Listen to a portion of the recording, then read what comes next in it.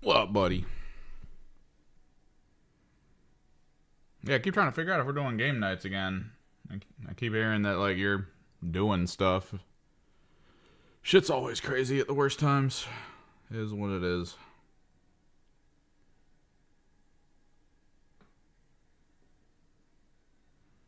Let me get my links together.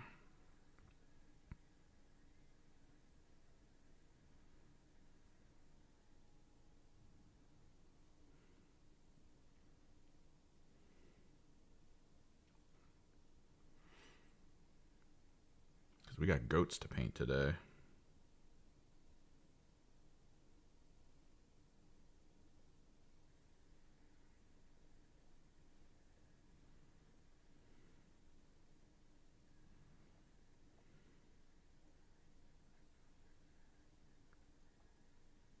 No, yeah, no, I get it.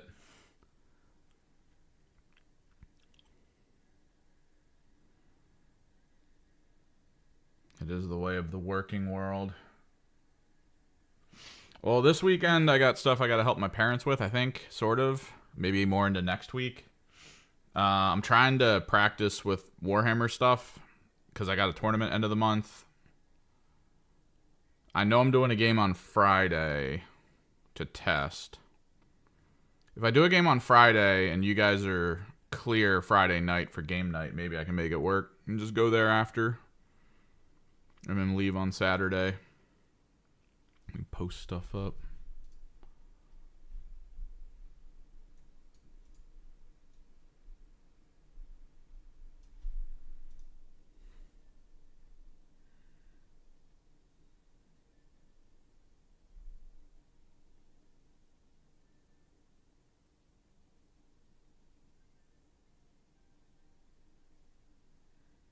My freebies is now null.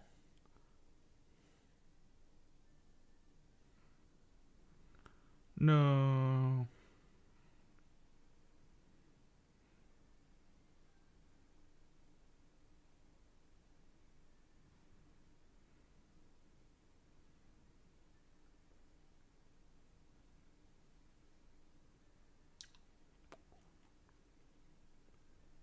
One last social media post.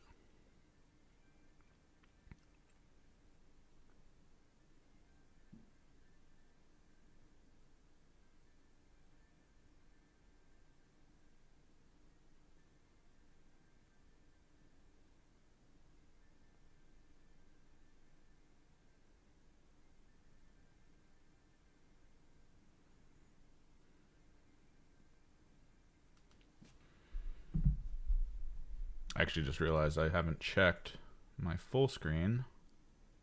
Okay, it's good. Here we go.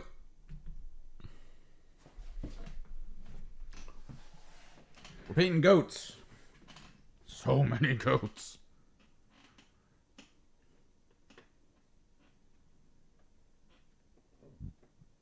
We did the shaman yesterday. I actually did a lot of painting off stream too. So, like I couldn't help it. Last night I was staring at this mountain of goats next to me. And I was just like, I have to start now or I'm going to lose my mind.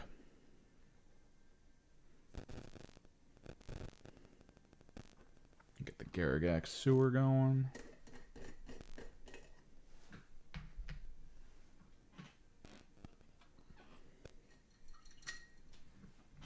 I keep almost purchasing a Predator tank because, like, oh, I kind of want it. Having two of them just feels way too strong. Especially in the Thousand Suns. I gotta move stuff so I can put my hand further out so you guys can see what I'm doing. So many goats. So I have 60 goats on table, plus, like, on-foot goats, and then 6 on disc, 3 that are leaders on disc, and then I have a squad that I'm using as stand-ins for goats, because I think it's kind of cool. Kyrex, because no one uses Kyrex ever in anything, not even AOS, where they're supposed to be used. People saw that and went, nah, I don't want to use Kyrex. They suck. People don't even use goats in AOS, man.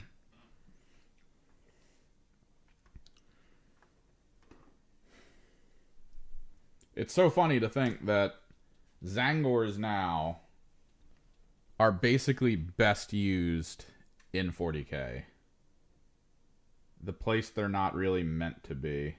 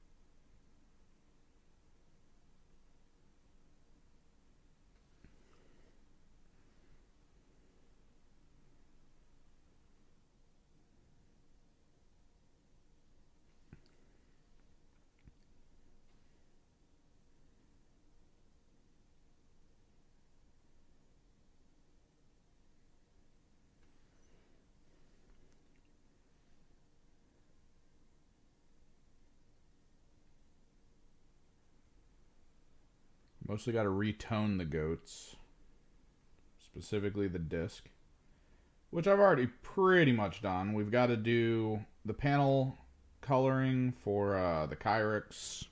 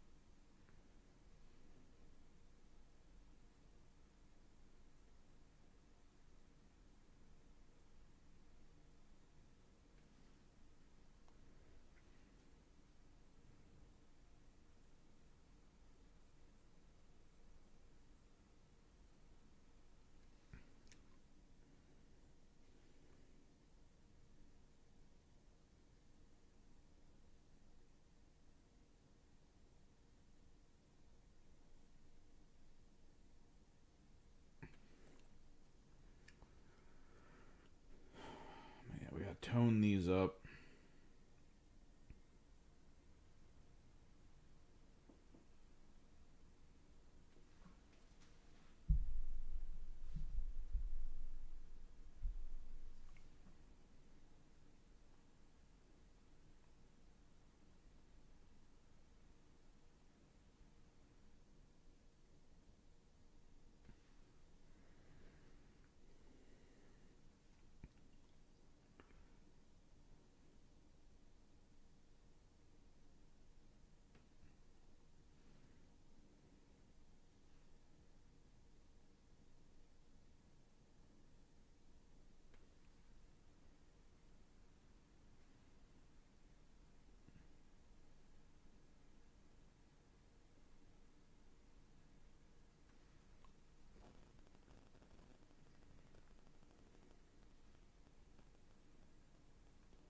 Get the pigment powder down.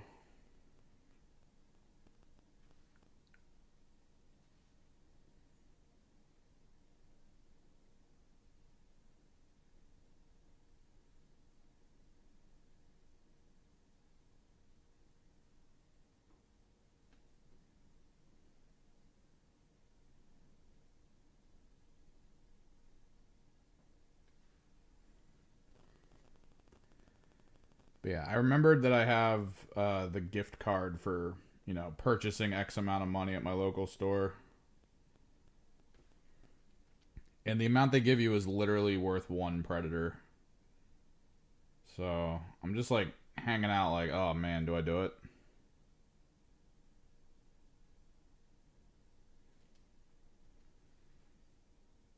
Do I double Annihilator?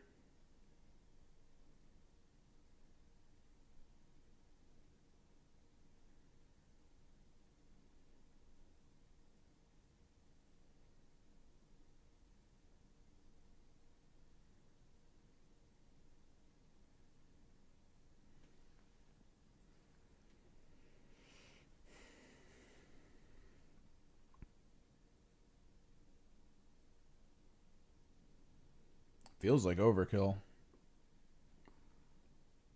But you kind of want that at this point in the game. Like, overkill is the way to play.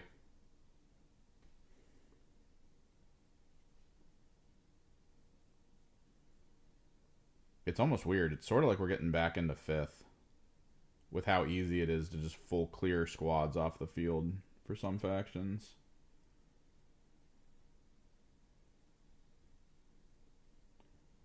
Like, pitched battles aren't really a thing right now.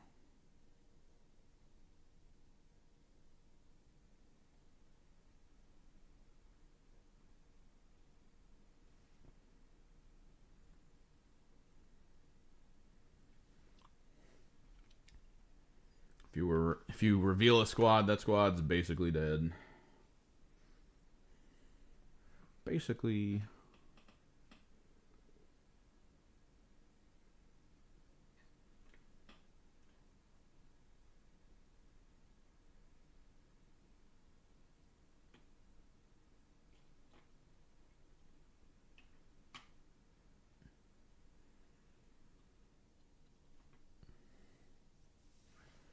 You need it, man. You need Overstrike, and that's it.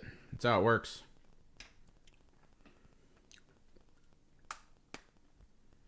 I think I'll be fine, though, with the Forge Fiends. Specifically because of the changes to Knights. Like, I could, in theory, right now, if I had a Predator, I could switch to the Predator, drop one of my Forge Fiends. And then after all the Knights Codexes come out, drop the Predator, go back to the Forge Fiend. Or I could just stick with Forge Fiends and just kind of go with it.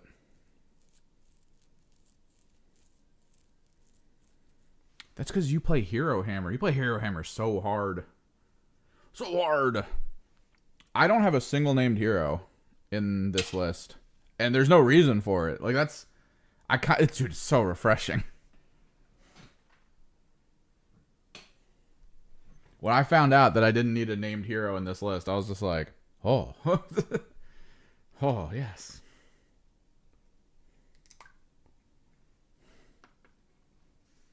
Mission accomplished. I don't know, it just felt so weird. After playing for so long in this new edition where it's like, yo, you need your named heroes. You just take your named heroes, you have to take them. Their abilities are so strong. If you don't take them, you're ruining your own friggin' strategy. And I'm like, oh. Alright, I guess I'll do that. And now the game's just kind of like, oh, you don't need that anymore. You're fine. They actually are a detriment if you take them in this detachment. It's like, oh, cool. Thanks, game.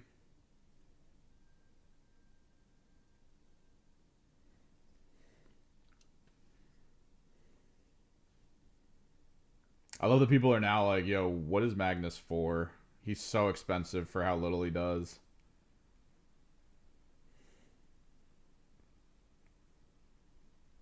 He still works really well in the Cult of Magic list. Like, that's hands down. Like, he works really well in Cult of Magic. Or whatever they call it now. The Cabal of Sorcerers or something. But, like, every other list, he has zero purpose in Phalanx. Zero purpose in the Armored Division. Zero purpose in the Warp Meld Pact. Like, he just doesn't matter anywhere else.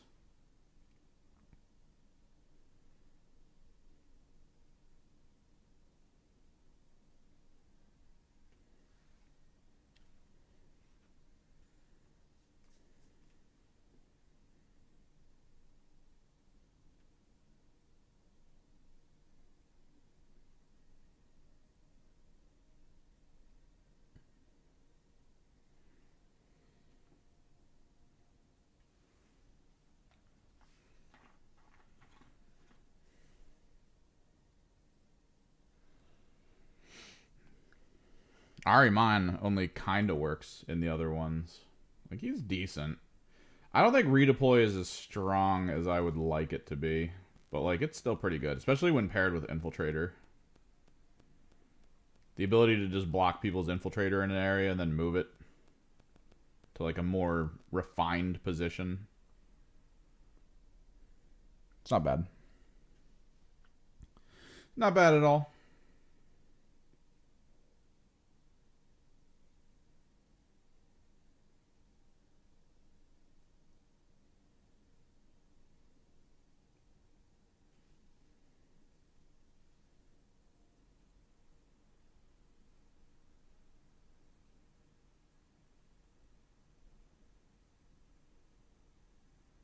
Question is, do we want to push this flesh color a little bit further?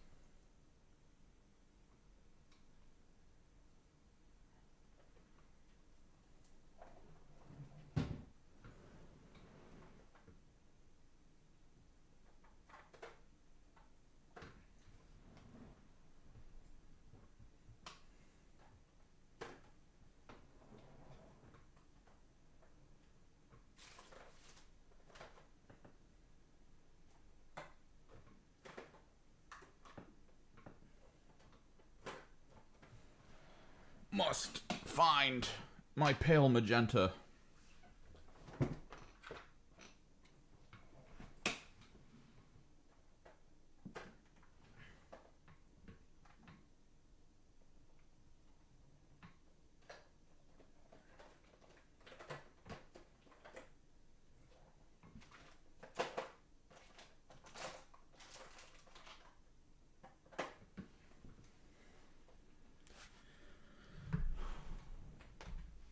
So wait, are you getting 3 new named characters? Or are you talking like what they're going to be like, the ones that already exist?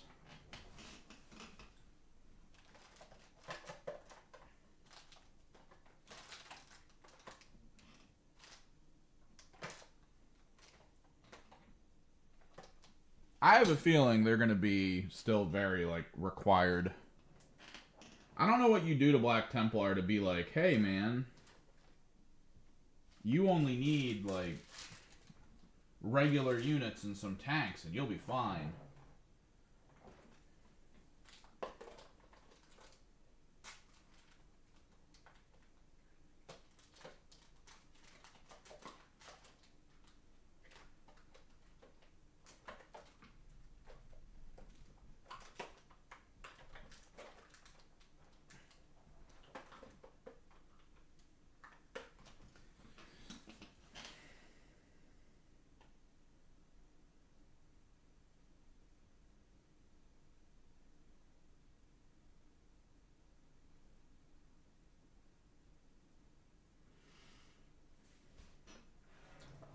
I don't feel like Black Templar are gonna get like the Space Wolf treatment where they actually feel like a whole faction.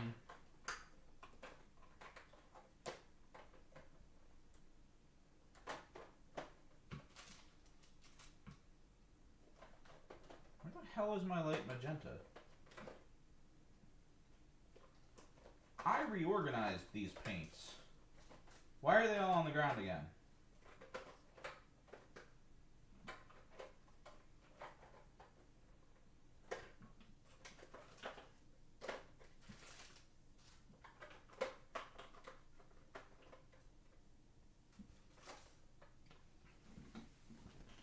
What up, Rax?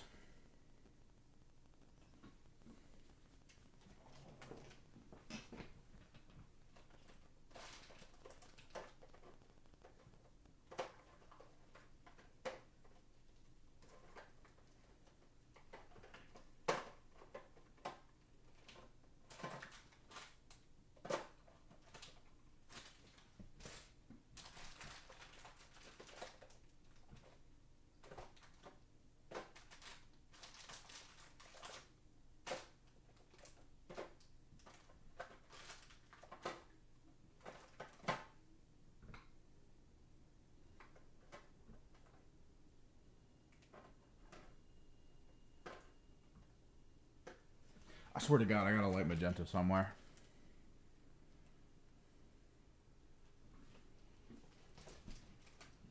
have it somewhere. Poggers.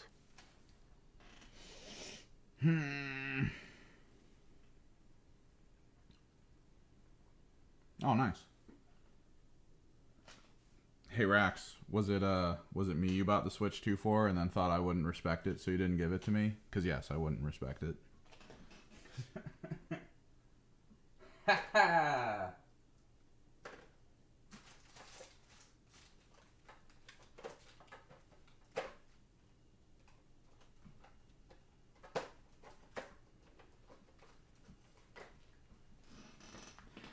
So I have a light blue. God, I know I have a light magenta somewhere. Because I used it on Fulgrim's Wings. It had to be high flow, because that was airbrush that I used.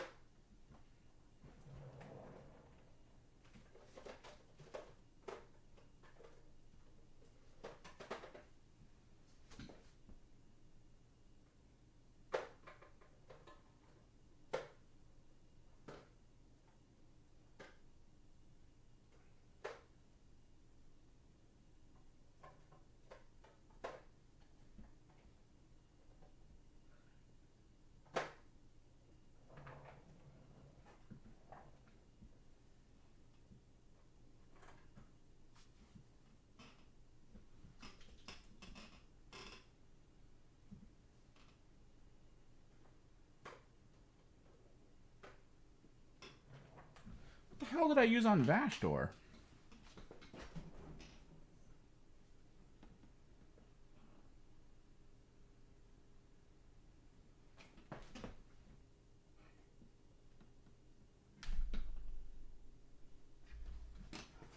Like, this is a paint color I have. I want it on here. This isn't it. Is it?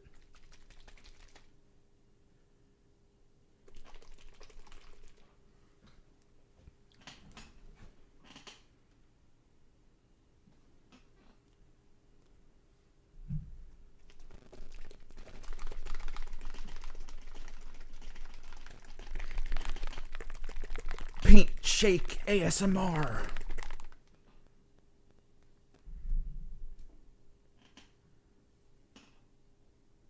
No, it's not it.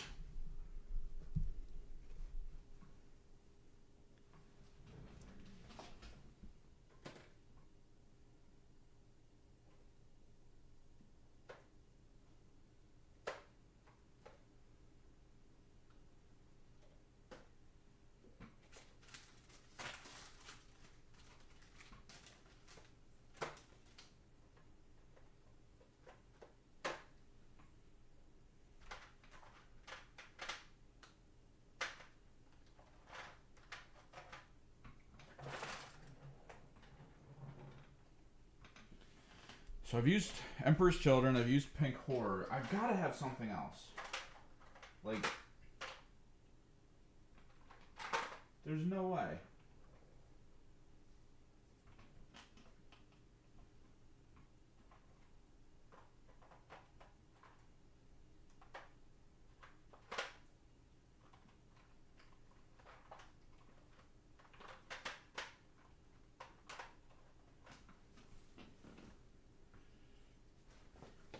You're not lilac, are you? No. And you don't look like miniature paint. There's like a little oddity to it.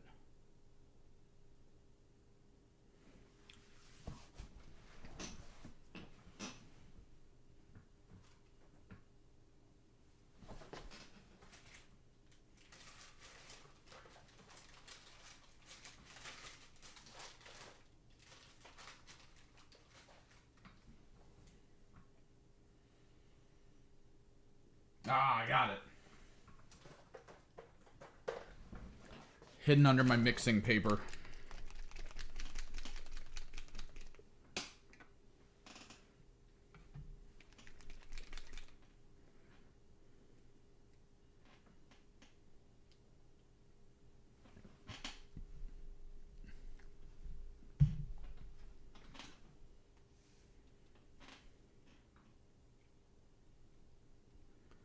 Honestly, if this is good, we might rebust out the Mauler Fiends and Forge Fiends to push them a little bit more to like the really pale pinks.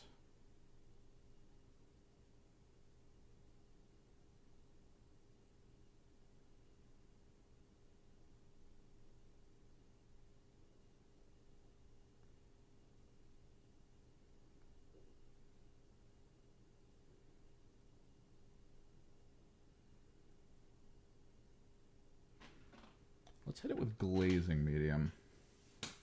Yeah. I painted my Vastor to be Thousand Suns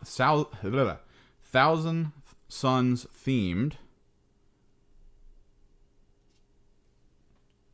Because I play Thousand Suns. And all my vehicles I've already painted are Thousand Suns. So I figured he'd be like the Thousand Suns arm dealer. What's up, Falsifier? Glazing medium.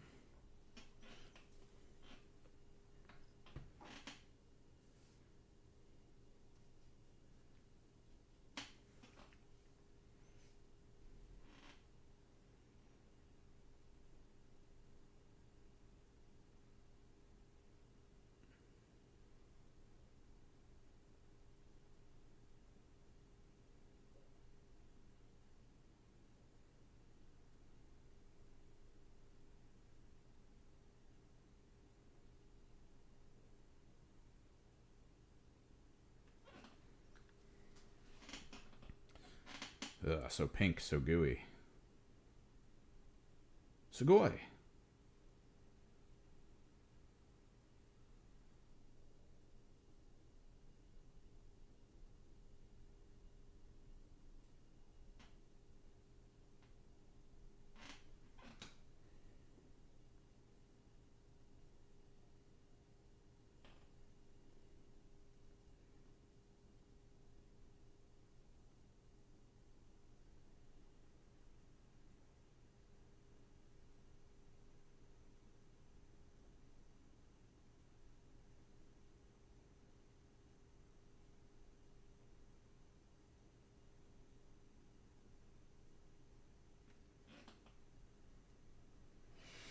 Poggers. Golden, mostly because I use a lot of golden paints, like the so flats and everything that I do. And a lot of the times when you buy mediums, what you want is you want the medium from the brand of the paint that you use, because the brands will usually figure out the chemical composition of their own pigments and mediums, and then figure out how that's going to interact with their own like expanded medium lines.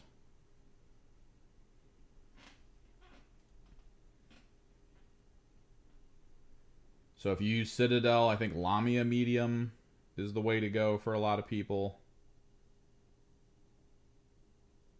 Or Lamian or something. Whatever the Citadel brand one is.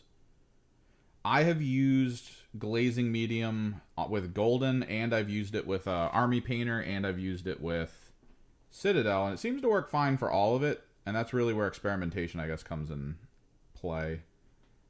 But I know a lot of people at the store who like swear by Lamia medium, but that's a tiny, tiny bottle versus this, which I think was the same price as a bottle of Lamia medium. So I'm gonna stick with my golden satin glazing. I think we do pull out the Forge Fiends and Mauler Fiends again. I like this like really light pink look.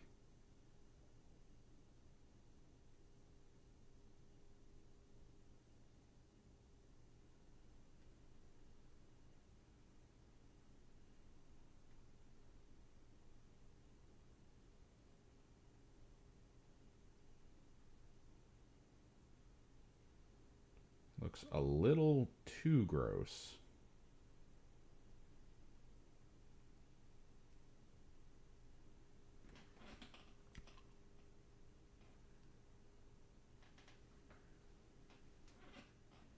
Yeah, I mean, if the Pro Curl one works, Pro Curl one works. If you're using Pro Curl as well on top of it, I mean, if you like it, there's no real reason to change.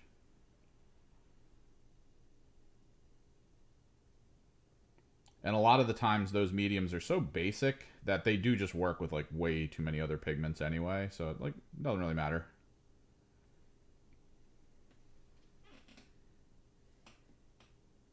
Oh yeah. That's also why I buy texture pastes from Golden, because a single bottle of texture paste from Golden is the same as a single bottle of like a quarter of the size technical texture paste from Citadel for pretty much the same, if not better, results. At least depending on what you're trying to pull off. Because Golden texture paste is white, which means you can always just put it down and then hit it with a contrast or a speed paint or something to just make it whatever color surface you want for a planet. Which I feel is a lot better than, you know, the technical pastes that are just straight up like, this is this planet.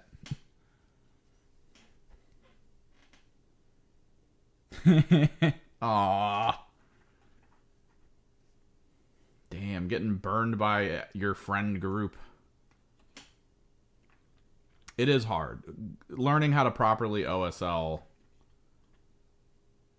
Being able to balance between, like, really nailing it or overdoing it and making people be like, what the hell? Very difficult.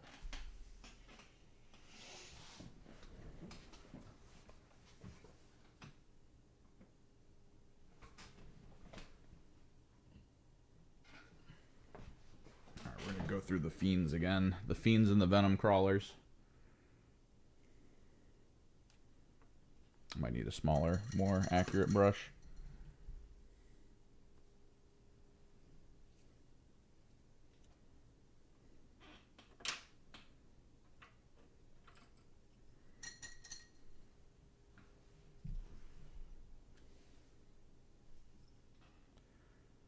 Question is, do I want to start with Emperor's Children pink before just going straight to the light? I think the glazing medium helps this enough that I don't really need to worry as much about the buildup.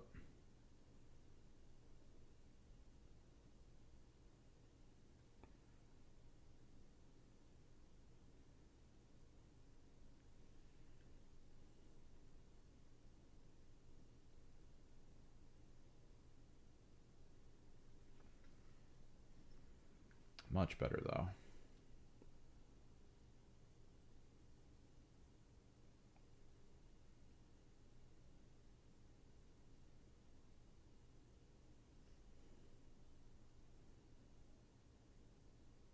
More defined and fleshy.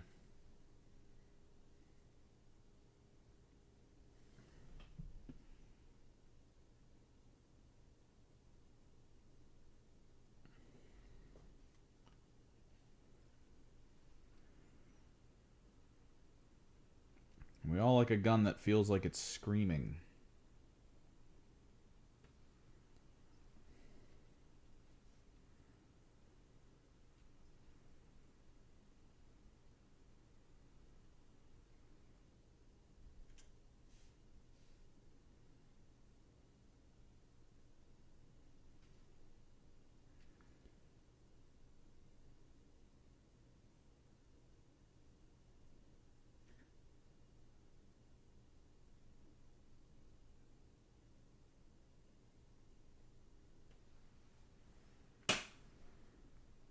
Chair clicks way too much.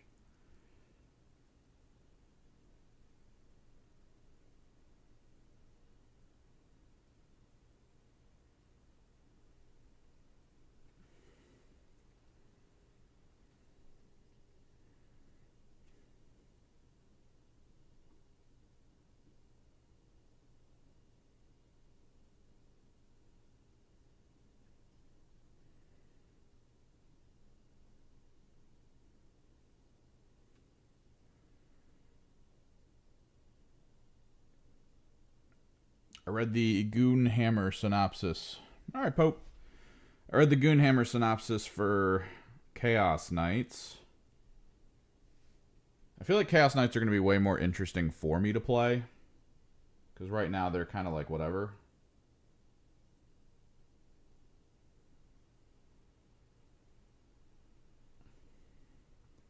lot of people seem very pissed, though, about the drops in durability. Which is kind of weird, because it's like you're getting a drop in durability for an increase in unit count. And the durability is kind of like side graded with feel no pain functionality and stuff, and the potential for minus to hit.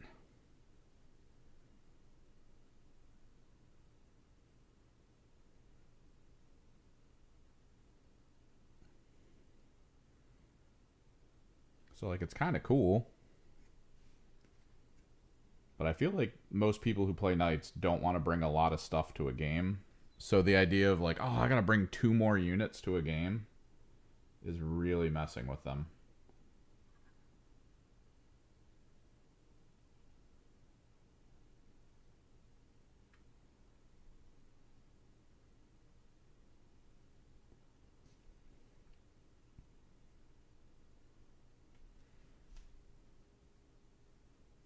And again, the Goonhammer review didn't clarify anything to me, as far as I could tell from the basic write-up, about the state of Chaos Knights having the function of allying into main factions.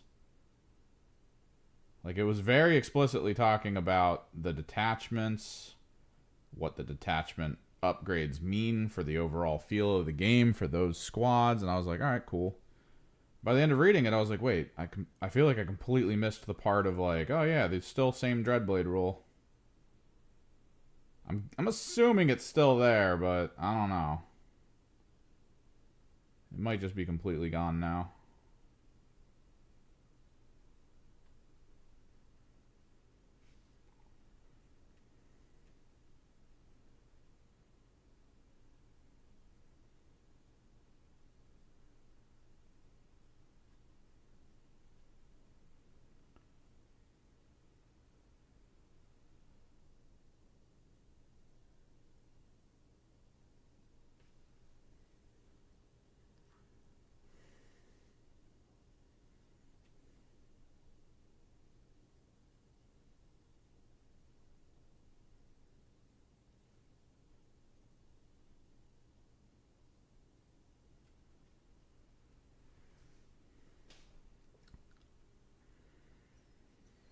So fleshy, so pink.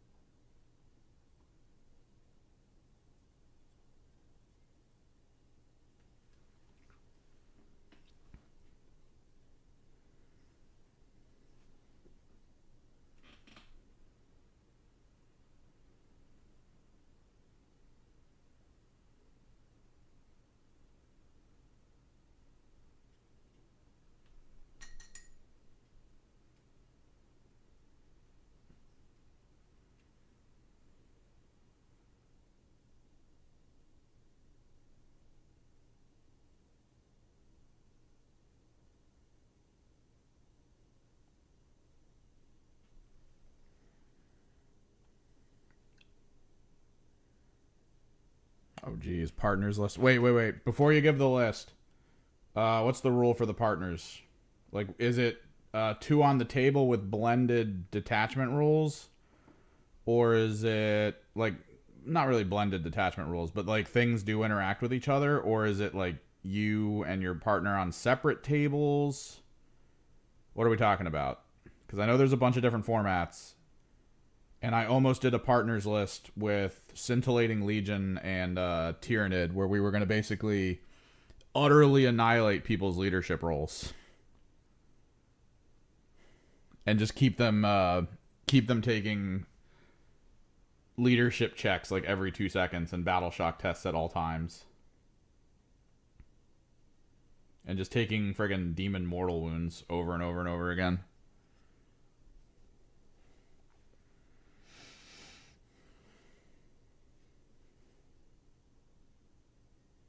Because we thought it was funny.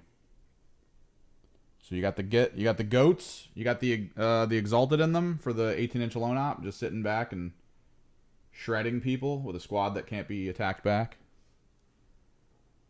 I only got 1 6-man of bow goats. I need more.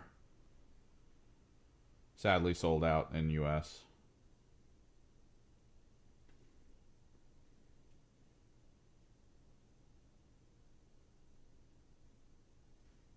When they come back in stock, I think that's what I'll order with my in-store gift card stuff.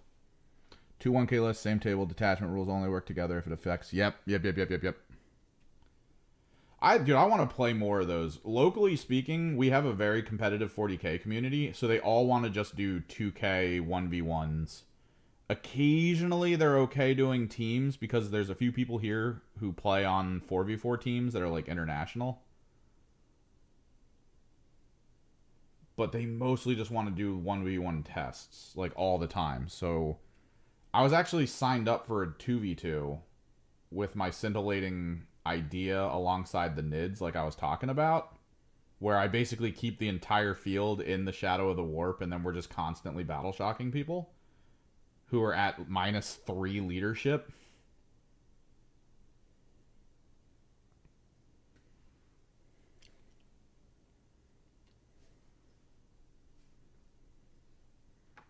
And then I think the month before, they just canceled the tournament and turned it into a 1v1. It was so sad. I wanted so much to take on some 2v2 action with like a completely crazy list like that. I was going to be blinking all over the field, doing missions, getting points, and just wreaking havoc.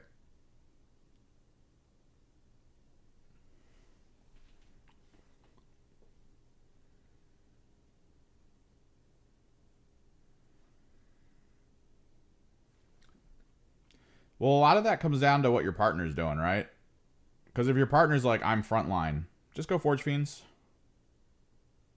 Be like the midfield backup. You don't want to overload positions on the map with characters based on what your partner's list is doing.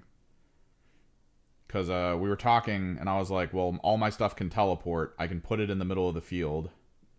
I can do actions with a lot of my stuff, so we don't need to worry about it. And my Tyrannid buddy was like, all right, well, I'll just manage screening and backline artillery, because he had some fun long-range NID options, and we just decided to go that route, because it sort of complemented itself. Which is the key point. But if, like, you and your partner are both like, we're frontline, you're not going to have a good time. I don't think. It's going to have to be a little bit blended.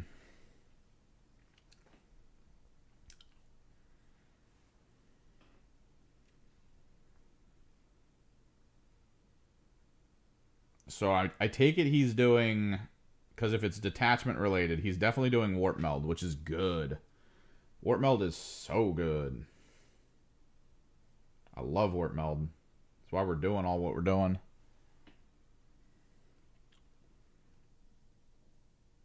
Forge Fiends. I don't have enough Zangor Enlightened to go pure Warp Meld, which is why we got the Forge Fiends going, why I have a Predator Annihilator.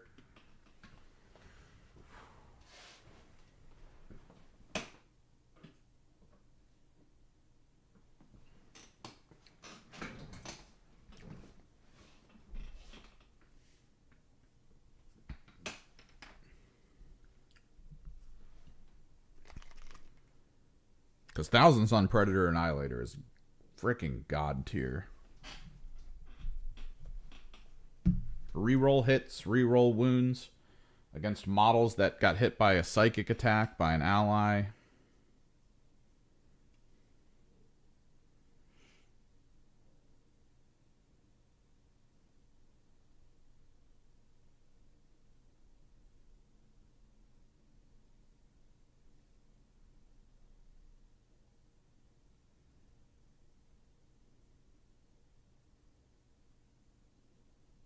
That's just good in any list that needs it.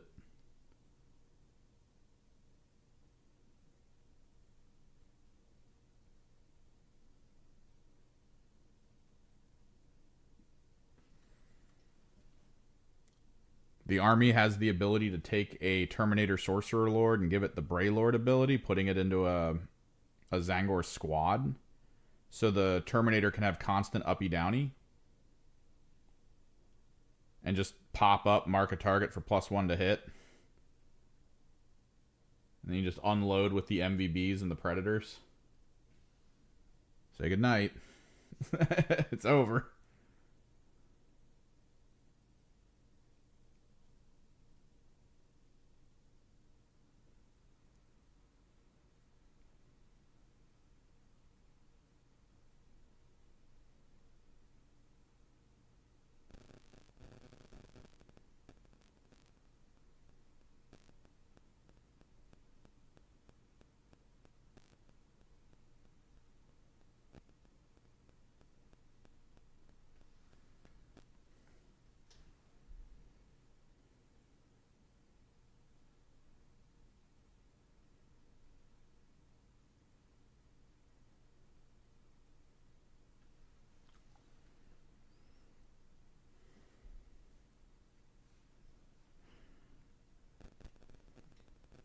Man, I wish we had more 2v2s or even just like the 4-person team-based tournaments.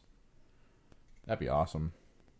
It is difficult though, getting a 4v4 team-based tournament together in a game filled with very antisocial nerds.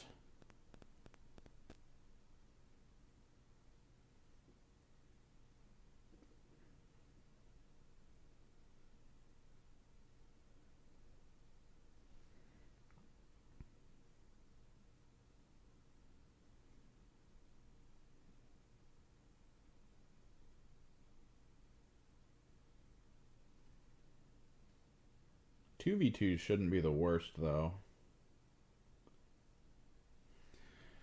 The thing about the 2v2 that I was going to play and being canceled, it wasn't even about not enough people signing up and making them go like, oh, let's just switch back. It was sold out the moment I took the ticket spot for myself and my friend, and we were like, all right, let's do it.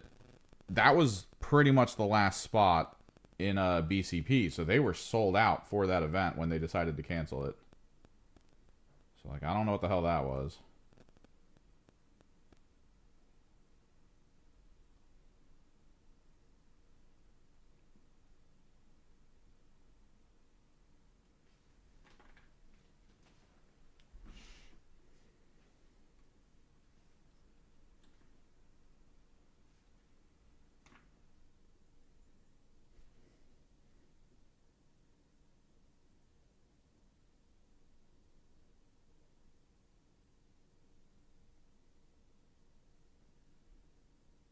I'm just thankful the event at the end of this month increased its ticket amount.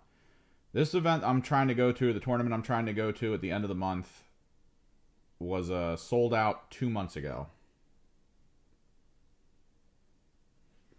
Which is very confusing, because I think last year when I did it, we still had like 12 open spots. Not enough people were coming to it. I guess there's nothing else going on, because I noticed a bunch of people from some of the larger competitive groups locally, they're going to it.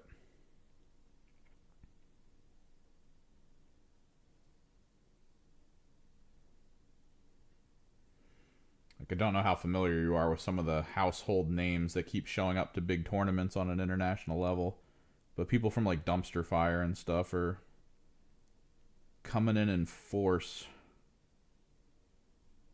to this little tournament in like the middle of nowhere.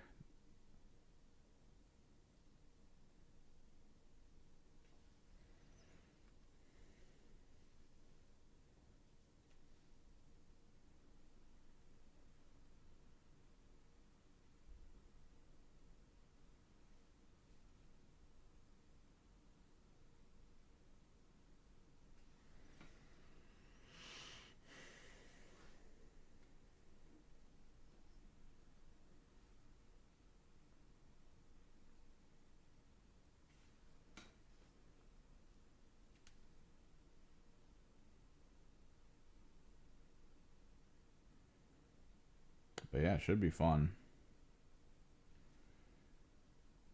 I don't think I'm going to get my Zangor Enlightened by then, so sadly. The only World Eaters players we have locally, one of them doesn't really play that often when we're at the store. He mostly likes to talk about playing them, but we never see him play them. He's one of those guys who really enjoys the stat lines, the characters. He does collect them. We know he does. But I never really see him play. And one of us plays the demon list specifically, and the demon list was an interesting thing to solve, and he seems to be doing it, which is cool. Like, that's really awesome. Because the demons list, if you look at the rules for it, kind of suck. Like, there's not a lot good in there. You're mostly relying on the raw potential of greater demons and, like, bloodletters and stuff. And the main thing you're relying on is the command point ploy that lets you summon demons.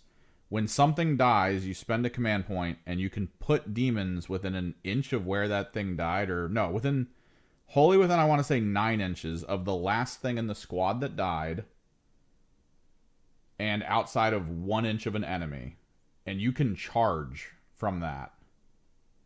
So, like, if something charges, like the Juggernauts, they charge and they do their charge mortals and they kill something, the squad that spawns can spawn an inch away from another squad and then charge that squad as long as it's still the charge phase.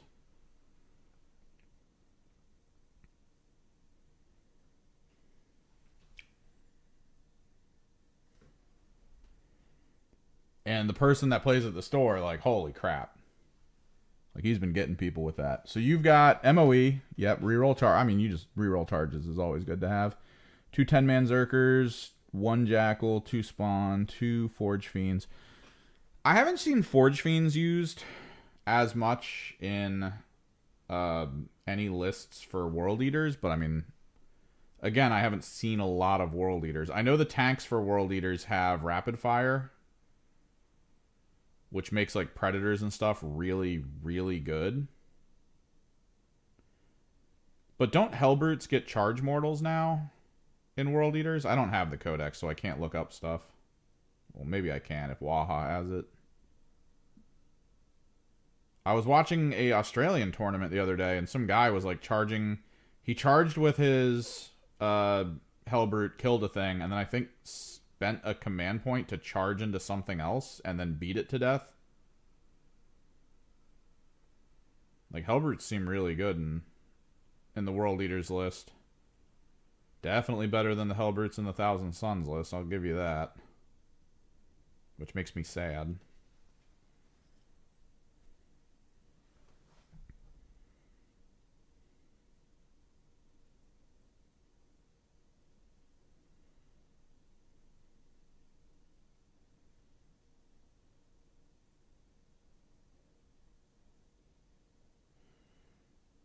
For how dominant they were of a monster in Space Marine 2, you'd think they'd feel better in combat in 40k.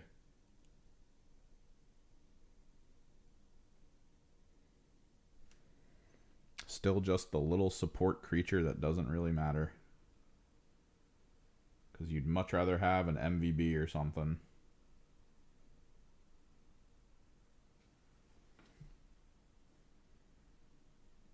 No, yeah, they still have the reverse thing.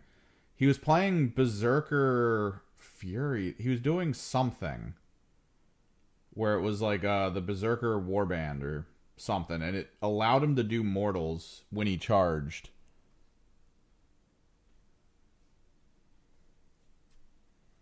Oh, that might have been it then. He swung something to death, 6-inch, consolidated, and then waited for that thing to swing so he could swing at it.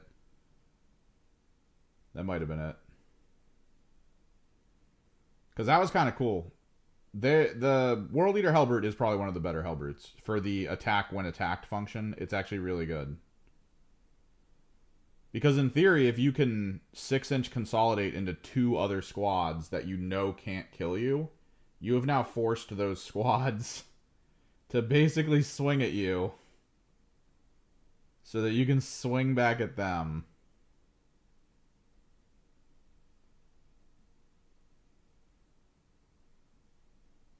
God, they're so cool.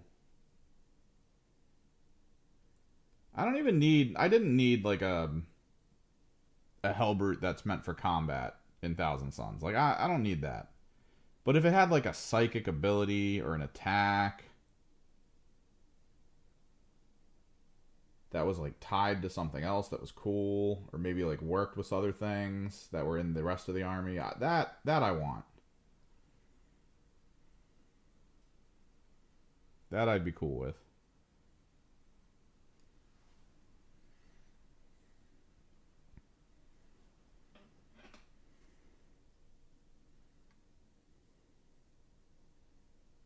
Like, bring me back the Osiren Dreadnought. Come on.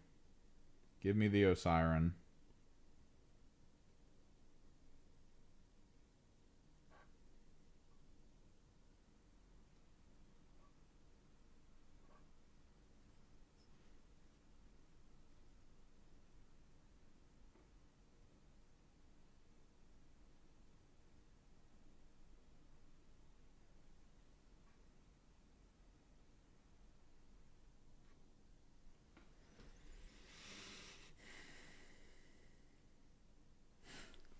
Doesn't exist.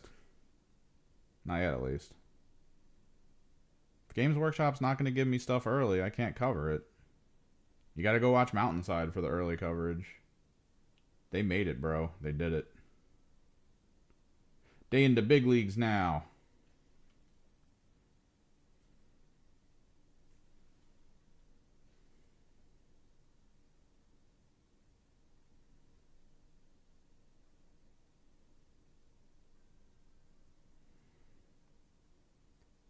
I'm just out here trying to figure out how I'm going to condense the rest of the Season 1 teams into a single quick video that goes over some interesting interactions and concepts.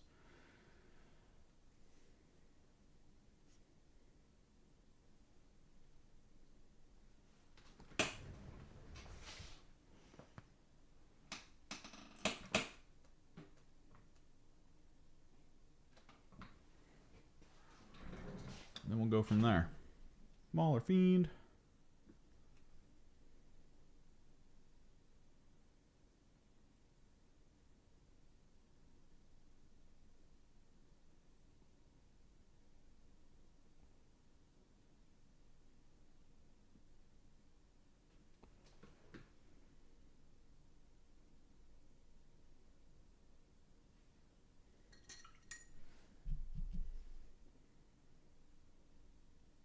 Because, yeah, there's no way in hell I get all the Season 1 teams out before September.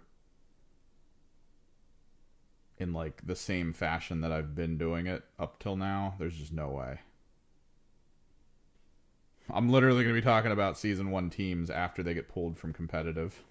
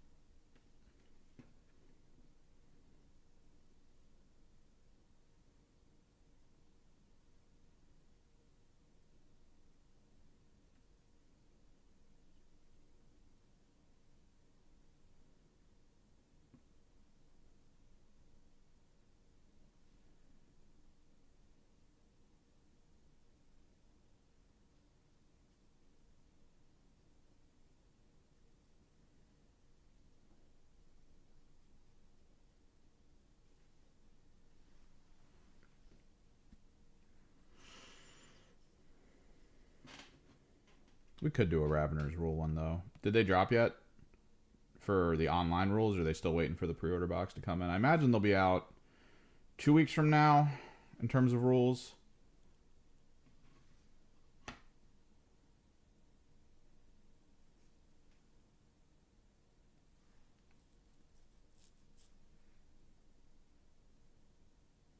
Wait a second, what? So your comic... Oh, is your comic shop doing a War Machine revival, or are you just referring to the War Machine revival? Did your comic book shop buy you the 3D printer for the War Machine revival? Are they expecting you to print War Machine for them? You need more details. I like Crick's stuff, but like, I don't know. Maybe?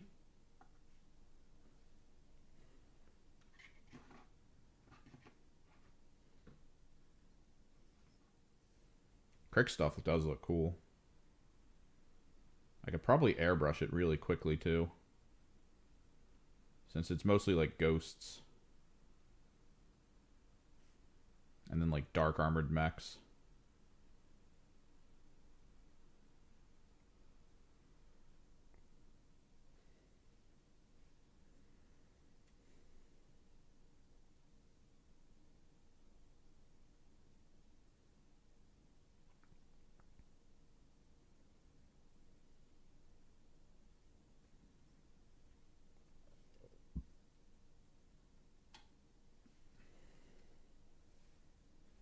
Ugh. More things added to the pile.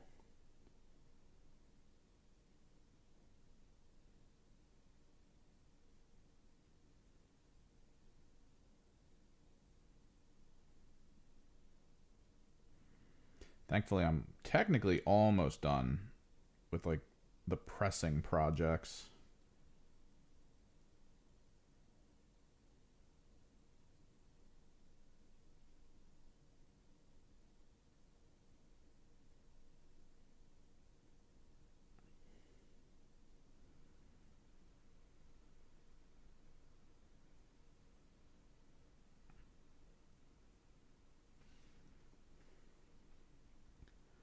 I'm a little worried that when the Chaos Knights Codex comes out, I might end up wanting to buy something to expand mine, but I'm currently at a point where my list, before the points drop, already has like a bunch of spare stuff just sitting around.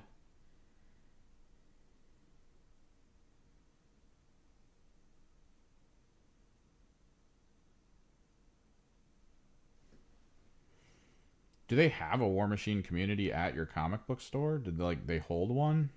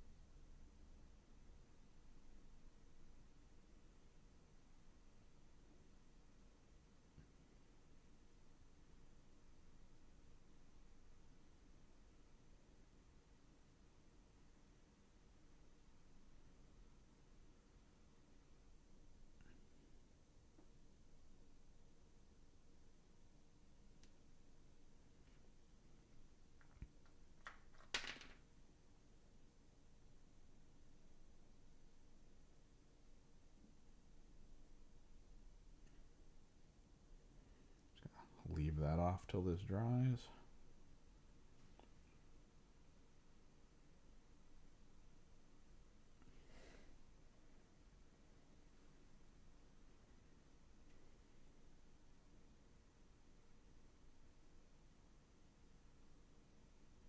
Because I don't know, the current people who own War Machine, I don't know what they're going to do to try to like really get it going. It is going to come down to whether or not the community is interested, which that's got to be a tough sell, right? It's one of those like, we've been burned before situations.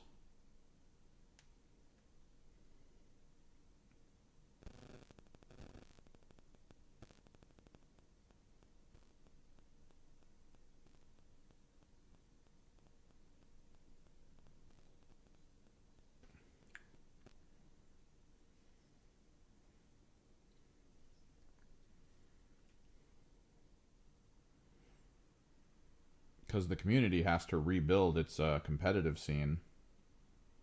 It's sort of the same thing as 40K, where they got kind of lucky that there's a lot of people in the scene who were just like, let me figure out how to rent this convention center. Let's figure out how to fill it with boards and terrain. Let's do all this. There's the third-party companies that actually just have boatloads of boards and terrain that if you're going to run a convention, you can call them and then rent all their stuff for a day or for the weekend, and they'll pack it up into U-Hauls and drive it out to you. Set it up, manage it.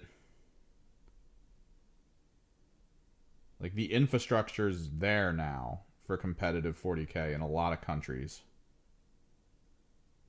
And it's not Games Workshop that did it for the most part. It's the fans that did it for the most part. And if War Machine can get that back, maybe they'll be okay, but... Well, maybe it will be okay. I say they like it's still Privateer Press.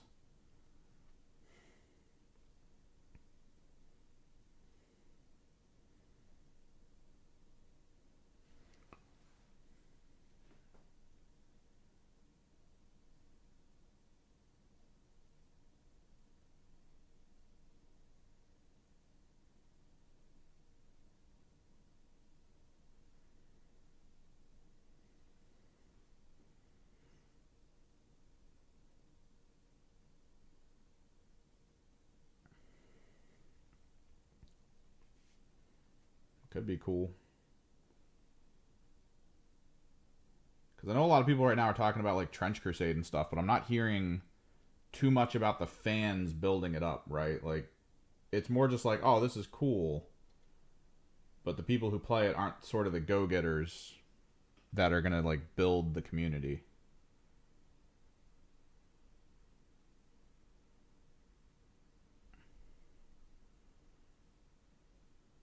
It feels almost like what Kingdoms of Death kind of feels like, where it's like, oh, this is decent quality, and the rules were pretty in depth, and there's a big fan base, but like, there's no group within 100 miles of me that plays Kingdom Death that's like, yo, come out, we'll play Kingdom Death together. We're doing an event at this location where we all play. Like, D&D has big events at like conventions and stuff, and you can't get this to do anything, even though supposedly it's cool and people like it.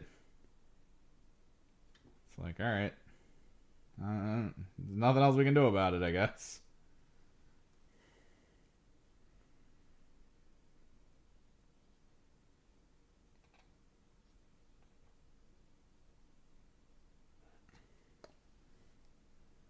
All right. Mauler Fiend that I'm not using in the list. Both Forge Fiends that I am.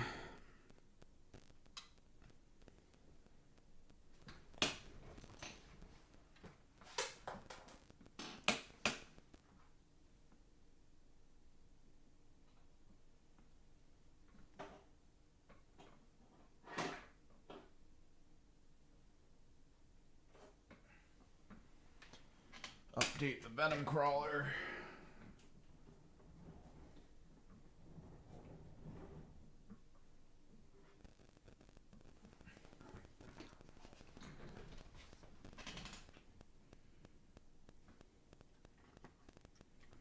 Not really a lot to do to update them.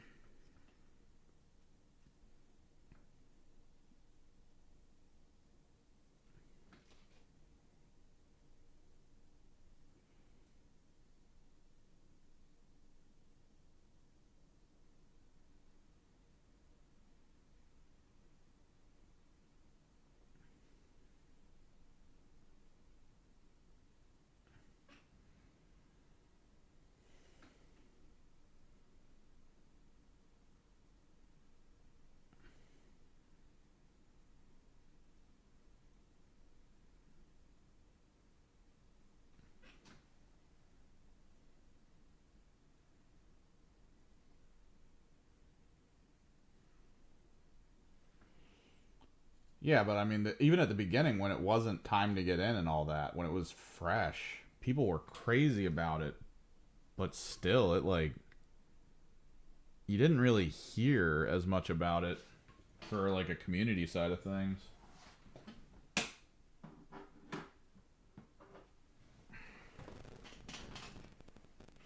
Hopefully War Machine gets back into it. I remember when the people at Penny Arcade would play War Machine on the weekends. And it got everyone like really hyped about that game. Granted, I also remember the guys at Penny Arcade playing Kill Team. Specifically, they played the Compendium Kill Teams, and they did it without any of the rules updates.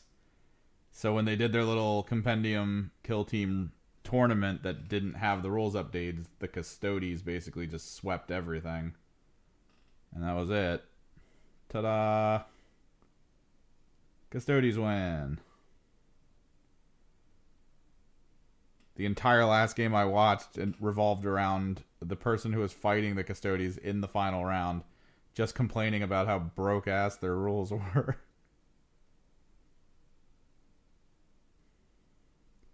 I just dumped so much damage into him and did like 1 wound and he killed 2 of my people. How is this even a thing in this game? Well, it's not anymore. You guys just didn't decide to play the updated rules. I'm sorry.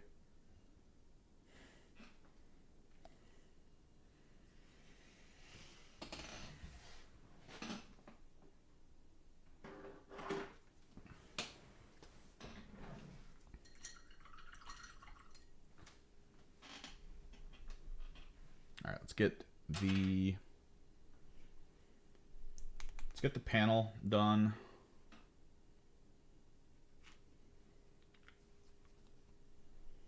Get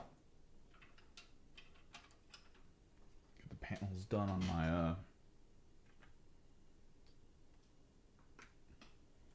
my Kyrex that I'm running as Zangors, explicitly the bodyguard unit for my Terminator Sorcerer Lord.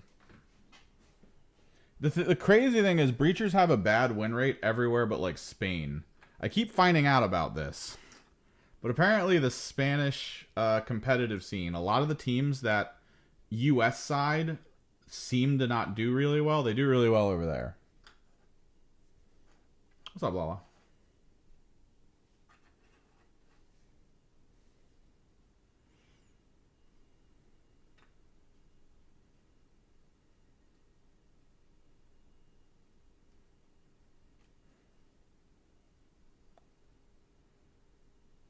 But yeah, Breachers is this like whole animal. I think there's Breachers and I want to say Brood Brothers in Spain are some of like the biggest teams in tournaments. Which again either means they figured something out that they haven't overseas, or the competitive scene in Spain doesn't really utilize teams that are strong in other locations as much. I'm not too sure about the data overall, because I don't really track it that hard. And the reason I don't track it that hard is because when you track stuff and you like pay attention to the community talking about things, what ends up happening is you watch an entire group of people go, everyone in the world, elites are broken. Kill Team is just elites, and elites will be the only ones winning. And then you watch a tournament where the Blades of Cain win. And you're just like, all right, I don't think half these people who are in Reddit know what they're talking about.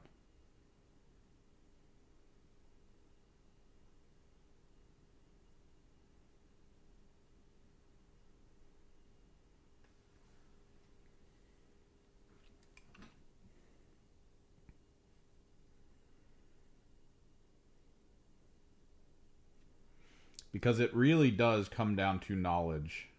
Like, knowledge of how to play, knowledge of what to do. I've noticed the Kill Team subreddit is getting filled with, like, oh, how does anyone fight this? I died turn 2. Like, someone recently tried to take Death Guard against Vespid, and they were like, all of my Death Guard were dead in turn 2.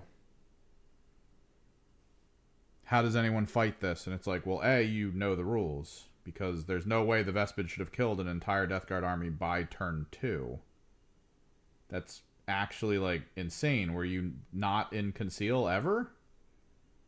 After the opening act, did you just go to engage with everyone and then do nothing? What happened?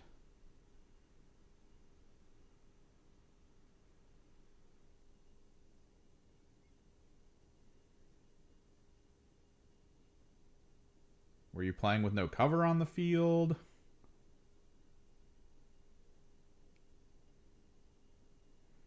Because don't get me wrong, the Vespid can put out damage. They can. But they need to see you to put out damage.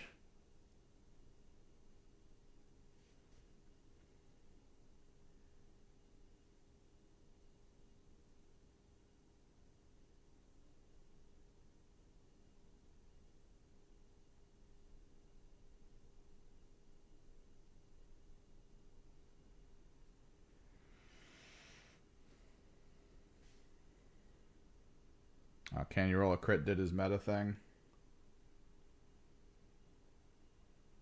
And don't forget that a lot of the meta stuff is just collected data from, I want to say, the BCP app alone. Granted, that's one of the only ways we actually get any information, so, like, it is what it is.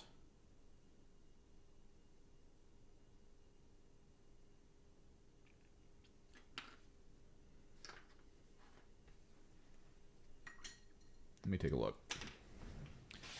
But at any point, people put stuff in wrong, or if there's a region that uses BCP, that's just straight up like everyone there plays elites, or like the only good players play elites, and everyone else that's getting into the game play all the other teams. It's going to skew the data so hard, especially if it's like a really active community.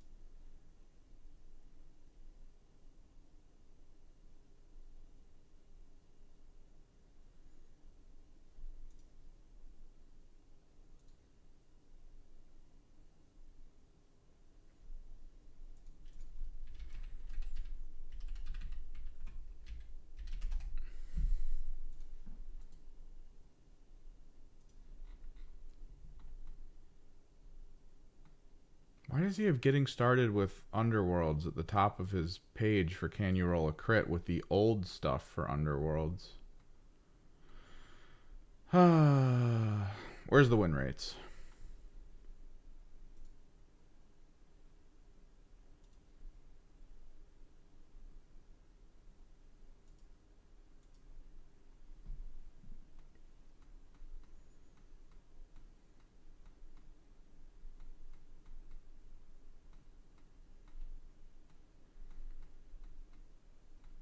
Is it the tier list?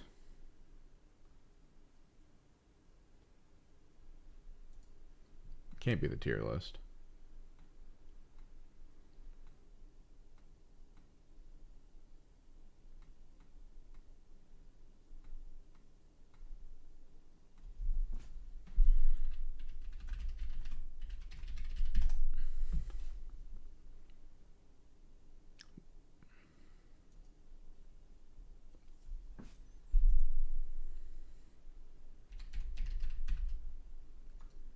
I have the one from 2 months ago.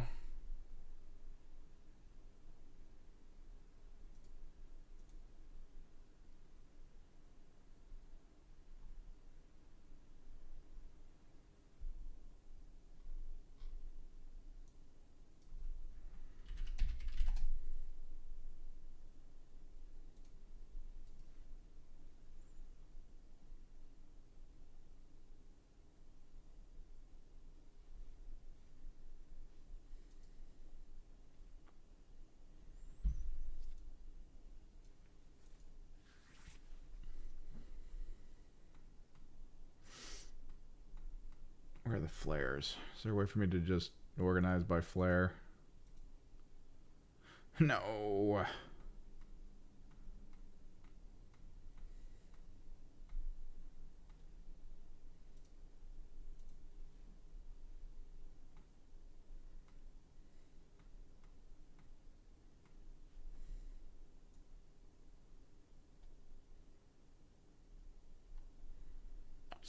Scrolling. Ooh, I found the person doing the pink legionary from our Discord. Data sheets. A guy that primed his models with primer meant for wood. Cool.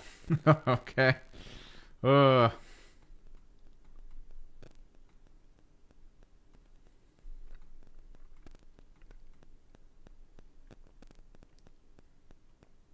Posted last week. Kill Team May 2025. We'll just type that in. Relevance new.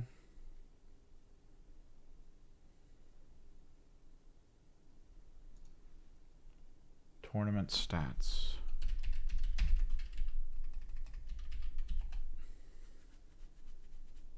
Yeah, here we are. 7 days ago. Is it a video? Oh, I hate it.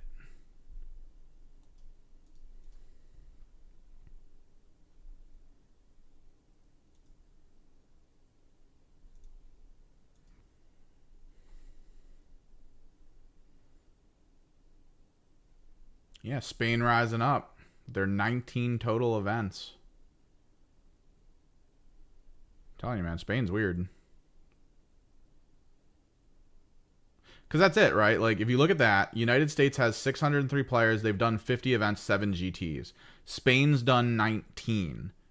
And in Spain, things like the Wormblade do better. Things like Brood Brothers do better, which 54%, which was a increase in a win rate, according to his list.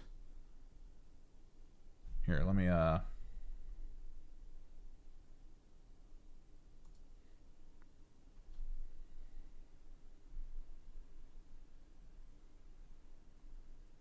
There it is.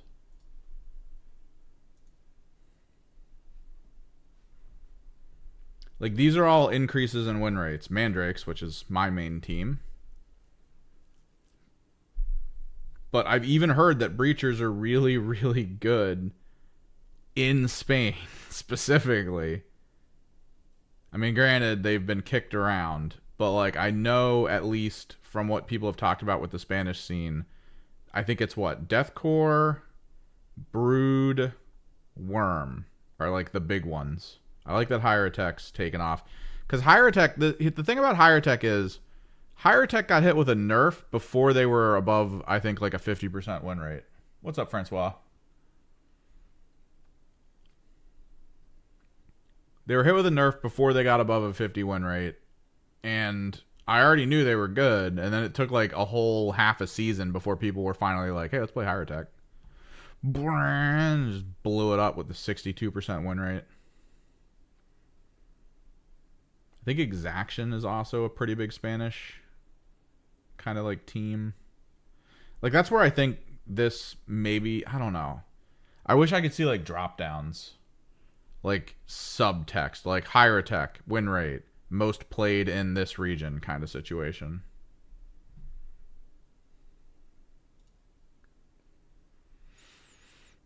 Like this, okay, it's just a graph. It's just different. So do you have the regional breakdowns?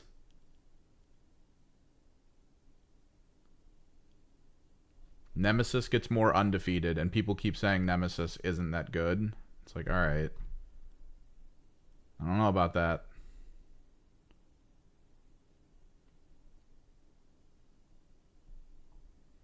Like, even though Higher Tech has a higher win rate, Nemesis has the higher perfect rate. So that's just region to region.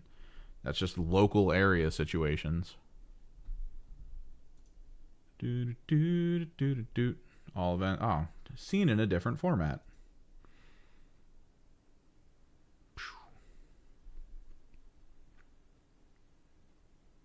Back to the win rates.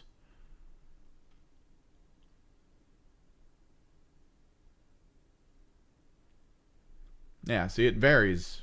If you have a certain amount of players and in the GT level, Brood Brothers. Brood Brothers were way lower in just general at the beginning, right? Like, what was the beginning one? Just the general event at 8+, not GT. Brood Brothers.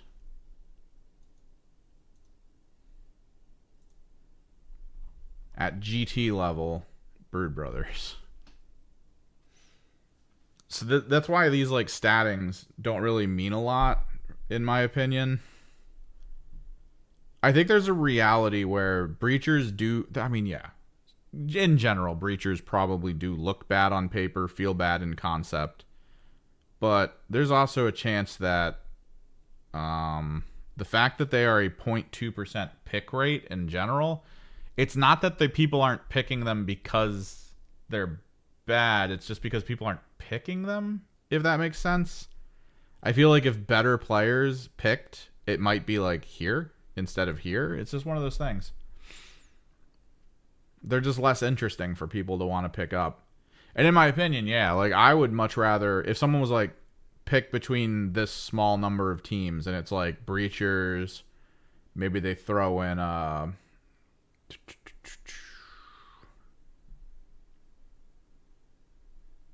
exaction. Like if someone was just like, yo, breachers or exaction, I'd play exaction because I want to play with a bunch of shield bearers. I don't even care if it's useful. I want a lot of guys with shields up at the front line. That's just me. That's how I want to play. I don't want one shield guy. I want a bunch of shield guys. Yeah, and it's also regional for Vulcus or Gallo Dark, assuming that no one plays Beta Decima, which is probably right to assume.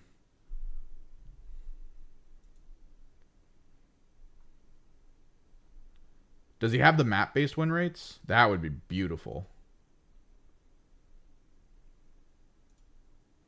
That's the breakdown I give a crap about.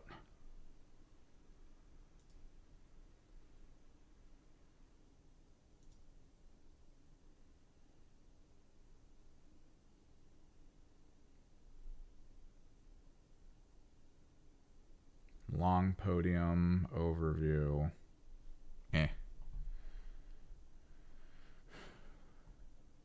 the end, he shows the locations of the tournaments.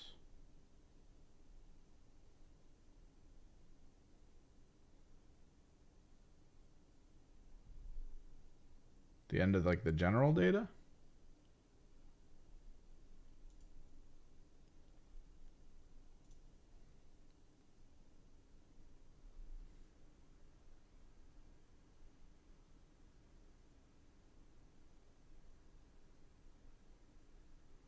Dude, I can't with this camera angle. Genuinely, I can't with this camera angle. It feels like I'm at a bank and I'm trying to get my money from the drive-through teller.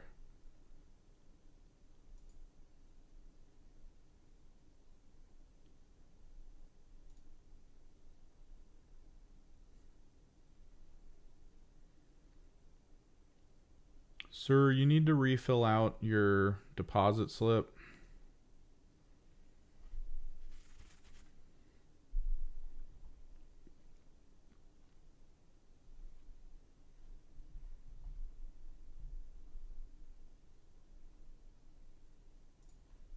Yeah, back to painting. Let me wash this off. Because this is something we talk about a lot at the local store with percentage win rates and stuff. The data just isn't like the end all be all. Like pointing out, oh, this team wins a lot doesn't really give you the full info.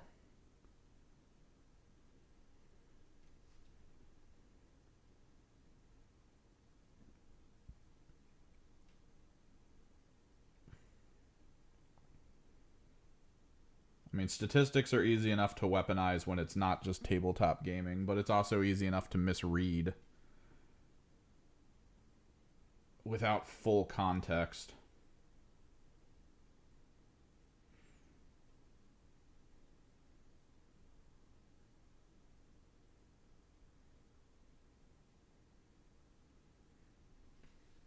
And it's data we can't get is the issue. It's data we can't really quantify like properly, which is why we just don't do it. Because if you're going to break down win rates for teams, break down the percentage of new players playing those teams in tournament play. Break down those players' individual like win rates. Like how many of these new players win high percentages of tournaments with these teams.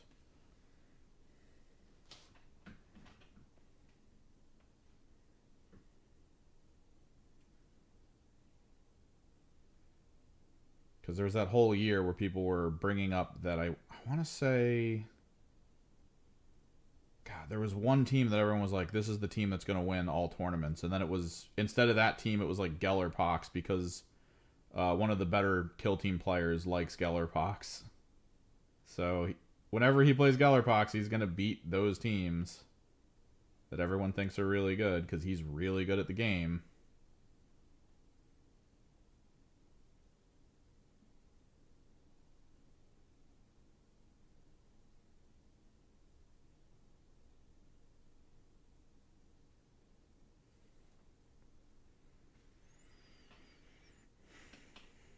It's kind of like how everyone brings up, or brought up at least for the longest time, that Ynnari were really good, but then it was still like that one guy playing a Space Marine team that was just winning everything for his big GT tournaments. It's like, all right, I get that Ynnari are good. Why can't they beat this one guy who's playing Space Marines?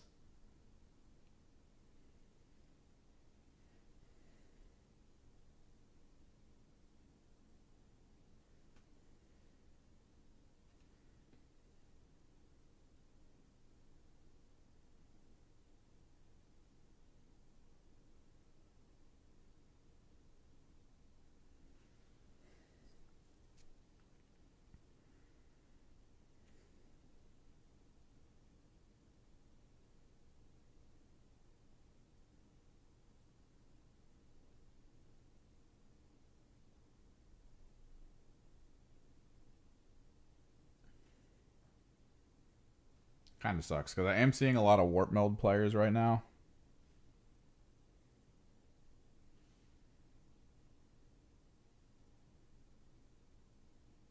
So I feel like there is going to be a level of, oh, you're hopping on the bandwagon? Sir, my Zangors were painted a year ago. There is no bandwagon here. I went through the pain, the torment of trying to get my hands on 3 Mutalith Vortex Beasts.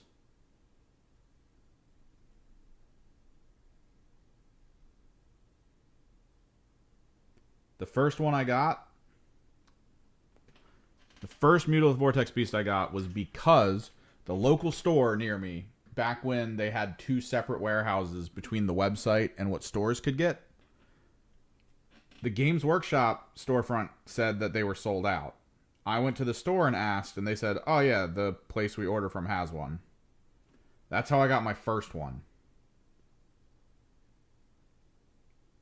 And then when I went back to try to get more later on, because I was like, oh, these are really good, I need more, they were like, yeah, sold out from the local stuff. We don't have it anymore. And then the Games Workshop storefront never got more in for like a year. I was on their wait list for a year. At 4 a.m., I was in the middle of editing some stuff. I got an email that was like, yo, your Mutalisks are in stock if you want some. I immediately purchased 2. By the time I woke up the next day, they were already sold out.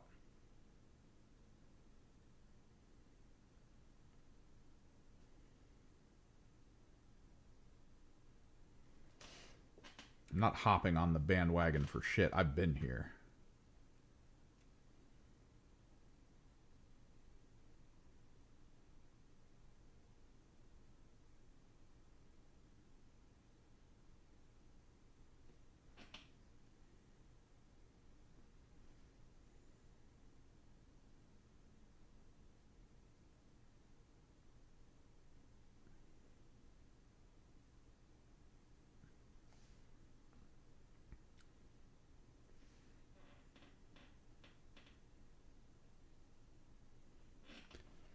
I kind of want to take another look at the Grotmist detachment for Thousand Suns. I think with all the changes and adjustments that have occurred, the new Grotmist detachment for Thousand Suns is actually a lot stronger.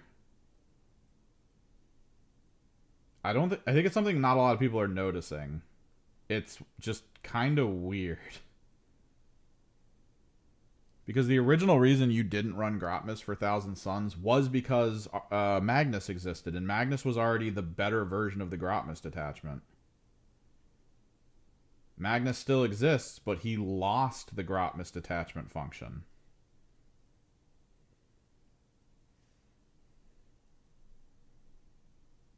Wait, what is the mini of the month this month? Thankfully, I got my Emperor's Children Tormentor. That really helped out my, 10-man squads going to 5-mans.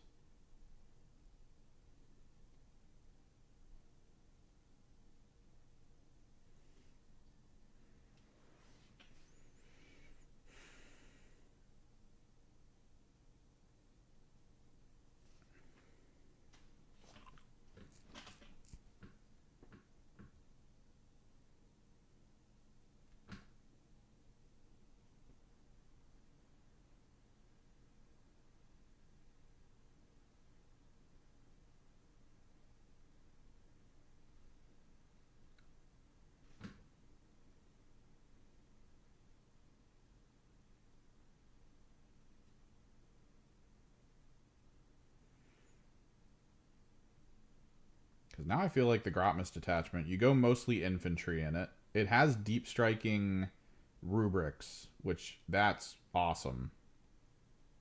You go mostly infantry. You give the one...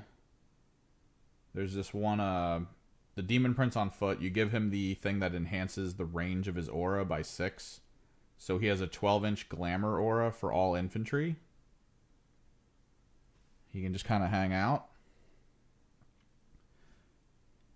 Spells got reroll functionality to it or increased wound rates and things. And now almost everything in the entire list has spells. And they're really good. They're even improved from where they were before. A lot of range increases.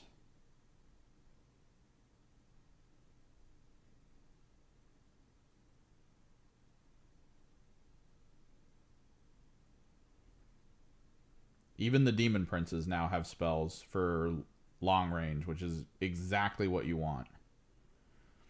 So if I give the Demon Prince with wings the upgrade, that means he's always in my field of magic.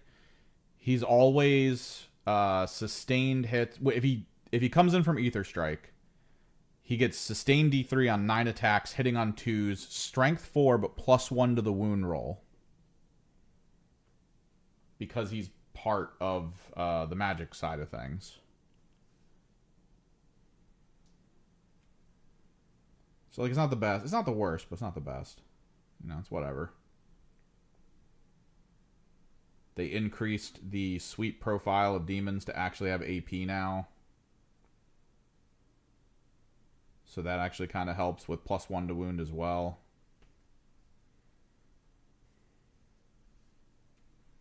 I actually think Grotmist probably a lot better than people think it is now.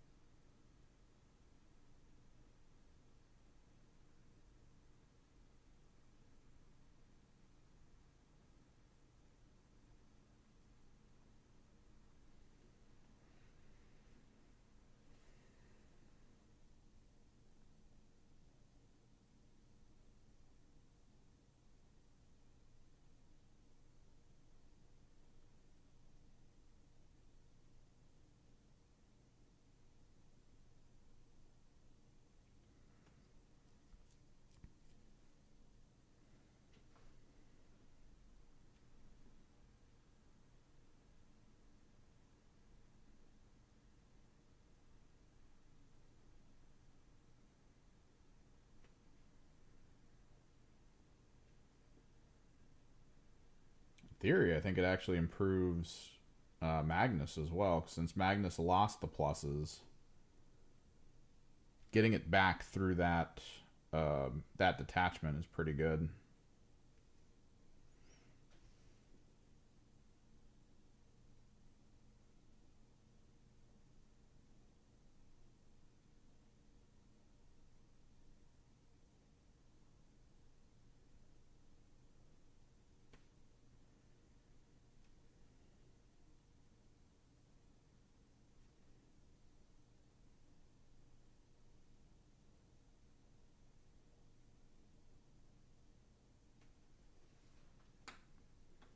I can never remember what the index replacement was.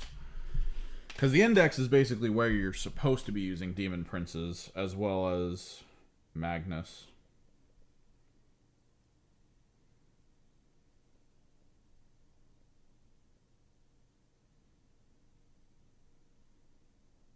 Grand Coven. Add 6 inches to the range characteristics of psychic weapons. That's huge because a lot of them are 18 or 24. So now you just got these massive long range spells.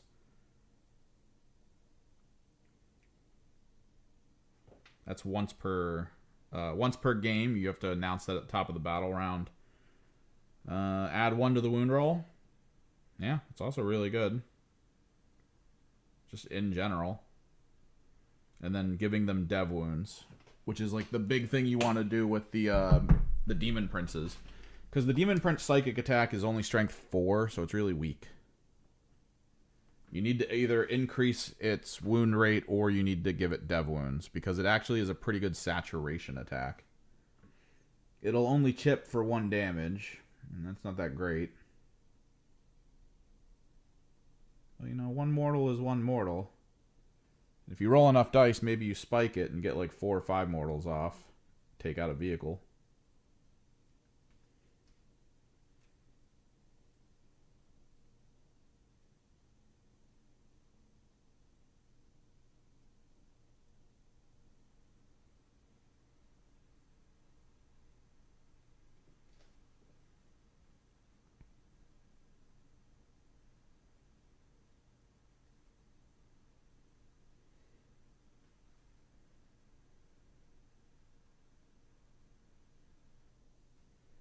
You want to play the doggo in Darktide?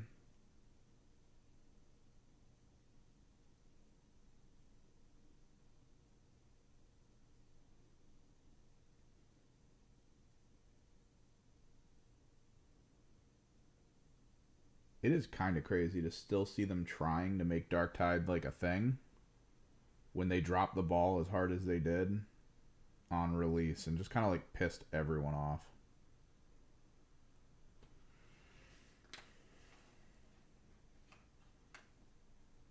Kind of expected it though, because Vermintide 2 was very much in the same boat.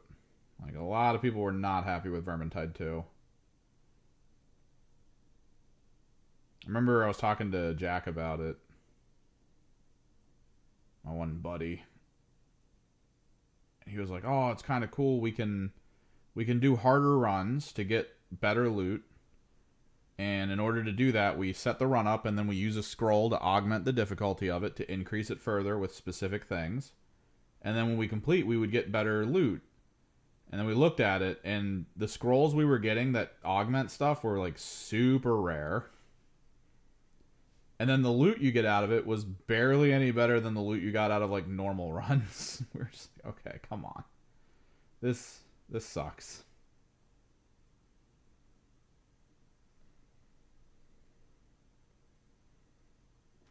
Yeah, I feel like you're going to have the shotgun that's like normal, but then you might have a swappable to like a slug round shotgun.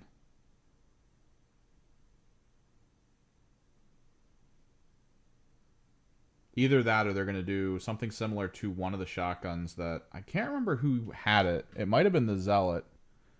There was a shotgun that he was able to use, or someone was able to use, where you could load a slug round and it cost you like 3 bullets, but the armor pierce went way up and it was like a single dot. Like, it changed from a circular spray to just a dot.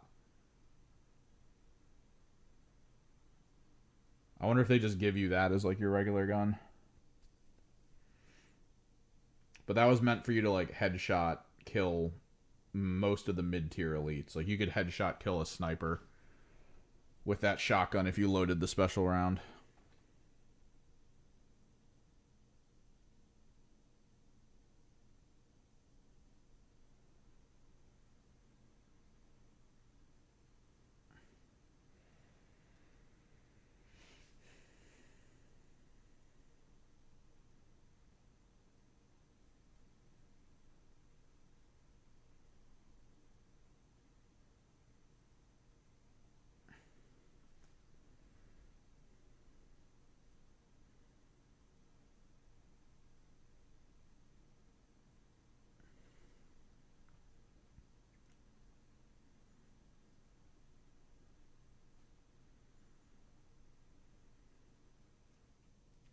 You'd think Darktide would garner more interest, though, especially with Space Marine 2.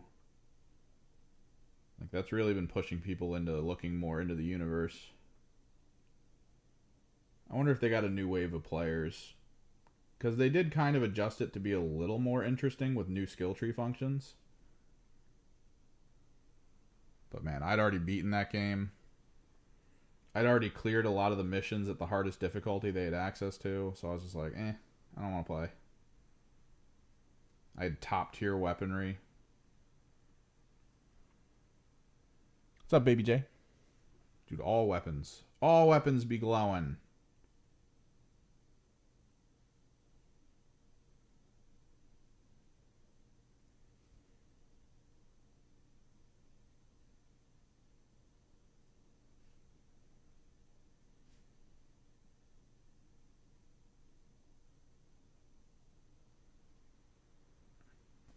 That's what you get when you fight the magic detachment. My magic boys.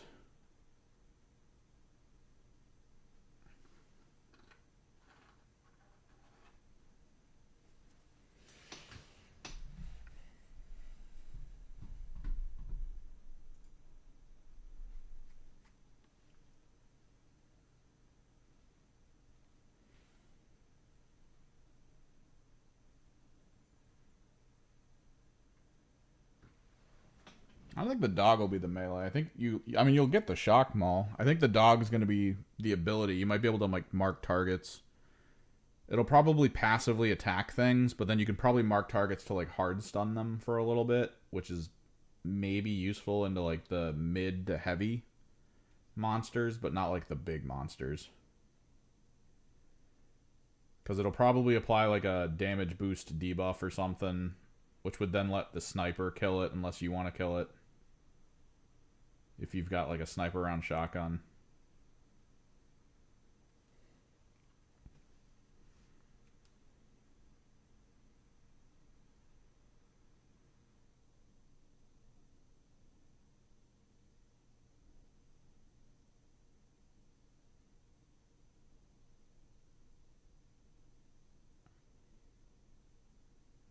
I wonder what its ultimate is. Maybe it like arrests a large area of enemies and just hard stuns them for a while.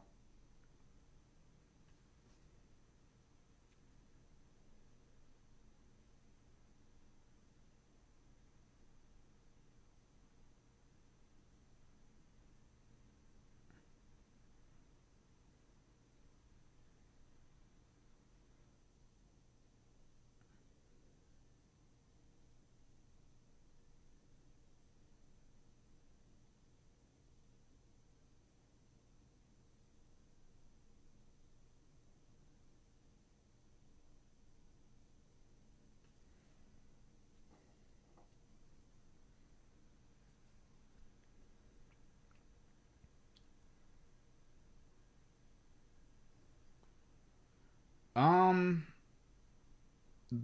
Not really. It's okay. So I don't want to just put the words in the mouth of your local tourney to be like, nah, they'll be fine. But like these are proxied in this army as Zangors. These are my Chaos Spawn, which are just Ogroids painted to be giant Zangors. Let me introduce you to my secret robots that I'm working on.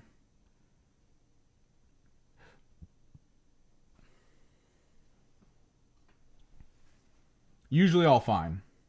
Usually all fine. But you might have a region that's like, no, we need those models. Doesn't happen often. I don't really see it happening often. I've watched GTs as well, where people seem pretty cool with proxies. My Emperor's Children Sorcerer is the Bringer of Pain from AOS. I just gave him like a bigger base. I think. He might have come on the right size base. I can't remember.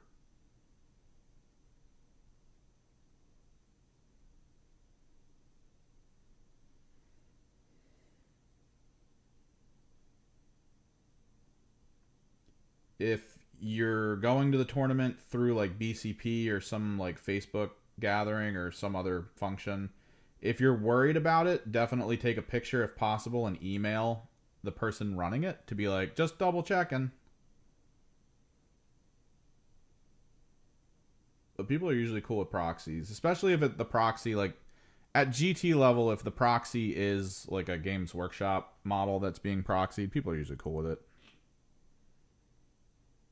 As long as you get the base size right, which Games Workshop is now doing what AOS does by telling you the base sizes, which is interesting.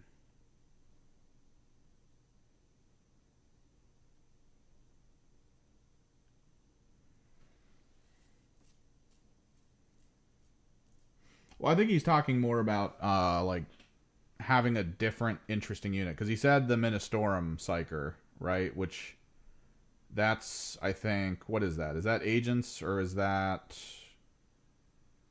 Astra Militarum or IG?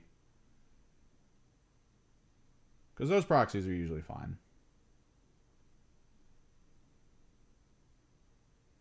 When it comes to like 3D print proxies, the general gist for 3D print proxies is if it's something that Games Workshop sells and you're just printing it, that's usually not a good idea.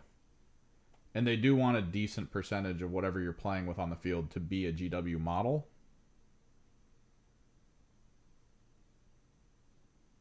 But they seem to be a bit more open to like upgrade sprues that come from other things. Like the Etsy thing that I was talking about. No, yeah, you got this guy. Hang on.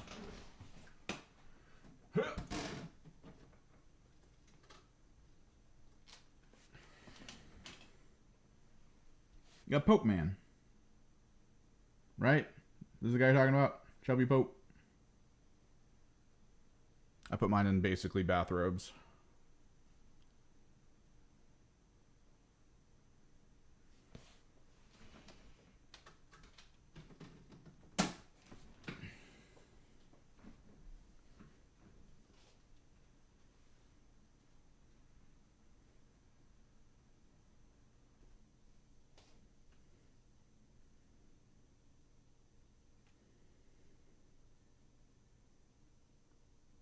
Originally from Blackstone Fortress. I picked him up from the Combat Arena game that Amazon dropped. And now, currently, for Agents of the Imperium, he costs as much as the box of models I purchased for the Arena game as a solo model. And I bought the game where I got an amble, couple of the little things that the amble creates. I got that the chainsword flamethrower priestess chick thing. I got the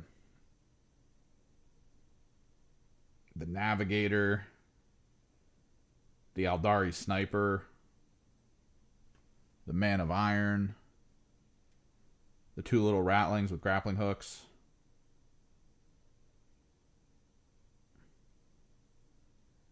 Kroot.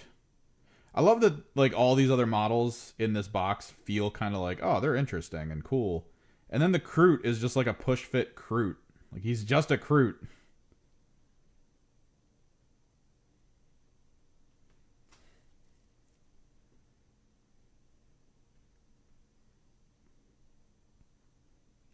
He's got a rifle, he's a Kroot.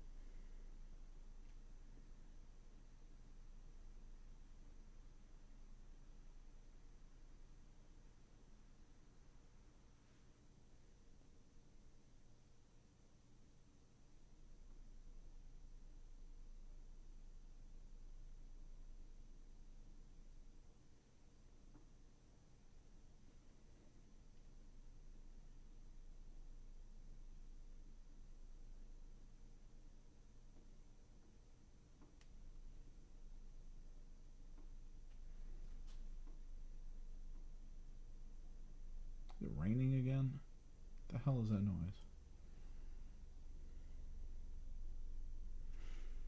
But yeah, usually tournaments don't really worry that much. I know rogue traders almost don't even care about the models being Games Workshop models, because rogue trader tournaments are just straight up local. They just want people to show up. Most of them don't require you to have any painted models either, since the gist of rogue trader tournaments is more about like, oh, you're trying to figure out if your list is good before going to like a real tournament. So they don't really care about paint jobs. None of that.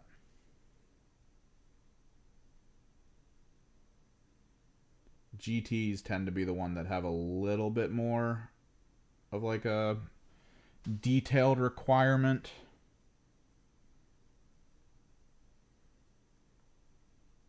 But only a little bit more. Some rogue traders might, or rogue trader tournaments might want you to have fully painted armies for the points just to do it. Again, it is regional at that point. If you're looking at BCP for the tournament you're going to, and it'll sometimes have that info there. It should honestly have that info there.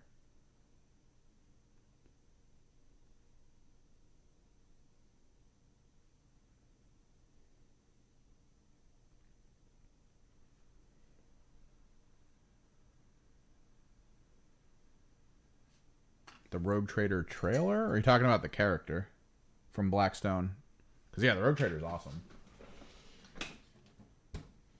I think he's an agent of the Imperium model now, too, right? This guy? He's pretty cool. I gave him a pink coat.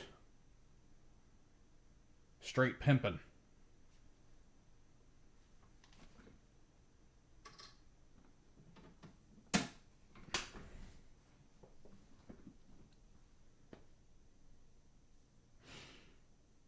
Definitely something covered in organ pipes, which is a little bit crazy considering that's basically just Sisters of Battle, right?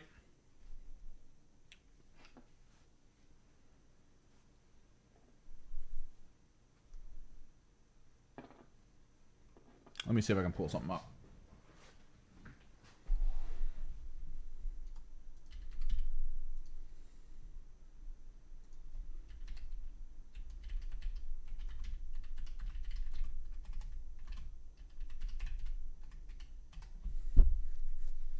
Also, let me make sure that it's able to be shown on stream. That could be a good one.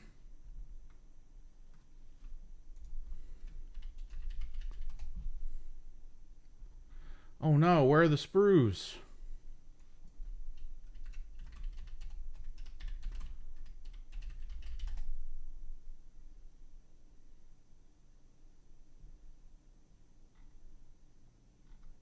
Oh god, did these get struck down? Where are they?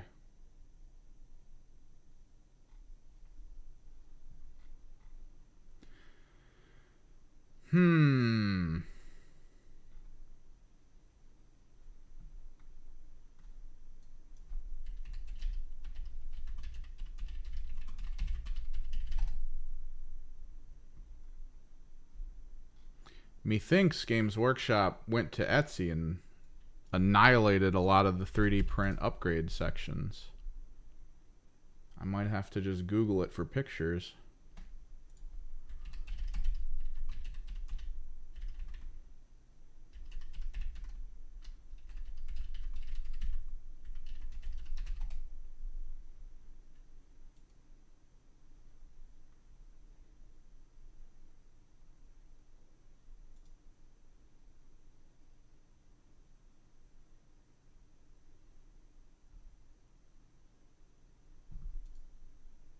Here we go.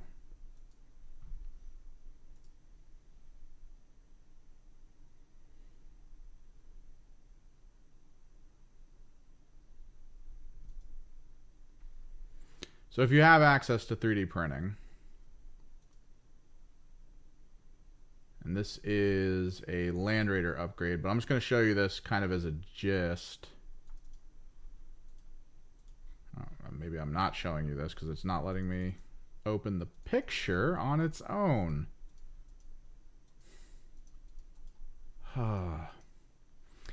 So on Etsy, they used to sell things that you basically would buy a Rhino from Games Workshop, and then you'd get like parts that would be printed out and then glued to the outer hull of the Rhino that had like faces with speakers in the mouths, with pipes coming out of them that ran across the whole back of the vehicle to like all these different parts and components. It looked really cool. I imagine you could do that. Maybe like what parts do you have? What did you get for Emperor's Children? Do you have Noise Marines? Because if you have Noise Marines, you should have a few of the gun faces, right? Like the Noise Marine cannon faces that you're not using, because they give you, I think, 2 extra per box. You could use those as speaker systems that run 2 pipes that run along the Rhino. That could be kind of cool.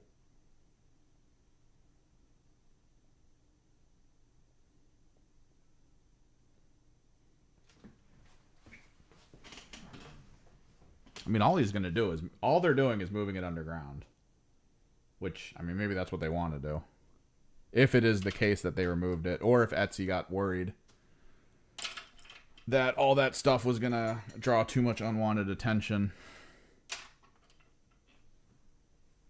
That's always a thing, too. If a company's worried that people doing that will make it harder for them to just do their own stuff.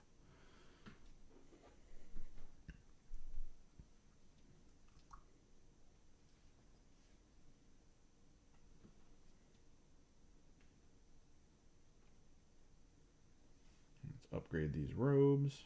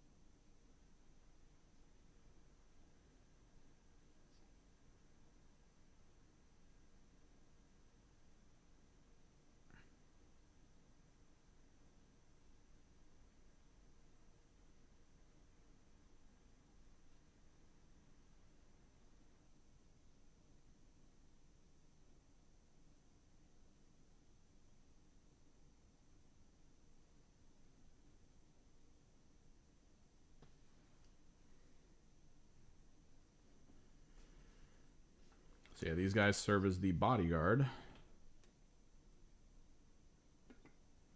for my Terminator.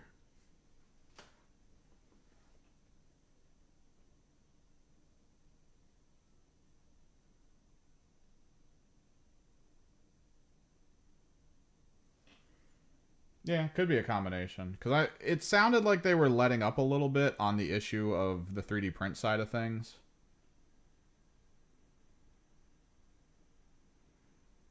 They definitely are sticking to their guns about, you know, you're not really going to play at their locations of business with fully 3D printed armies so that you can stand there and be like, hey, don't buy anything.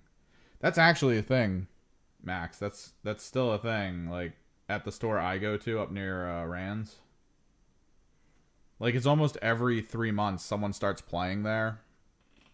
And maybe they buy something like once, right? Like they come in, they buy like one character, and then they vanish for a while. And then they come back with like a full 2K army, but 90% of it is like fully 3D printed.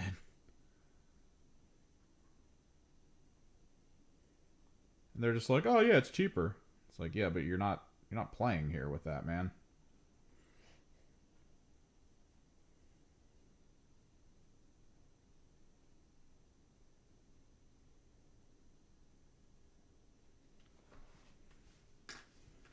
And we get like the absolute weirdos occasionally who, when someone in the store brings up the cost of purchasing the models, they'll like drop everything they're doing to tell you about 3D printing.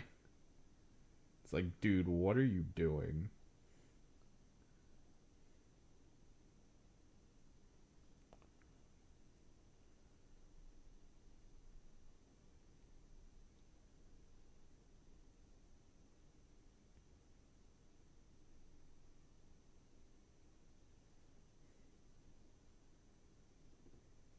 guy standing next to you has to make rent. What are you doing?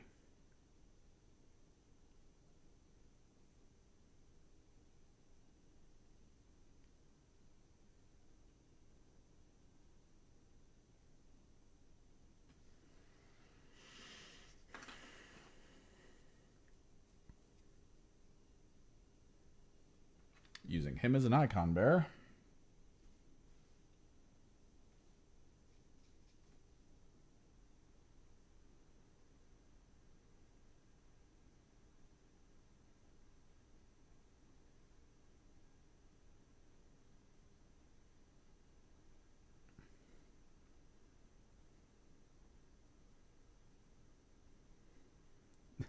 It's okay, but like we're playing a game that heavily attracts the kind of people who don't have the social skills to recognize the flaw in what they're doing, right? Like they don't.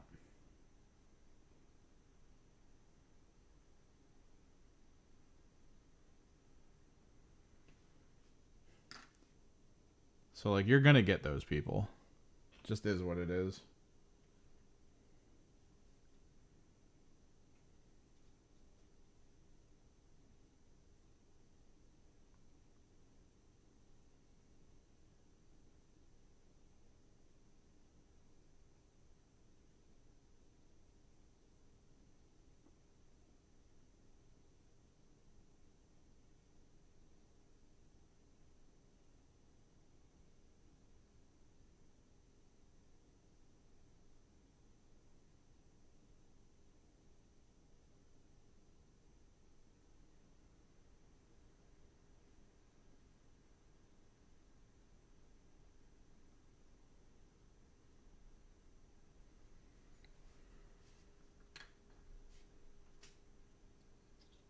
I'm using this guy.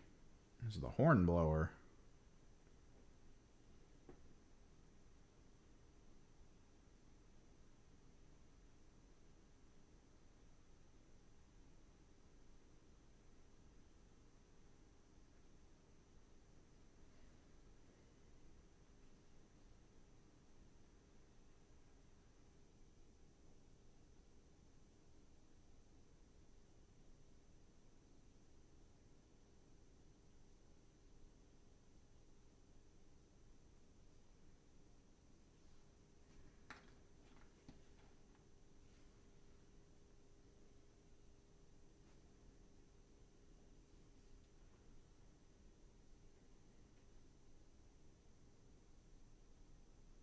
So tournament at the end of the month, I brought it up a few times.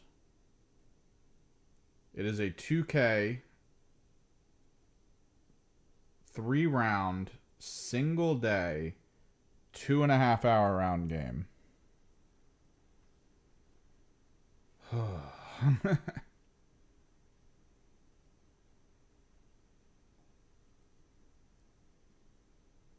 So much of me wants to continue playing with the warp meld pack that we're working on, but dude, 2.5-hour rounds, 3 rounds in one day. This is the week after the Chaos Knight Codex comes out. There's a mild chance I just go, you know what? I don't want to move a lot of stuff around on the field. I'm just going to take Chaos Knights.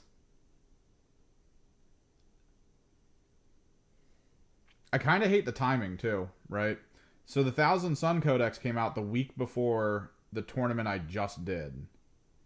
I was originally planning on playing my Emperor's Children into it, but one of the people that was going to the tournament from my local game store kind of went like, "Aren't you playing Thousand Suns?" And I just went, "Oh man, I kind of want to." And he was like, "Do it." So I brainwormed it out, and I literally made a list the night before, and then I took the list the next day. So I brought a theory craft to a tournament. In my infinite wisdom. After practicing with my Emperor's Children list for weeks for the tournament, I decided to go with a theory craft list instead. Good for me.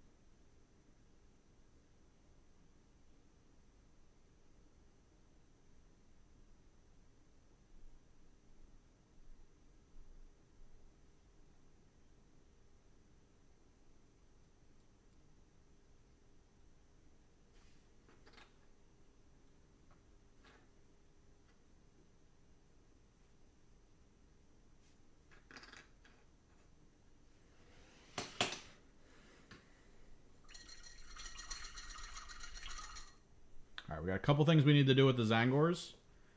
I have the fluorescent yellow we need to apply to the tips of their blades. I need to apply the silver to their weapons. I think for now we might apply... I think we'll apply the pigment powder to the bases for the enlightened I need to use.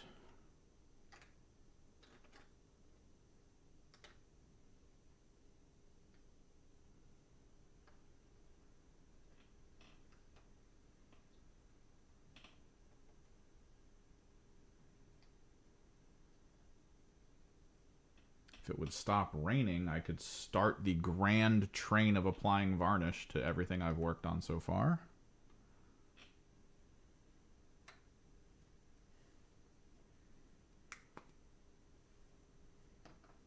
That'd be nice.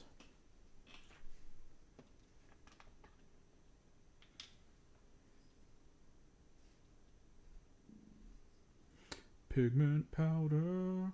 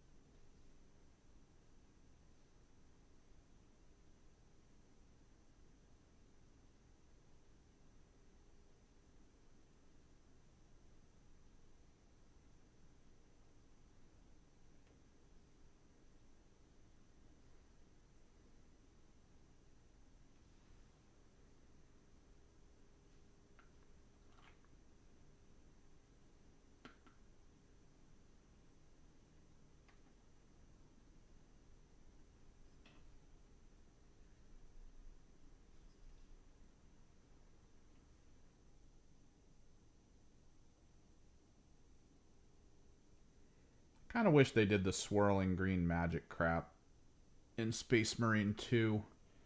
Just to see like a tiny green tornado under the discs of Tzeentch.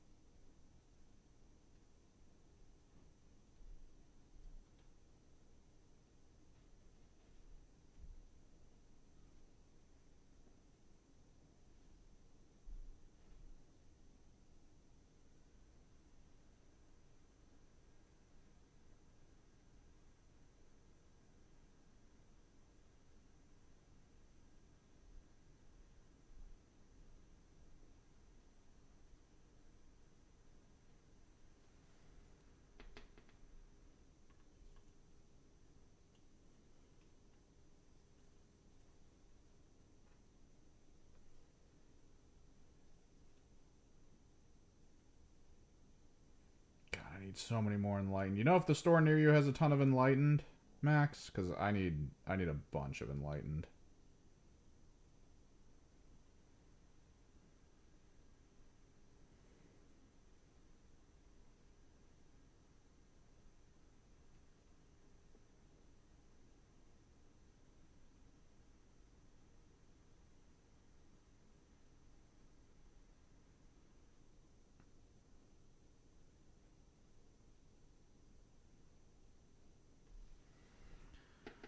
In theory, I've needed them for a while now. They've always been kind of good.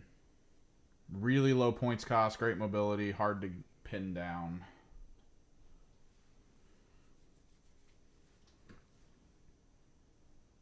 Now they're just super good. Solid punch-up stats. Lethal hits. AP2, damage 2, ignore cover. Like, the fact that it's AP2, ignore cover... I'm sitting over here with my Noise Marines, just like, what happened, bro? Because ignore cover is technically just an extra AP, but situationally.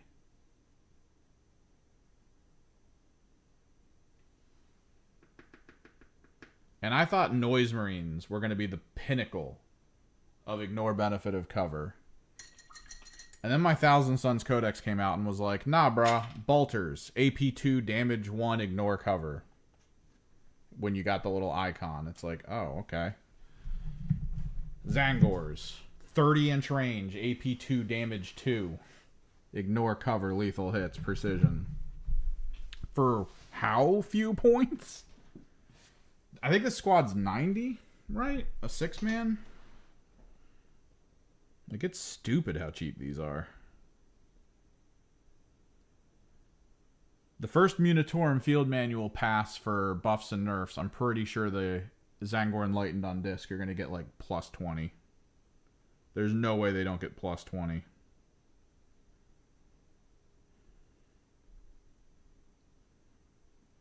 $80 points. This is 80 points. 80 points for 30-inch AP2 damage, 2 lethal hits, precision, ignore cover.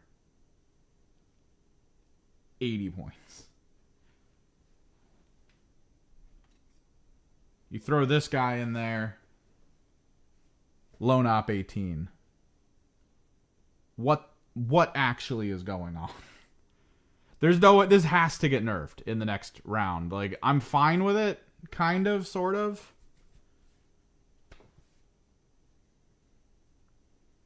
Because the Enlightened are kind of getting the benefit of the Zangor paying for their sins. Zangor don't have AP anymore, and there's no way to get AP through, like, debuffs and buffs in the melee phase. So, like, there's this really huge downside. Let me get a mid-magenta for these banners.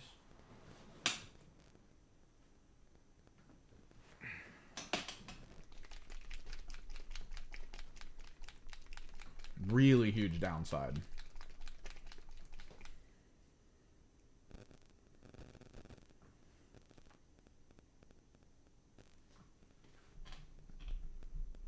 The fact that everything is so hyper-focused on Thousand Suns on the shooting phase just makes Zangors that much weaker.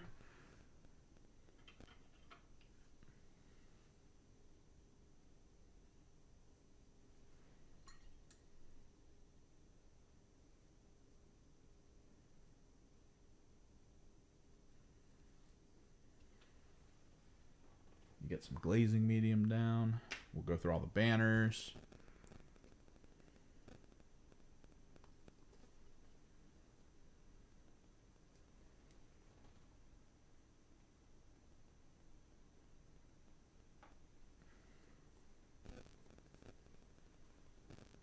My Phalanx list is a lot of bolters because you can give them psychic. I think I have two squads of... They might be MSU. I don't know. I might try to do 2 full-size squads of rubrics in rhinos, but I think that might be a bit much. I could just do... I guess statistically you'd still want to do like a full-size squad. Because you spend a command point... I think it's 2 command points actually in Phalanx. Let me double check. You give that whole squad psychic +1 strength on their bolters, hop them outside of a rhino. The rhino shoots their target. Then they follow up. They get +1 to the hit and wound roll, I want to say. It's either +1 to hit and wound, or I'm pretty sure it's +1 to hit and wound. It's either that or rerolls.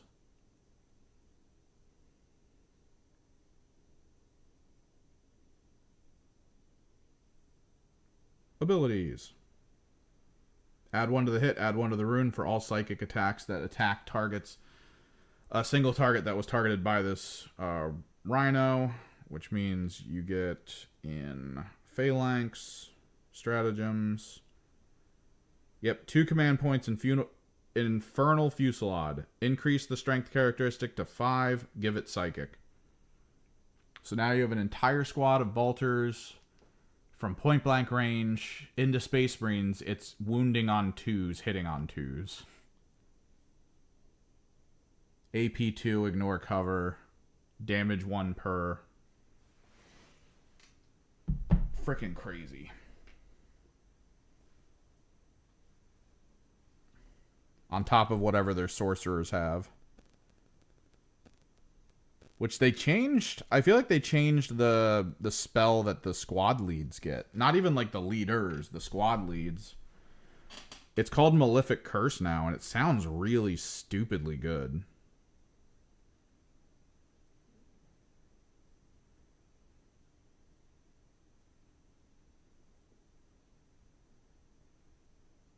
It's still anti-infantry. It's still dev wounds.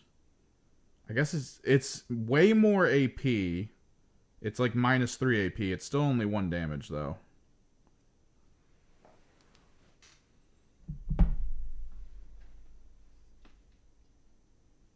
But yeah, you hop out of that vehicle and just Shrek someone.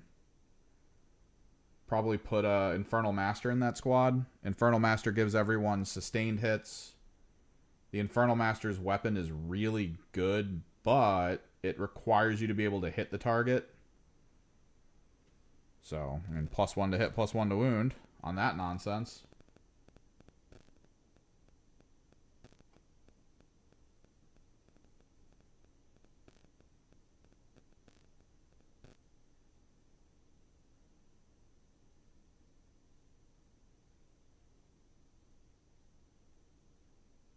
You can just cook something to death.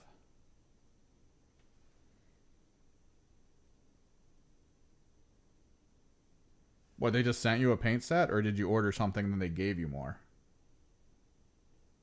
Also, nice.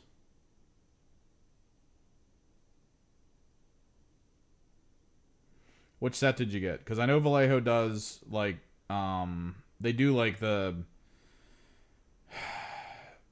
this is the exact color used by this military force in history sets, and then they do, like, the fantasy sets that are more, like, here's some vibrant colors, here's some really good sword colors, give you a couple good brasses.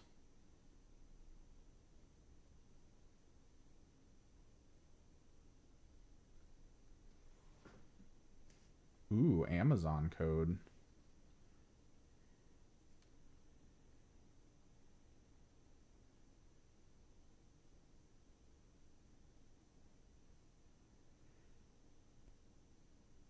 So when I was first getting back into this and I got my airbrush and I tried to find some good airbrush colors, I bought the Vallejo set. Like, I have a really big Vallejo set sitting in my back closet. But I bought the standard military colors. So, like, it's okay. It's got some cool colors in it, but there's like 40 kinds of olive drab in this box. Like, there's so many types of green and olive coloring.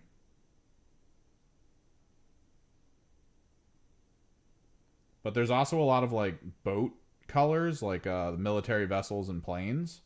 So when I got to the point where I was painting terrain, that's where that really kicked in. Like, hull red. Some of, like, the vehicle, like, orange-ish colors and blue colors. They actually look really good on terrain.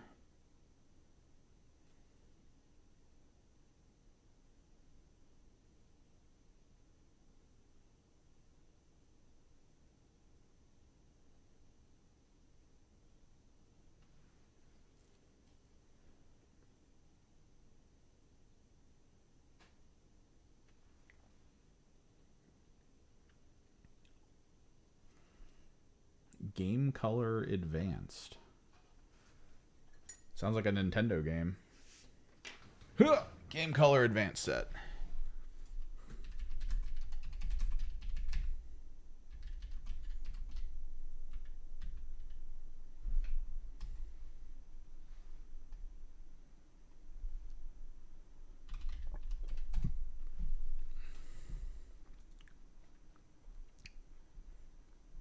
Oh, good. Well, wait, is that metallic? What am I looking at here? Oh, no, okay. Yeah, it's a good basic set. 3 metallics, looks like a gold, a silver, and a brass. Basic colors, purple, blue. So it's in the fantasy realm. There's definitely some more standardized colors. Nice.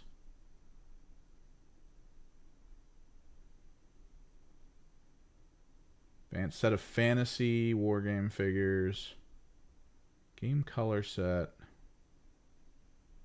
Why does one of these have a white and then the others don't?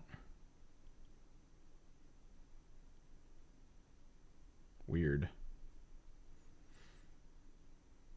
If yours is a box that comes with white, you'll have to tell me how it is. I don't really know a lot about Vallejo white.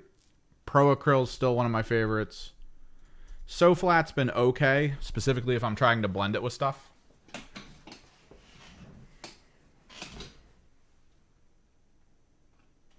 But I haven't used Vallejo white. Not like Vallejo white paint. I have Vallejo white airbrush, but that's always like highly thinned down and odd to use with a brush.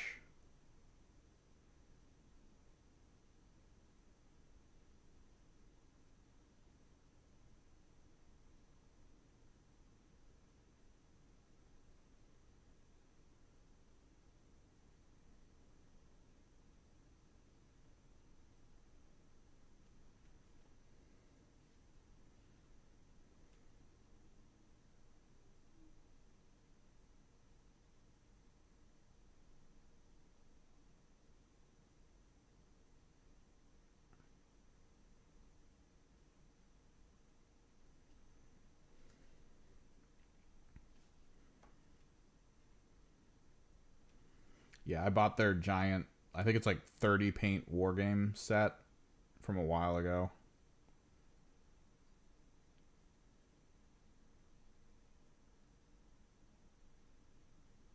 I used all of the mahogany out of it.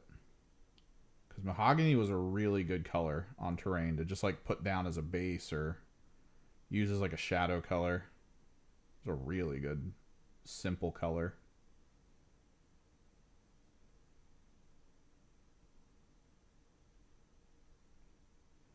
Or as some German people I know call it, mahogany. Mahogany.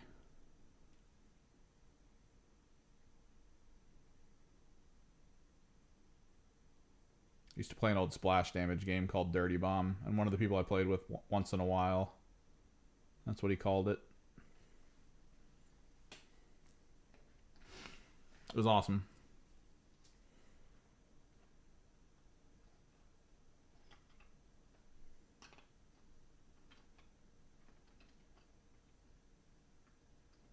Ah, let go.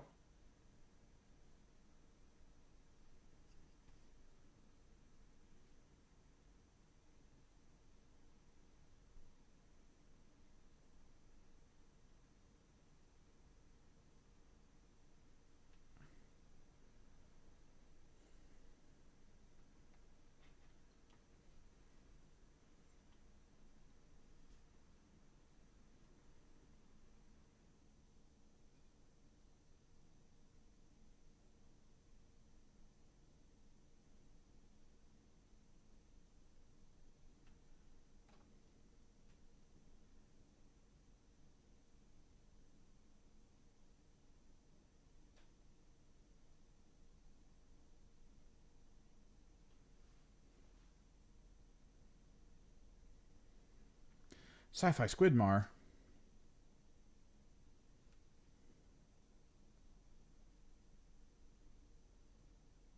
Man, one day maybe I'll be big enough. I'll start my own paint set line. That's how I'll make money. Just selling paints. I do wonder about the background of that, right? Because there is always that feeling, like with the Duncan Rhodes paints and everything, where they're like, I purposely went through all of them. I made sure the chemical compositions were what they should be. And in my head, I'm like, oh, damn. You have a chemical degree? Wait, what's happening here? How did you do this? Did you do this, or did a company that came up with a paint line that you were interested in ask to put your name on it?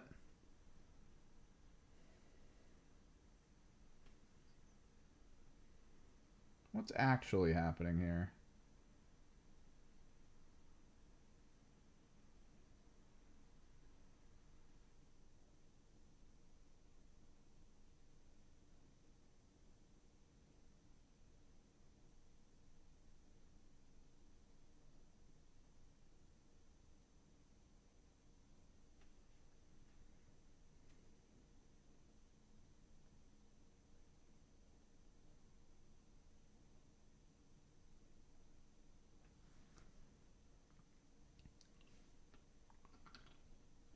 No, yeah. I'm not doubting their awesomeness. It's just like, it feels like one of those weird situations where maybe a company was thinking of releasing paints and getting into the scene, which it's got to be a hard scene to get into, right? Like, there's all these major brands that are known so much by the Gundam miniature building groups, tabletop hobby groups. Like, I don't think with the military reenactment tabletop strategy style games, I don't think anyone's beating Vallejo, right? Like, that's what everyone looks at. They're all like, yep, you gotta go Vallejo. Vallejo hex tracks everything, and all the boxes we sell with all the squads and military stuff in it will have the hex numbers so that you know exactly how you're supposed to paint them. Like, it's so strongly built in to that culture that it almost feels, I guess, impossible to break in for other companies. So, like, if a random company comes up with a cool paint line, I feel like they have to look at people in the community to be like, yo, we want to put your name on our stuff.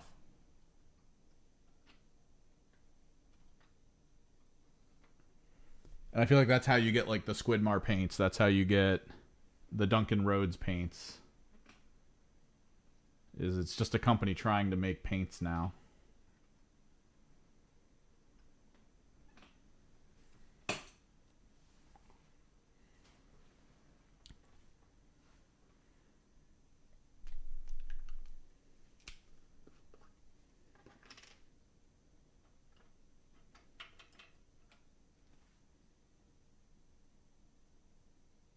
No, I know. I know they're getting into wargaming. Wasn't it supposed to be tied to their cards, though? It sounds more like Underworlds than anything else. Like, I could have swore it was models, but, like, the cards are also involved, but the cards are also standalone? Like, there was something going on there.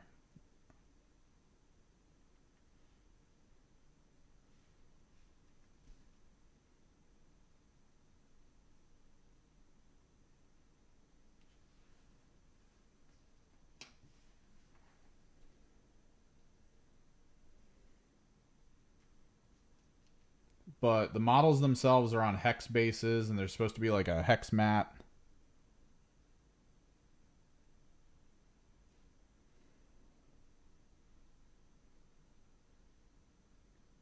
You mean a paint set? Or, wait.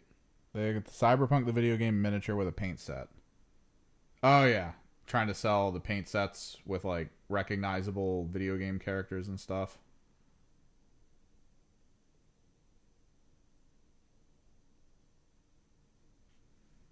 I feel like the company that made Cyberpunk, or at least publishes the Cyberpunk tabletop TTRPG, would be a little more active with that game being out, trying to, like, get people into it. But I don't know.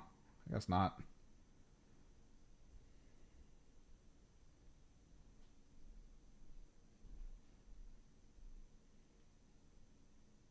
Like, Space Marine 2 hit video games, and now every Warhammer store has the As Seen in Space Marine 2 poster in their window.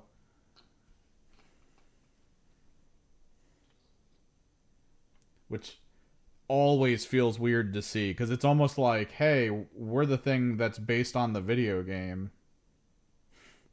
You see, like, oh, okay, that's fine. That's fine. At least if it gets people in here, that's cool.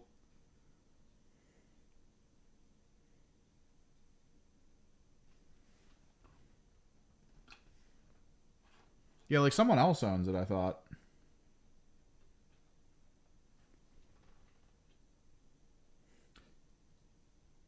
Maybe I should just Google search it. I gotta pull out the black paint. We might need to re-black ring the bulk of these. Yeah, that's what I thought. Because the card game sounded interesting, but I never got into it. So I don't know if it's like crazy.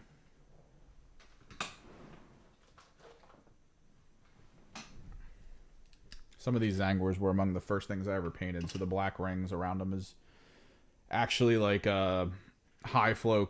I think it's carbon black, which looks terrible.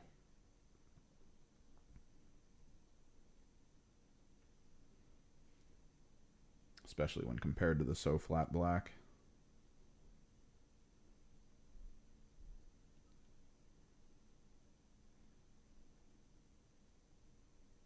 Some of them are even the Chaos Space Marine, or what is it, Black Legion speed paint or contrast. I did that for like a few models because I thought it was good. I was like, wow, it went on really smooth, and then it all started chipping off.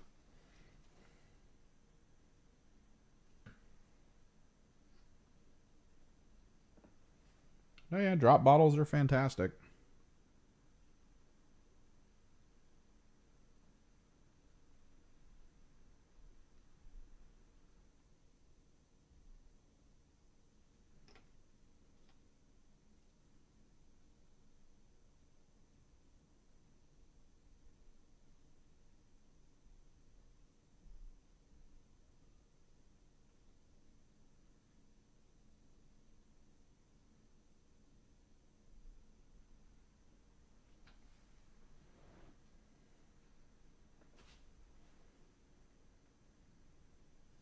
All right, we gotta do this for 50 models.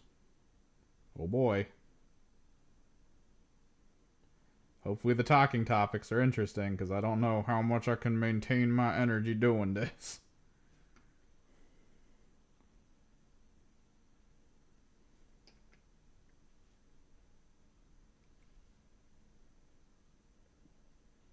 I use airbrushes and brushes. I've used sponges. I've used stencils.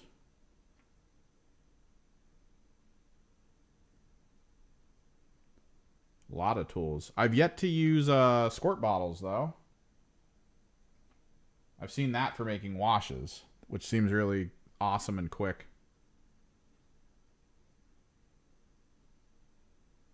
I use pigment powders. Very much a mixed media painter.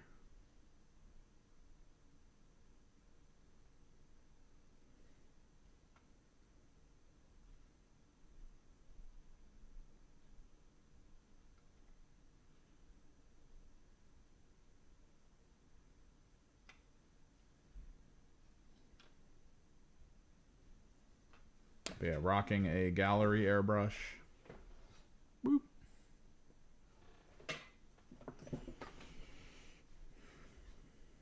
They did send it to me, so hashtag ad.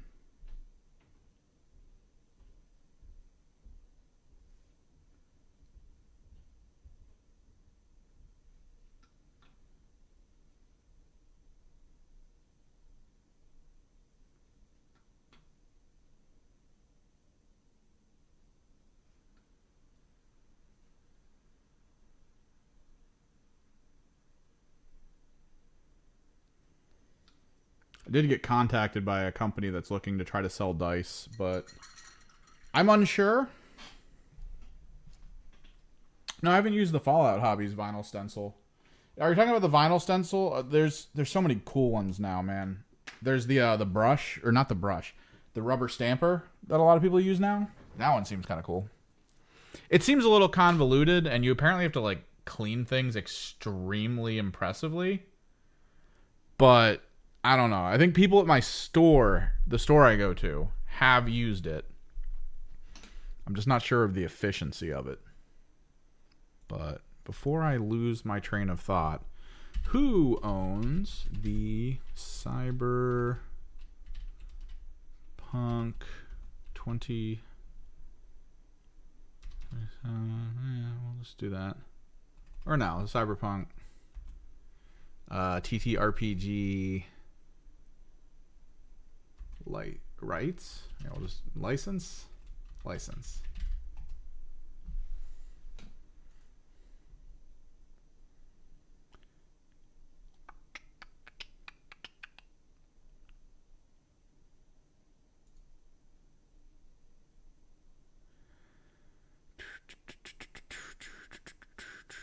It looks like it's just Pondsmith, the original creator, and he's like the only one that has it. So I guess people license it out from him. Who prints it? Or is it just him?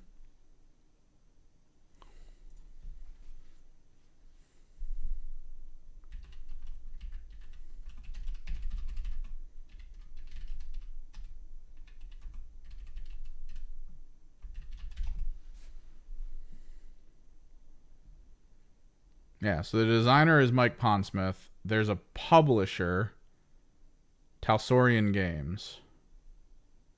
So I'm guessing Talsorian Games just works with him, and they figured out whatever split they need to do. This is according to the Wikipedia.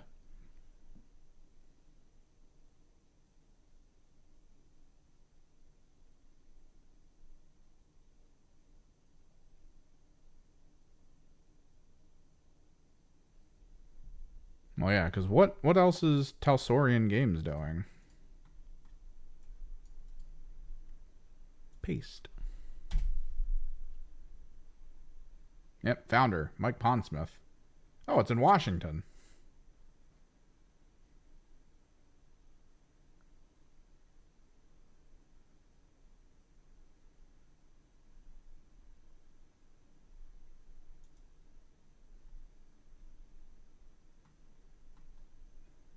What games do they have?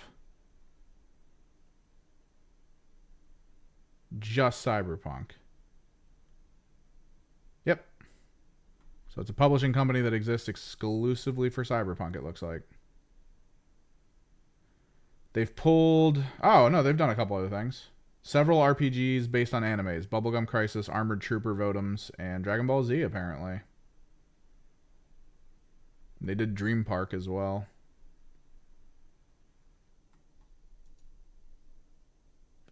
Teenagers from Outer Space? Okay.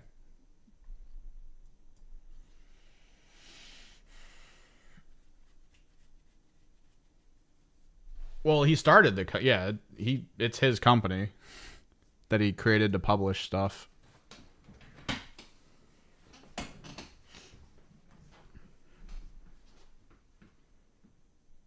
I guess he set up the deal with CD Projekt and then just didn't really care enough to try to overly push the game after the video game came out, and just kind of like kept it going.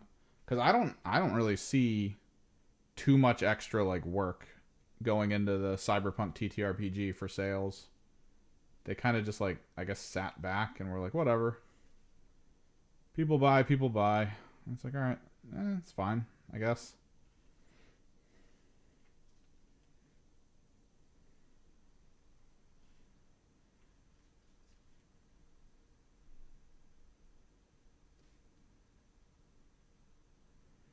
It's just weird because if you consider the amount of people I've seen walking into a Warhammer store explicitly because of Space Marine 2.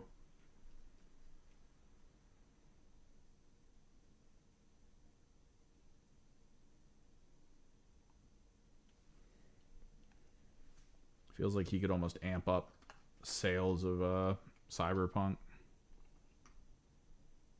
just by pushing it a little at local game stores. Although I guess depending on where he sells it, do you think he sells at Barnes and Noble?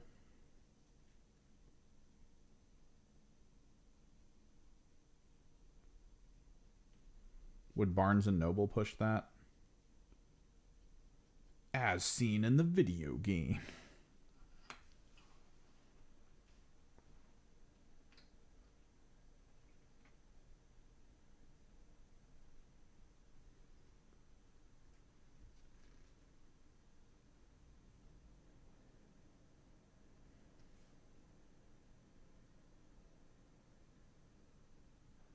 I'm just trying to brighten up some of the energy.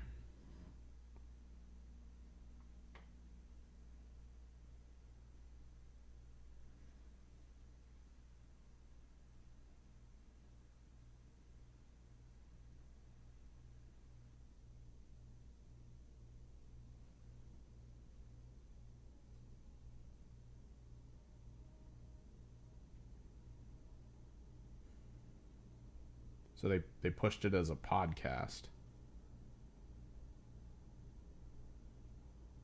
I don't know. Maybe in the right circles, it feels like it actually got like a bump. Who knows?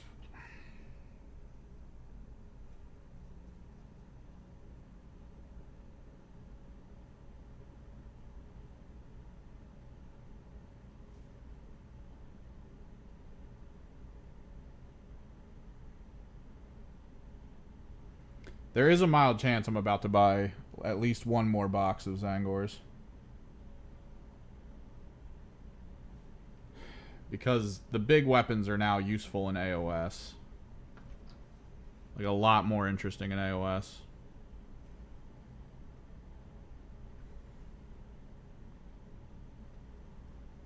I'm a little sad we didn't get shields in 40k though. Zangors with shields in 40k would go hard.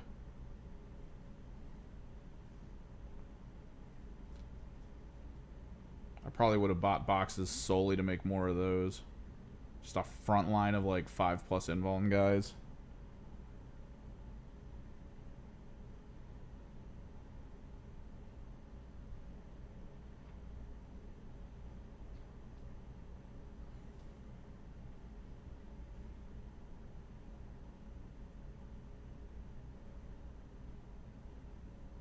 Oh, the podcast was them playing?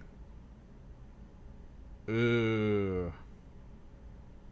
Isn't that game like so you've played it, right? Like I remember I think it was you and Aaron were playing it, or Aaron was playing it with someone. And from everything that was described to me, that doesn't feel like a game that's like a spectator game, right? Like D&D feels loose enough that you can make it a spectator game pretty effectively.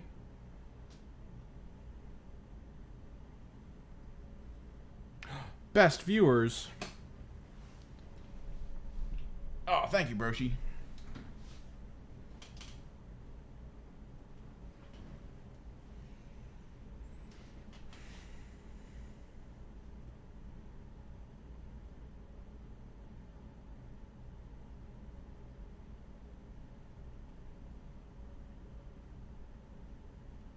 Because, like, nothing I've heard about Cyberpunk makes it sound like a really good spectator game. Because there was way too much, like, in-depth weirdness.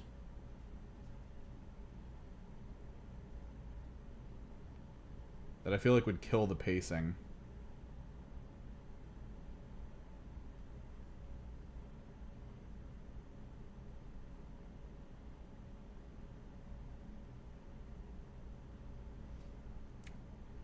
Wait, there's XP in chat? What do you mean? What are we talking about? Oh, wait. Are you talking about, like... Is there rankings? I know they changed it. Let me mute. Because I'm using a condensed chat app, so I don't see, like, odd stuff. Yeah, there's rankings. I think it's either who's talking the most. It's like chat leader, right? Top fans. Yeah. This is YouTube trying to catch up with Twitch. That's all it is.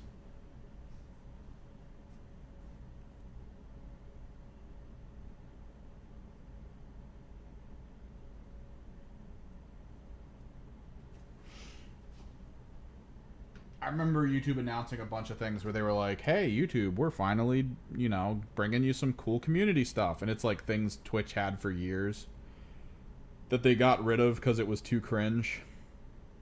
And now YouTube's like, let's do that.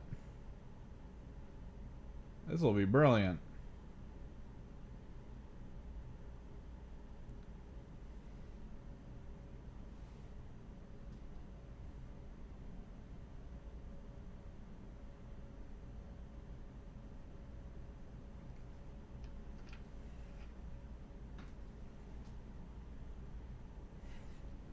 This will certainly be anything but cringe.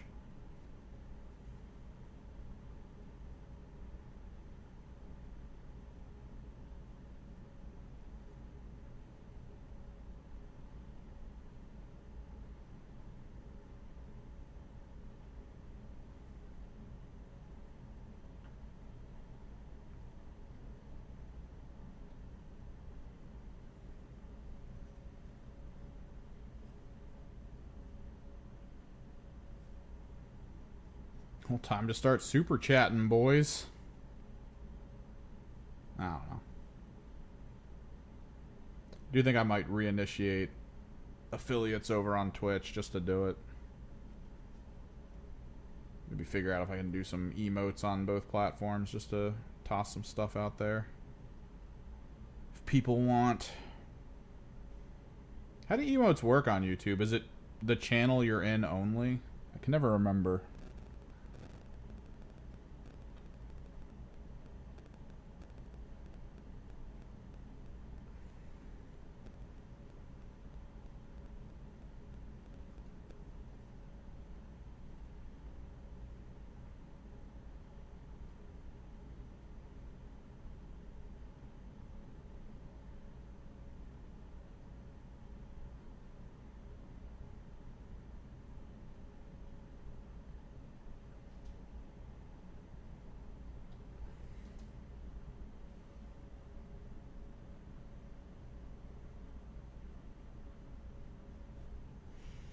Yeah, I figured it was like you, I think it was. Because it was either you or Ridge, and I was pretty sure it was just going to be you. Because I'm pretty sure Ridge probably didn't know what to do about that.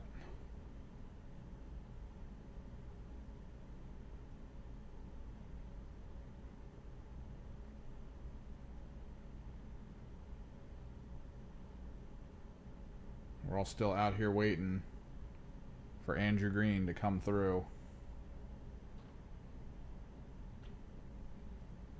with his D&D campaign he told us that he wanted to do like 4 years ago.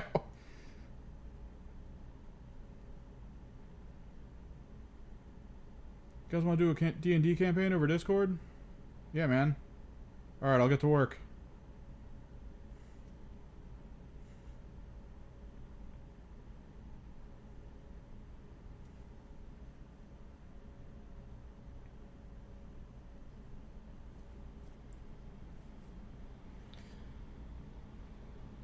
Almost anything. Like, if you're running it raw, which it comes down to community, right? Like, if somebody wants to watch, if somebody wants to watch Cyberpunk, is it the kind of person who wants to watch the Cyberpunk board or TTRPG done to like a letter, the law and letter, or are they completely cool with the people playing it taking liberties with some of the functions to try to create like a semblance of interest and intrigue that exists outside the standard rules? Like it'll really come down to, I guess, the community at that point, because you could always make, you know, homebrew decisions. You could always try to push the way the game works to allow for more entertaining function. It's just whether the people who would be willing to watch it are into that.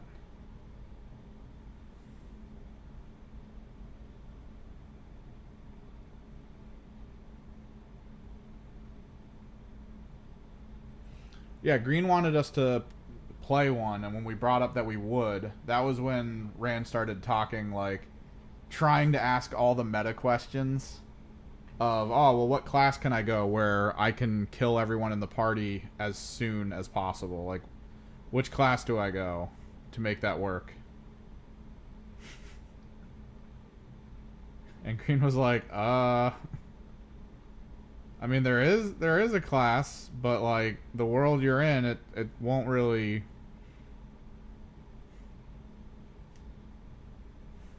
It's not gonna really work, because like the moment you start doing it, maybe a god pops up and is like, "No, bro," and then like evaporates you,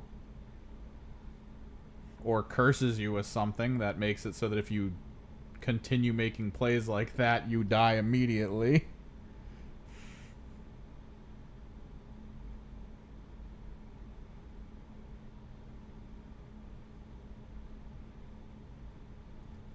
Our people in our group are a little too focused on trying to find the verses and not trying to just exist in the narrative. Like, it's cool to just exist in the narrative, man. That's why we're here. But then you got too many people who are like, nah, we're here to defeat the DM. Okay.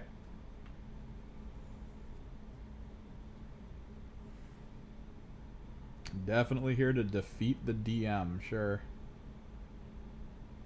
That's not going to end poorly for us.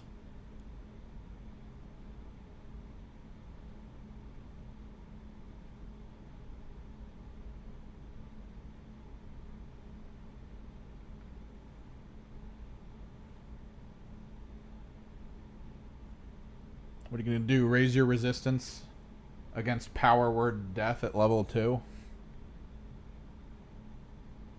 As he just sends like a random demon to kill us for no reason. All because you really wanted to defeat the DM.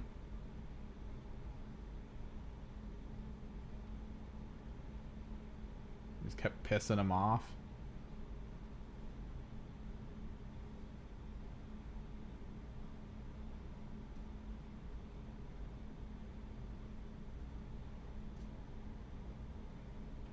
Wait, are you referring to the game we played? I don't think that Rand went to. That was the game where Aaron defeated the DM because Aaron min-maxed and the DM was not ready for min-maxing.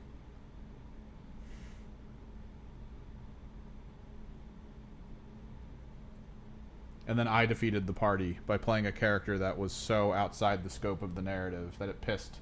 I'm pretty sure it pissed Vickers. I'm pretty sure it pissed him off because he just quit. Like, he went to join another group while our campaign was still going. He was like, I'm gonna go do this other one, and he left. And then the other person, the guy that played Zorn, I think it was the guy that played Zorn in our World of Warcraft days, he like completely re-rolled a character halfway through to something just like stupid.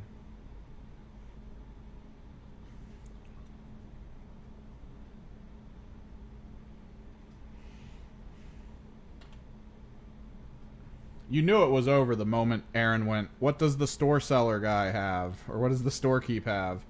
And Ridge went, just look at the page of equipment and the costs. That's what he has. And Aaron was like, yes. And he walked across the room with the book and sat down in a corner with a piece of paper.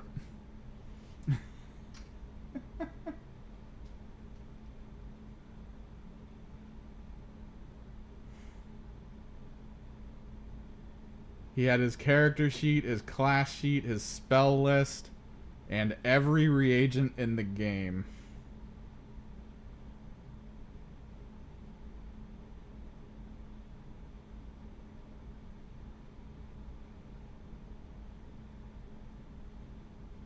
Level 2 dungeon, and he was sending zombies down all the different pathways to map the entire dungeon out.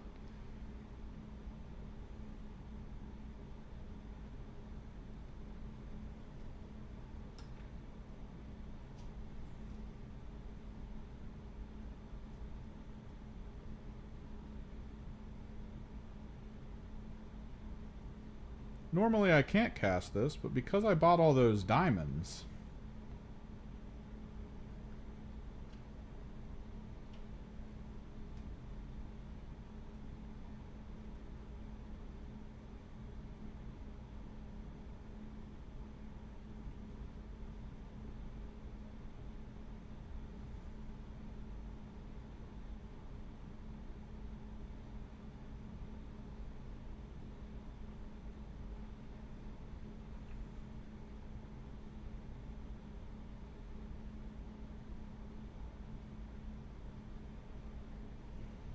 was so stupid. I've played 2 games of D&D, and in both of them, I played characters that just kind of like destroyed the storylines.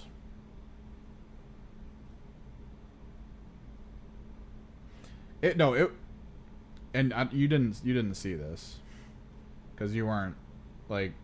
I messaged Ridge one day. I can't remember what I was doing, but I messaged him because I was like, I kind of want my character to have his own abilities, since he's such like an odd, offbeat, like not actually an archetype character. And I had this like big list of crazy sounding abilities, and then like a small list of like minor abilities that I was like, it's kind of like how a warrior would work here, but it has like a little bit tied in with the whole like he eats magic type situation. So maybe this will be good.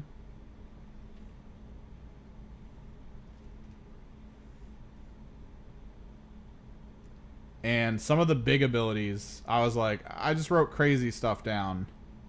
If you want to like wind it back to something that maybe like fits the narrative a little bit better or the world and doesn't like break stuff, that's fine. Just let me know.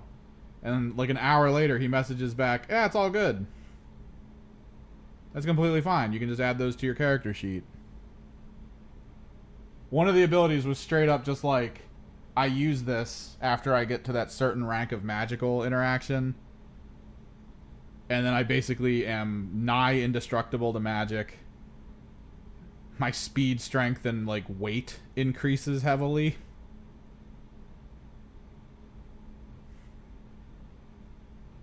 I wrote that down to just be stupid. And he was like, you have it. I was like, uh-oh. Don't tell me I'm going to have this, because I'm going to use this. This is happening, bro. Final warning. Yeah, I was playing the golem that likes to eat magic. That was 7.5 feet tall, so that when we faced our first puzzle with the key hanging from the roof in the dungeon, Aaron went, wait, how high is that ceiling? And he was like, 9 feet. Oh no, it was, the ceiling was like 17 feet tall, and then between my character's height and Aaron's height, he just like crawled up on my shoulder and grabbed the key. And Ridge was like, oh, that puzzle's over, I guess. Because he had this whole built-in thing to lower the key to the ground.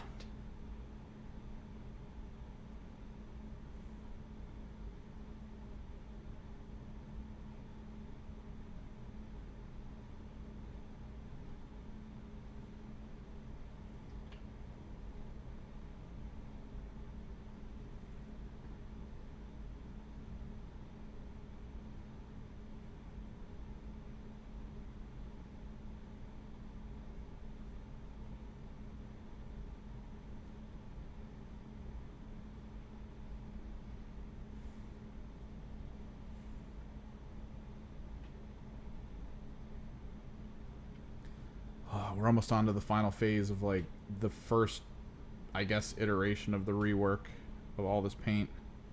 We got to get all the daggers done in silver. We're gonna base edge a lot of these Zangors, since they're all on like the old paint.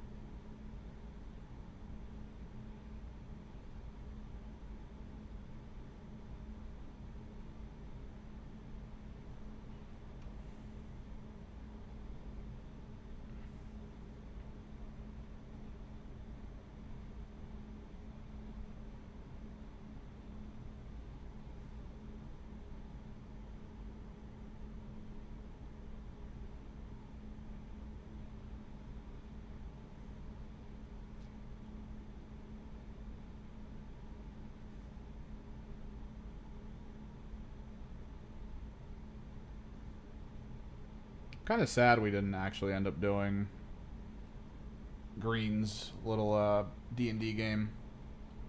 Because if it was on Discord, I had at the time a soundboard where I could record audio clips, and I was gonna play a Keku, or whatever the hell the bird ones are called that have to like imitate people's voices to talk.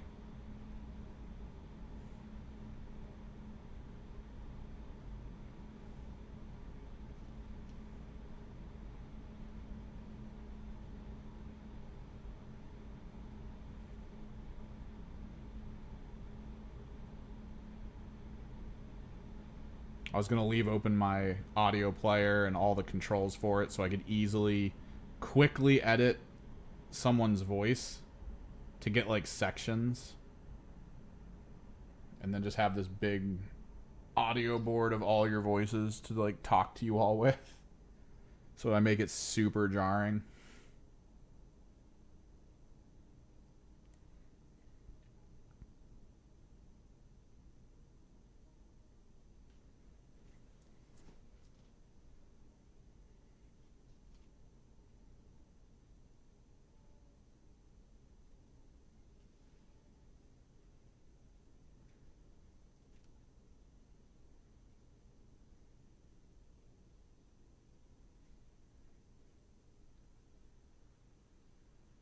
No, yeah, with Randon it would have been PvP.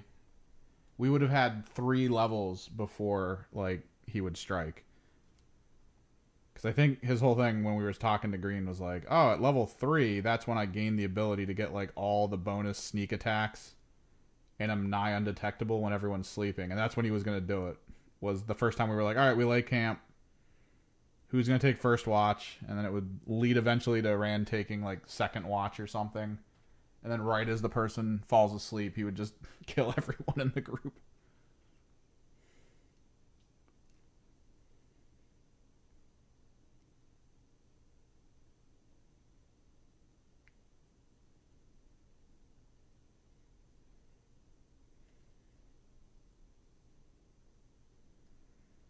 That was probably the part that made me not want to play the most, because when we were really talking about characters, I had this fun one that I kind of designed. He was mostly just an illusionist.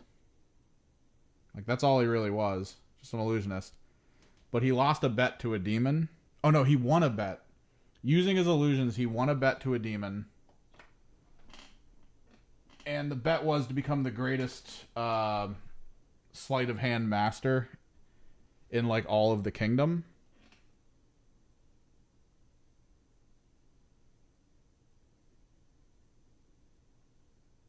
And the reinterpretation of it basically turned the character into this almost like homunculus made out of hands. Like, it was basically just a hand with a hand for a head. So it looked like a hand walking on the ground, kind of like Thing from the Addams Family. But then it had a head that was also a hand with an eye in the middle of its palm.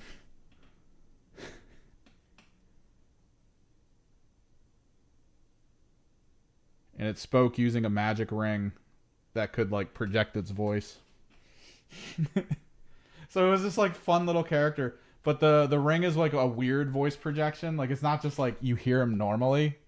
It's more like he yells at all times because he can't control it, or like it fluctuated was the whole thing. So it would kind of sound normal, then maybe it would sound a little quiet at some point, and then it would suddenly be yelling in your ear.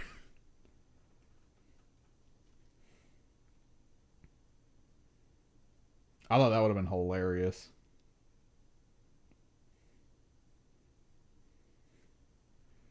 He wears a little robe, so he looks like a really short person. Like, almost like gnomish.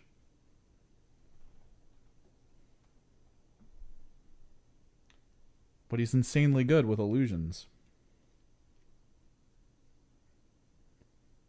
He was my sleight of hand character.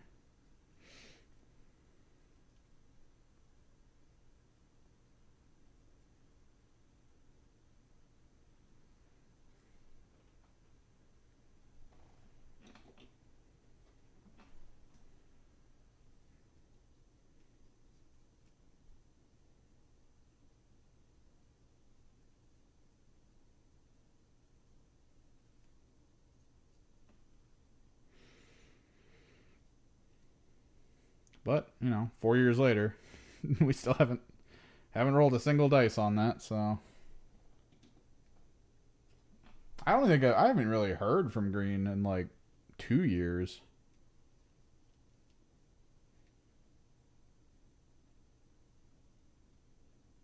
I think we were playing, what was it? We were playing some game as a group that he was part of. And then he had his kid, and he was like, "Nah, we'll still play. I know I got the kid, but it's fine." We were like, "All right, see you never, I guess." But then he stuck around for like a half a year and then vanished. Just out of nowhere, just stopped showing up to stuff.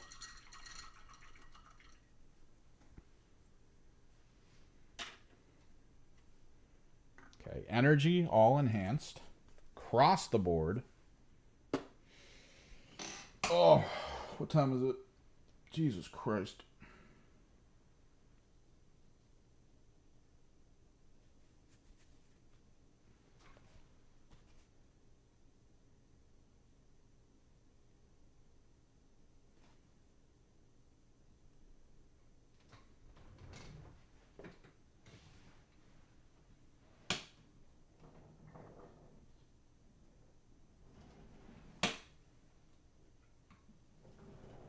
Oh yeah, the character was named Hans. I forgot about that. That was the cherry on top. Let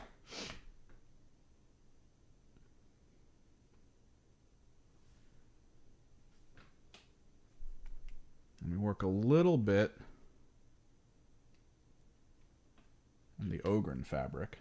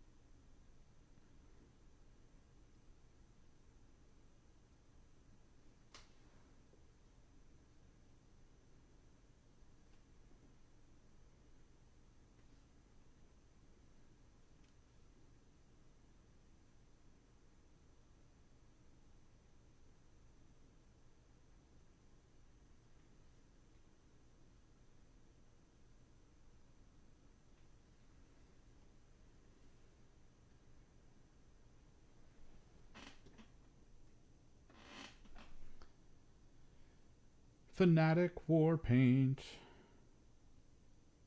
The Fanatic paint line's pretty good. Granted, I've only used 2 of the Fanatic paint line. Only 2. They both seem pretty good though.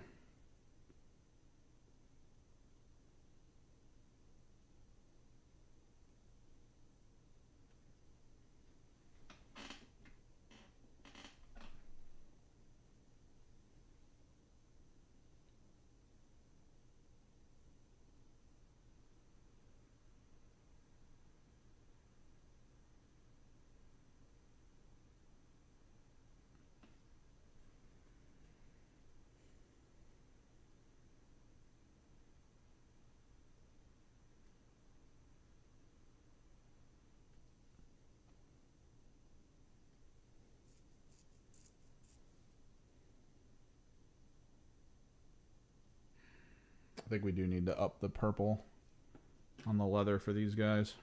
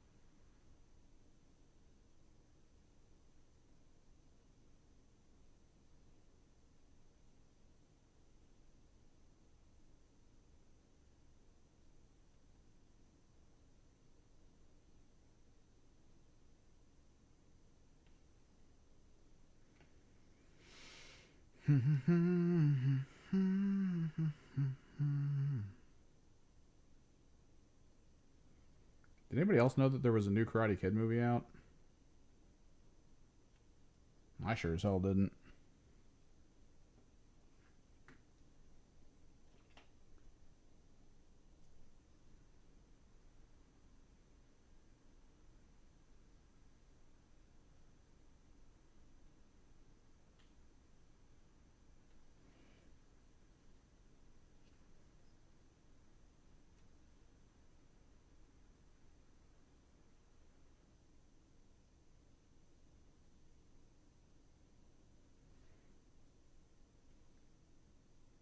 I guess it's the original actor and Jackie Chan in it.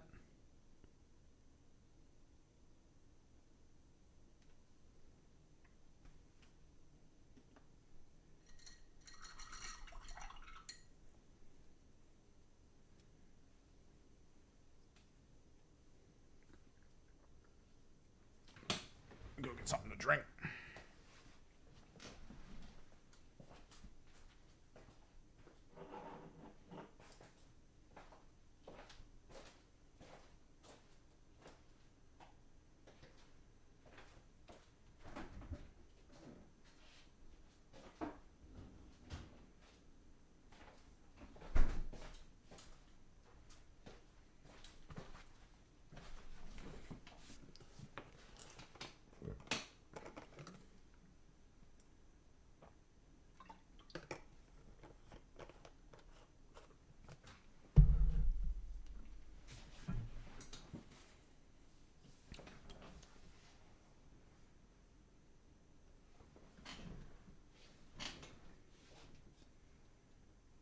Okay. Starting to get a little overloaded.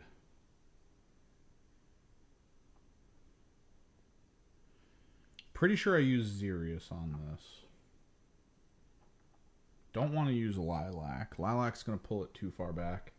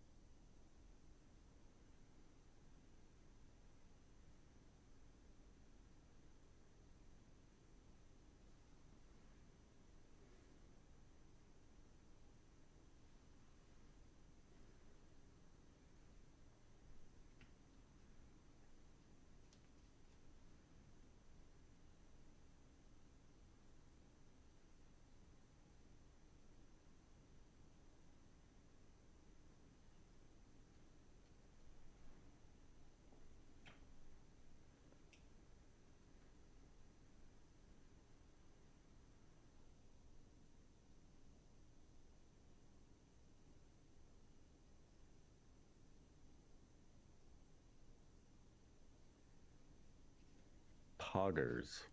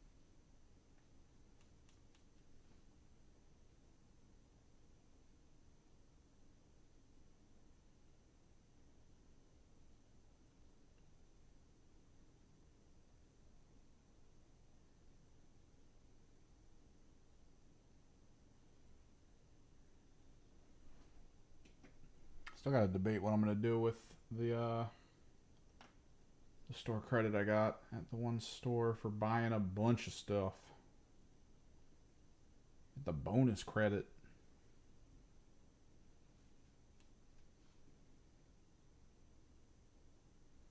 New kill team box seems alluring. Like I said, I could buy a whole ass predator basically for free with that bonus.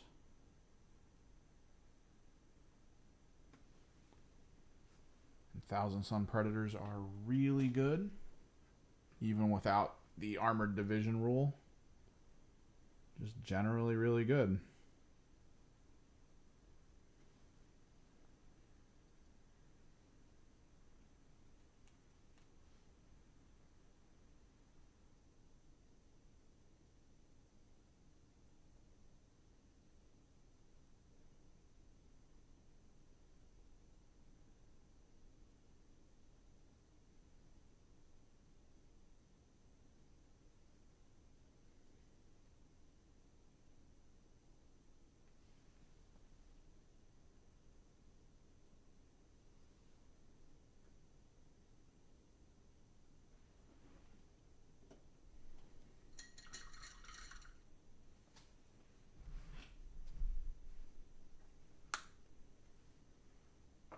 Let's do the silver.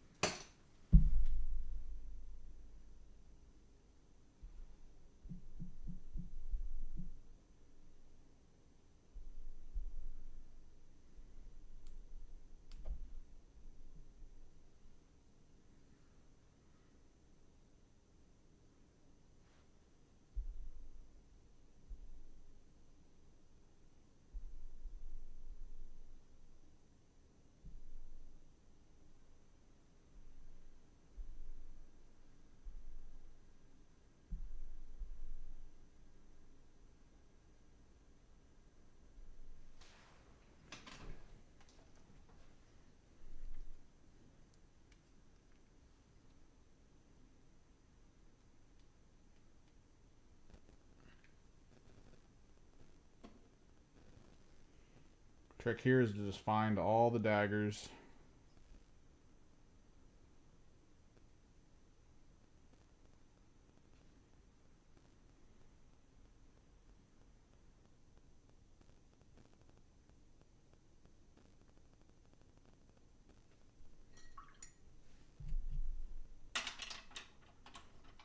Just work the blades up.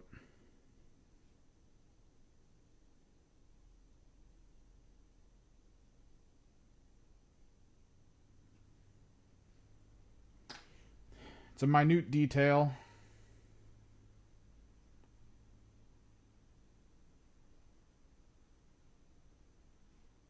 But Zangor armor just, when the way I paint it without having to go into too much detail, it's kind of like dull, a little basic.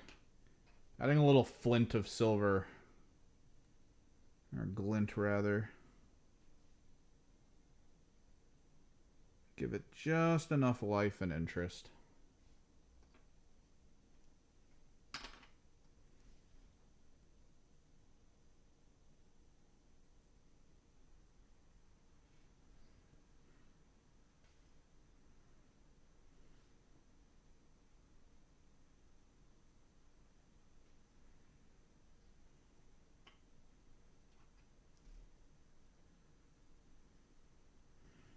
This does mean we should be getting close to me not being able to really stream projects anymore for a little bit, because I won't have any on the docket.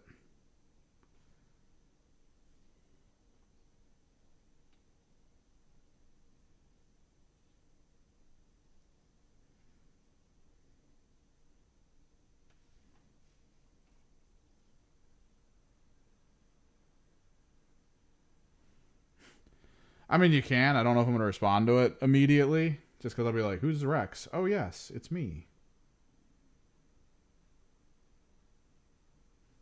But what's up, Ark?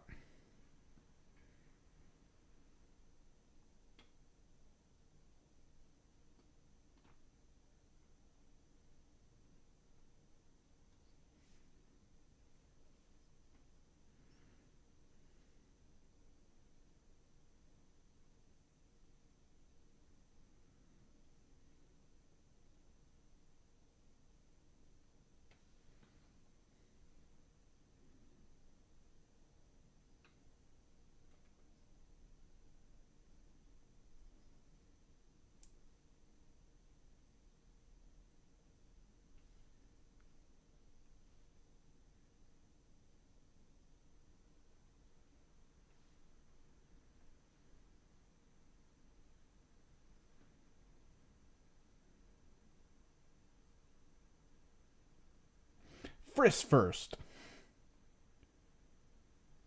That's crazy. Autocorrect do be fun.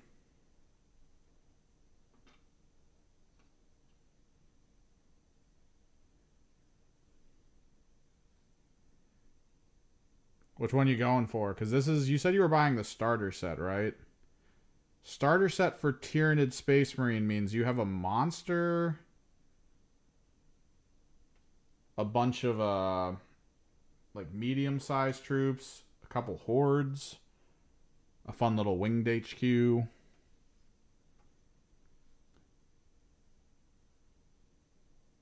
Things to look out for. Always make sure after you're trimming the parts out, look for the excess plastic that usually gets left behind. Try and cut or file it down, depending on what tools you have access to.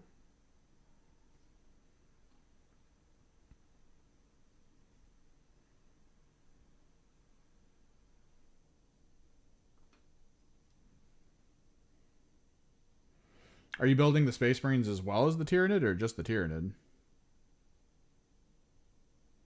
Because like I said, you and your friend were playing. Are you kind of covering yourself and your friend for builds and stuff?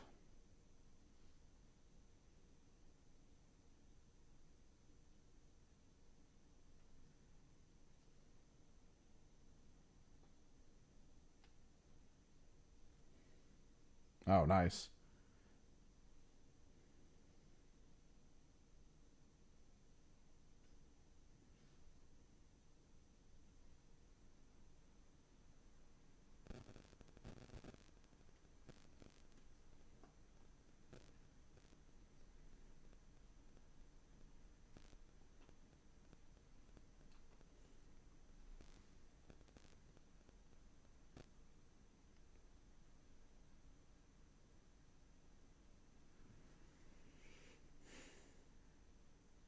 So yeah, you could build that monster. The big guy.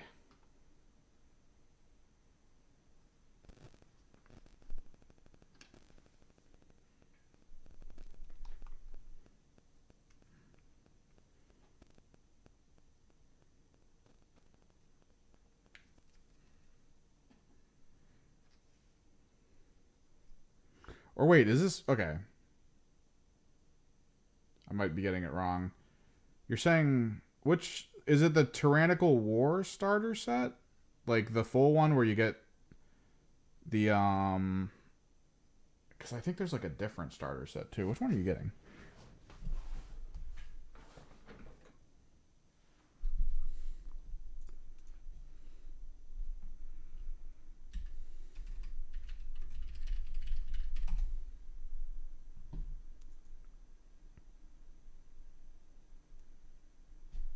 Like, is it the ultimate starter set you're getting? Okay, so at the very least, it is both combat patrols. If it's like the starter set, so you do get the Gaunts, the Von Ryans, the monster. Okay.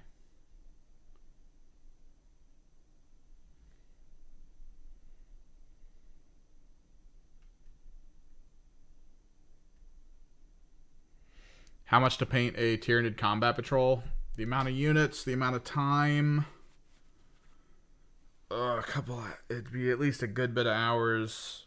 If I'm going all out for the paint job. It also depends on what the, I guess the person expects. Because there's always, when it comes to commission painting, there's a few things. There's the expectation of the person who's, I guess, asking for it, right? Like, they might have a plan in their head that they're like, I want you to execute this plan. That can drastically change the price if there is a specific plan I'm supposed to stick to achieve, like, a visual aesthetic. Like, if someone comes to me with a Tyranid army and then shows me a picture of, like, a golden demon level paint job army and is like, I want this exactly, I'd be like, all right, dude. I'll do it, but, like, we talking probably 5 figures, if not more.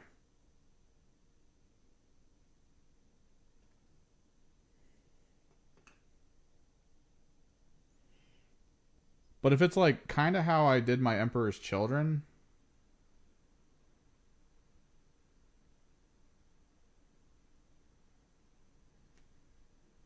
or how I approach some of my easier paint schemes that still like look good but aren't overly packed with too much work. Maybe like for the combat patrol, maybe like 200 for the whole patrol. Because it's still a good bit of work. I'm still going to push to like achieve really cool stuff. It'll definitely take a bunch of hours out of my day. But the results should look good.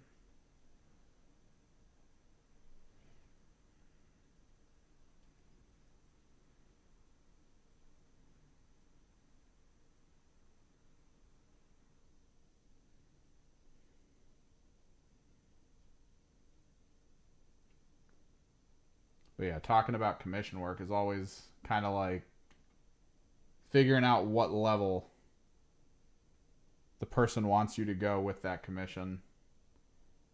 Something I figured out with illustration and everything. You get people who pop in and are like, hey, how much for an illustration? And if you give them a number without reference to like what that number actually means, they're like, oh, that's pretty cheap. I need you to make like a whole comic book. And you're like, oh, wait. I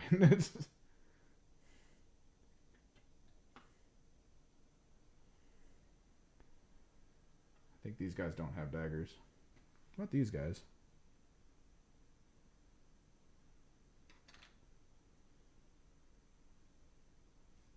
Some of these have daggers.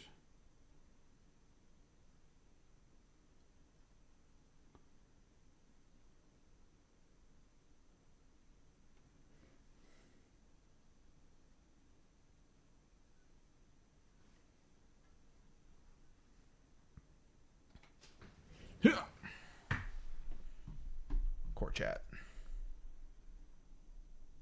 Oh, yeah. Hang on. Add roll neophyte.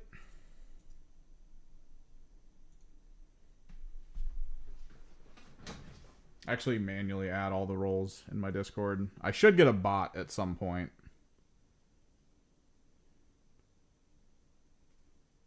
Because manual rolls is some psycho behavior.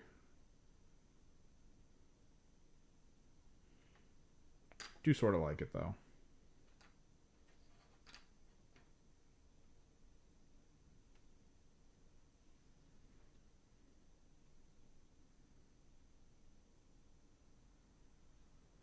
To be clear, that's mostly just the paint. The thing I have to figure out is the logistics. Because when it comes to like shipping and stuff, because I mean, unless you're living close to here and I can drop it off somewhere for you to pick it up, I have to ship it, which means I also have to think of how to ship it in a way where it's not going to destroy itself. I imagine the person commissioning would really like their work to arrive intact. I think that would be a very positive thing.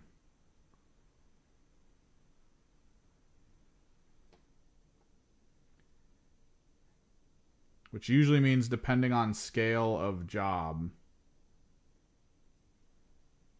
There's a bunch of possibilities. I've always been wondering about the sheet metal possibility where I get like a plastic container and then just put like a glued in sheet metal thing on the bottom with the magnets. A bunch of packing paper type stuff.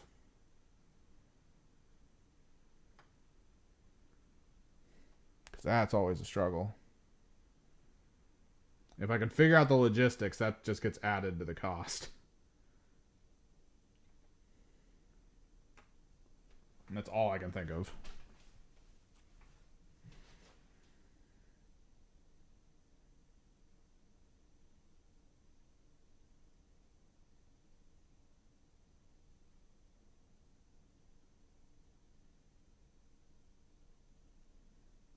Definitely over it. Just for the shipping alone. I feel like would probably shipping and packaging would probably set that pretty decent. Like that alone probably adds like another couple hundred. Combat patrol scale maybe less, but like it's so hard to think of the full potential of it. Like if someone was just like, "Yo, paint me a whole army," that's like a wild thought process. It's probably the craziest conversation you could have with someone, being like, "All right, well, you got to buy me every model. It's all got to ship here. Building and painting equals this. The quantity of units means I'm going to have to buy this to ship it to you in. The weight of that object with all the stuff in it is going to make shipping this much." Like, oh, that is a crazy logistics realm. That's where my original interesting idea came in, because the tabletop stronghold boxes that are very expensive but also very durable and heavy. I feel like I would put everything into one of those boxes with all the magnets properly aligned, get all the stuff into position with the packing paper in it, and then ship it. But like, this would be a box that weighs a ton. I would have to figure out how to make sure like the whole this side up thing, to try to prevent people who are moving it place to place from like flipping it on its side and stuff. Ugh. Because sometimes I'll hear about commission artists taking their commissions to people, and it's usually someone commissions a piece from them, and then they try to schedule a time and place to meet up.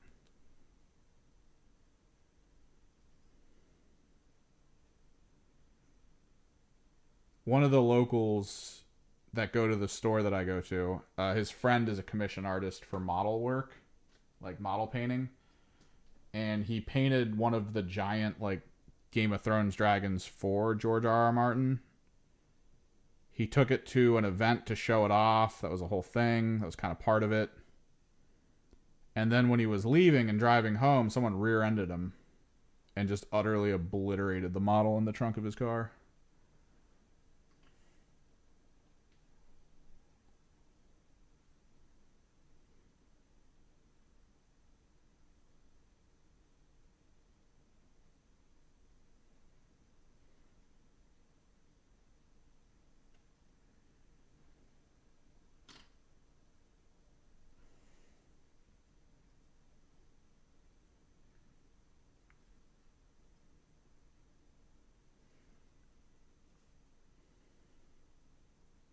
No, yeah.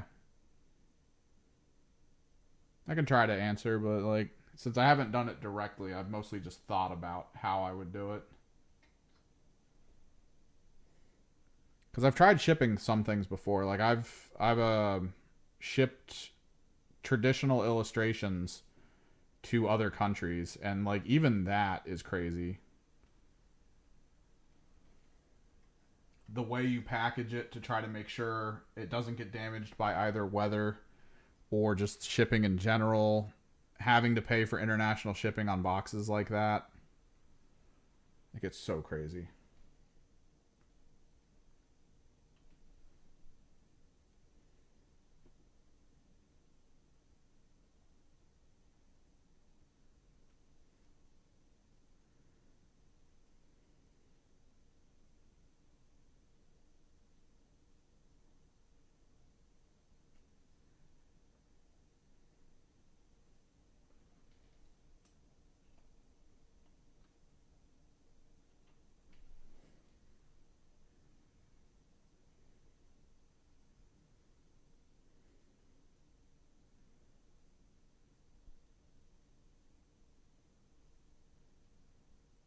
So we got a test game on Friday. Hopefully the person is cool with the test game. We've sort of noticed that a lot of the people that go to the store we all play at, like there's a lot of new people, which was like, oh, that's cool. But some of them, I don't know, some of them feel off. Like they don't really want to learn how to play, but they also want the game to kind of mold to whatever they want to do to win. like it's difficult to describe. Like they don't really want to learn the rules. They just want to roll dice, but they want to roll dice in a way where they're probably going to win. And we've tried helping them to like learn how to play the game in general. Uh-oh. Like we've tried to show them how strategies work. We've tried to talk to them about list building. But they all seem to have this like desire to sort of, I guess, 5th edition it up is how I would put it.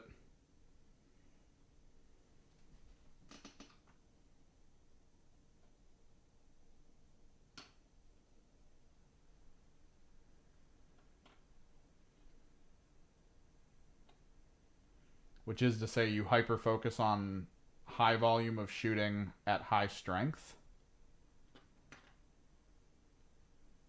but usually with low mobility. And you play in maps where there's like no line of sight breaking stuff. I watched someone try to play their Knights Army at that store recently where someone came in to play against them.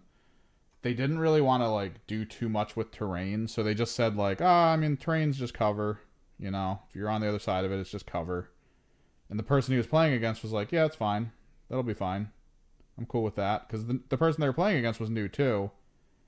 And then the entire game, they were just playing with like Gatling cannon knights, firing like 30 rounds at people's squads.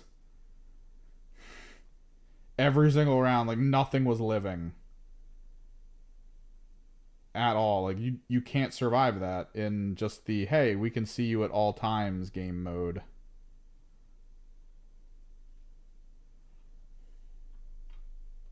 Made my icon bear. I decided my chainsword guys need an icon bear, so I took one of the spears and just drilled it into the base.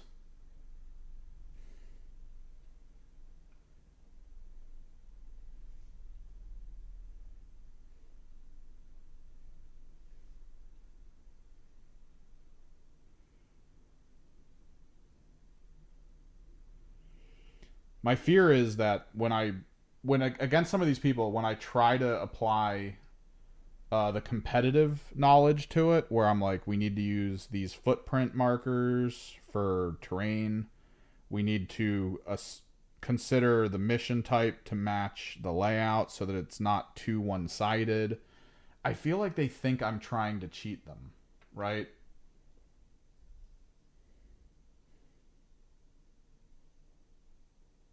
Because if you build an army list meant for a map that's just like an open parking lot and you think it's going to do well, and then I get there and I'm like, we're going to play competitively. Here's the map we're going to play on. It's not an open parking lot. There's a lot of line of sight breaking stuff. I'm just worried that they're like, oh, this guy's just cheating. Without kind of knowing, right? Like, it's a weird spot to be in.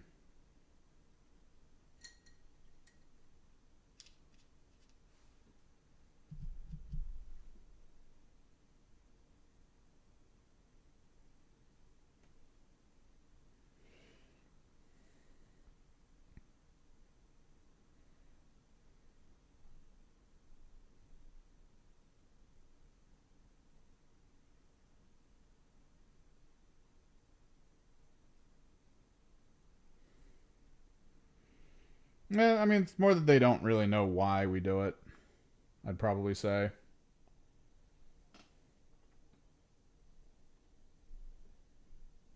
I mean, Francois, if you're chucking out heaven has gates for a reason and so should our community, if you're going to talk about an imaginary place as a rationale for a real world thing, I don't know, man.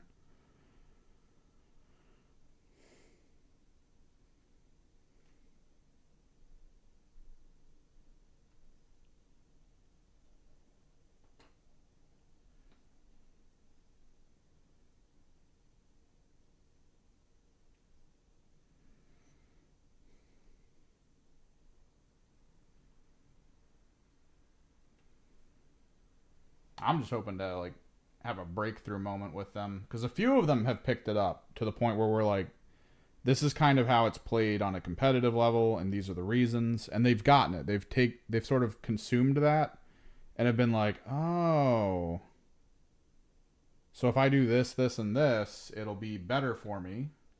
Because these things are here, I can use these units that I thought were weak before, but they're not actually weak.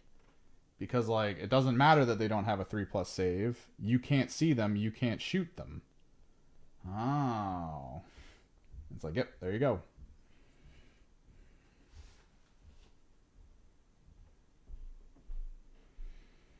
Alright, man.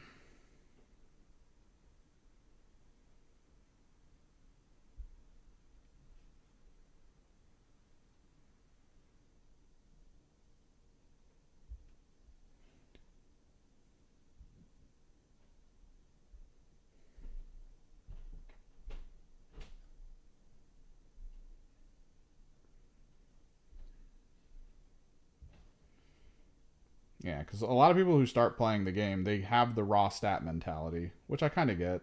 That was back in 5th, like, but weirdly back in 5th, raw stat mentality was the way to play the game. Because there really wasn't a lot going on in the game that was kind of counterintuitive to just focusing on raw stats.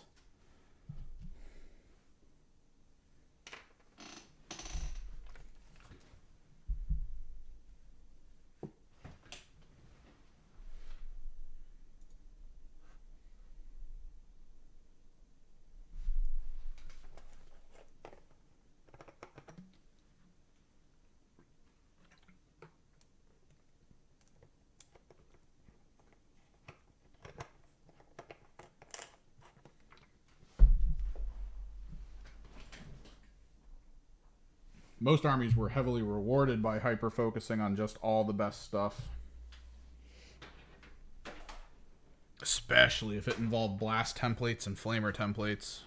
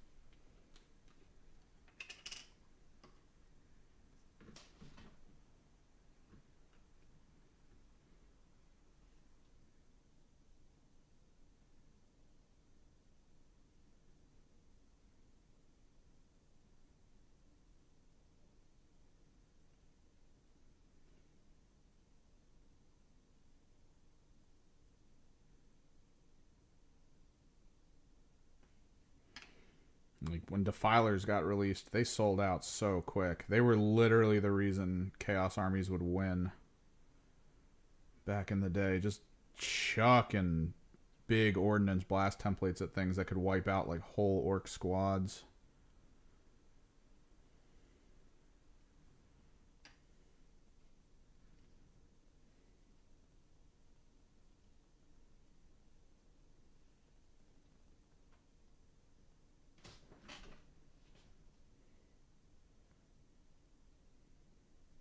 Oh, thanks, Morton. I do try. I've been rethinking the approach, though, because I do need to get through the rest of the Season 1 teams for information.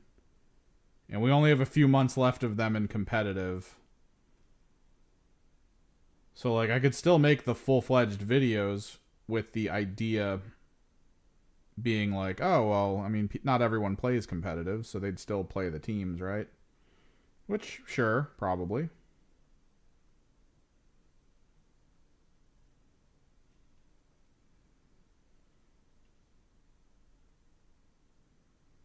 But I kind of want to get through as many of the teams as possible in the next, like, couple months. For all seasons. If I can get through seasons 1 through 3, like, effectively and quickly, I'd be really happy.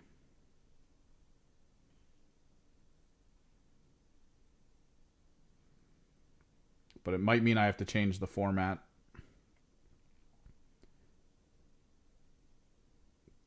quick overviews of ploys, quick overviews of equipments, some like very fast specialist information, but mostly just about like how they kind of need to play on the field.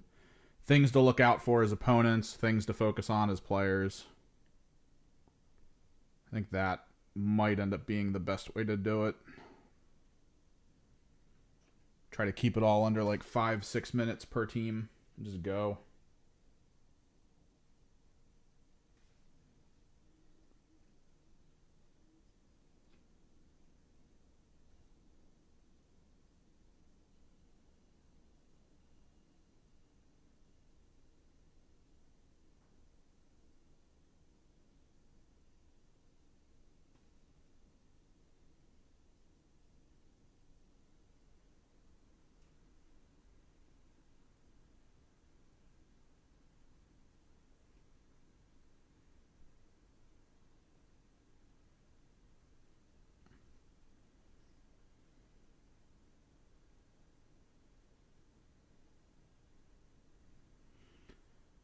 People can still play them in open. My question is, when the new rulebook comes out, I think the gist was that the old teams were going to lose their rules. It's really in a weird spot, in my opinion, because Kill Team is probably one of the better growing side type formats in the Games Workshop universe. Like, definitely doing better than Underworlds, definitely doing better than Warcry. To a degree, I almost feel like Kill Team in maybe a year or two might do better than AOS. If they keep the positive track of momentum going. Granted, numbers are skewed. The reality is that Games Workshop releases a lot of revamp models as well as new squads through Kill Team. So it's very difficult to know the exact impact the community has. Since, like, even with this upcoming box with the Raveners, like, people at my local store are really looking into getting it. Not to play Kill Team, but because they play Tyranid. A couple AdMech players very interested in getting the squad for their AdMech army to try it out. I've been trying to get them to take a look at Kill Team as an option to play, but it's very difficult to break the habit that's kind of in the area. Just because that habit is built around the fact that most of the people in this area are like highly competitive 40k players. Like highly ranked, highly competitive 40k players. So why would they want to play Kill Team if their goal is 40k? It's kind of the thing.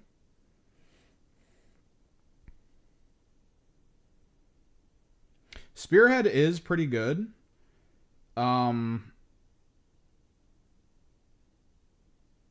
There is a small, I guess, addendum to that. There's a trick with it, right?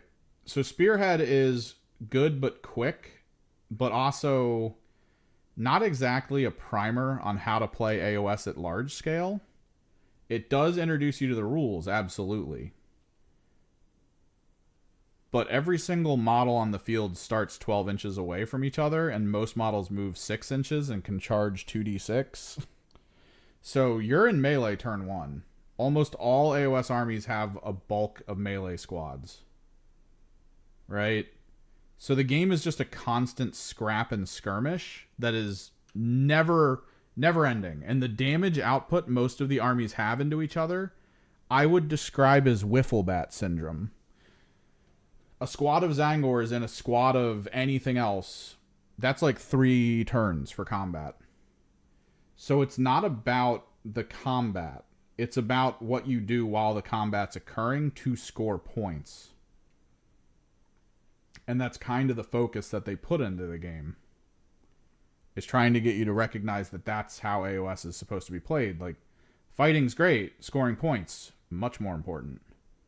So position yourself well. Know where you're going to be when the points requirements come up.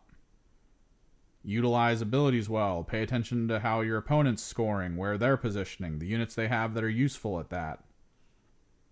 That's what Spearhead teaches. It's not for everyone, because you don't really have that breadth in between actions.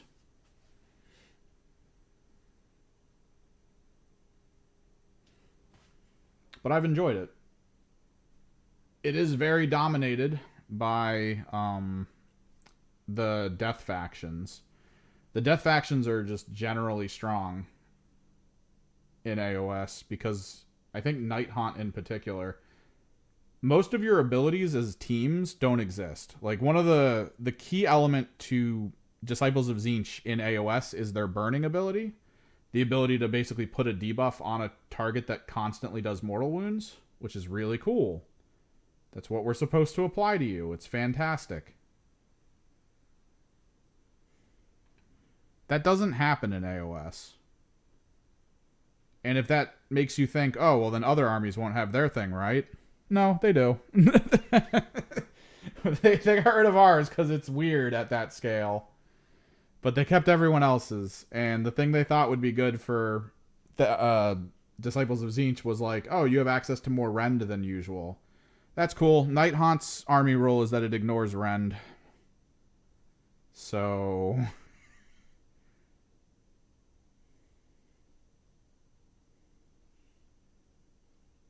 my army rule is more Rend.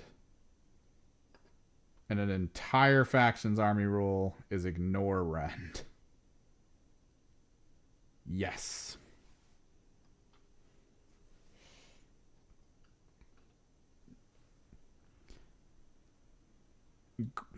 At the end of the day, though, this is, in my opinion, the same issue that Combat Patrol had in 40k at the top, in some ways. And the reality of that issue stems from one key thing. The Combat Patrols that exist weren't made for Combat Patrol. That is the exact same issue with Spearhead, because they just released the mode, but all the teams were already there from like the year prior. So they were trying to build a game system around already existing squads that may or may not actually have been balanced prior to this moment as squads.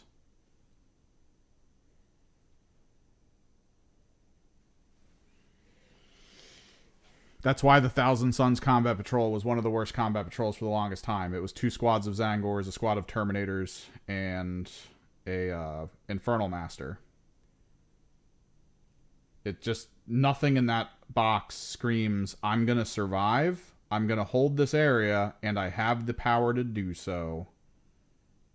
The new one is a Demon Prince, a squad of 3 Spearmen with a Shaman, and a whole squad of Rubrics split between guns and Flamers. That is efficiency at holding objects, not dying, having good speed, quality damage output in both ranged and melee. Like, that's more balanced for what Combat Patrol would be in that situation. So it's just over time, as other Combat Patrols come out for new armies. Because, like, the Emperor's Children Combat Patrol is actually pretty good. I've used it. It's great. It's got a lot of speed, strength, a lot of functional ability to just hold points and be where it needs to be.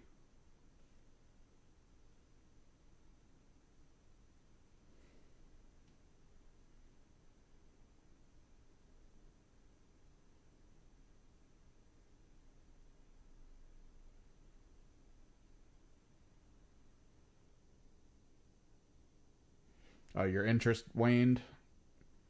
Not a good local community for it. Because it's a decent game. 10th edition runs pretty smoothly, too. It definitely has Games Workshop jank built in. I mean, that's never going to go away, I don't think.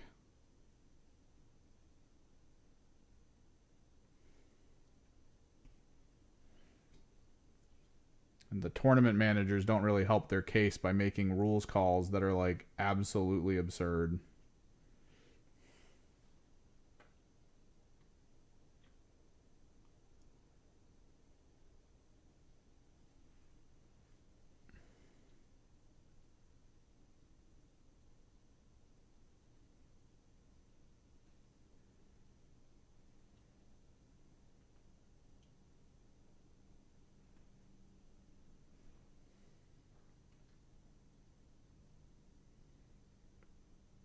No, yeah. I like Kill Team.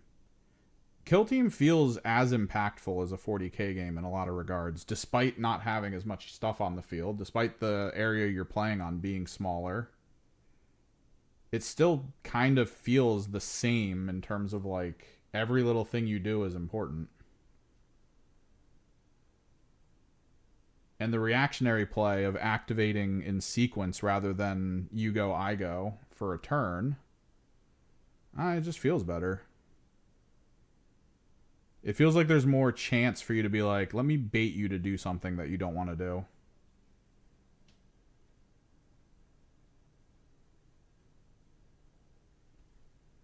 Which is great.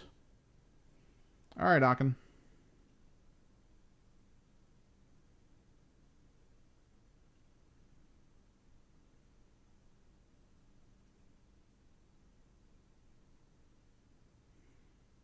That's kind of why I'm hoping GW doesn't completely screw it up. I am worried about the whole, we're only going to, use the teams that are now for like a little bit. And we're going to rotate stuff and... I don't know. I don't know how long you keep that up. Because it has the same issue as fighting games, right? For a lot of people, if the fighting game doesn't have a character they're interested in it, both in the way they play or just the character style in general, they won't play the game. They won't buy it. Like, even if it's from a title they've been playing almost their whole life, if they look at the character roster and they go, no one interesting, they're not going to get it.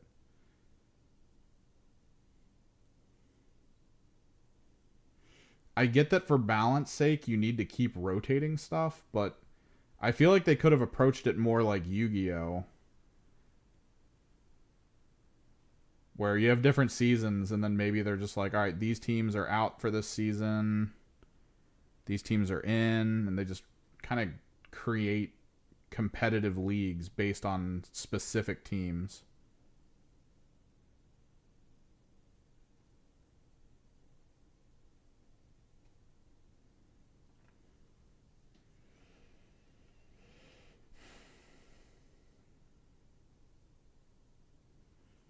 No, yeah, and I get that. It's just, I don't know. There needs to be a better way for it. Because a lot of people I know that play Kill Team have zero interest in 40k. So the idea of collecting a Kill Team and then having it be like the one you really want to play, and then having that go away, and then having nothing to replace it that interests you, that's just a person who doesn't want to play at that point.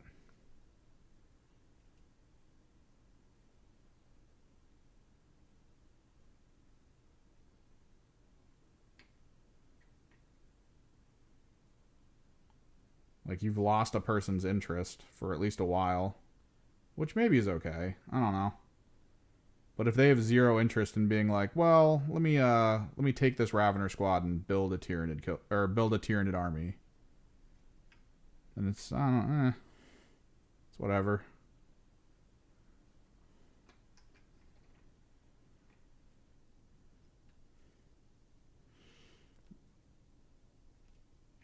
It's not as much of a fear now, just because people can play casual leagues. If they like the team they have, they can still play casual if it's pulled from competitive. Which is sort of like in Magic the Gathering, I can never remember what they're called. The leagues that basically are just completely cool with whatever cards.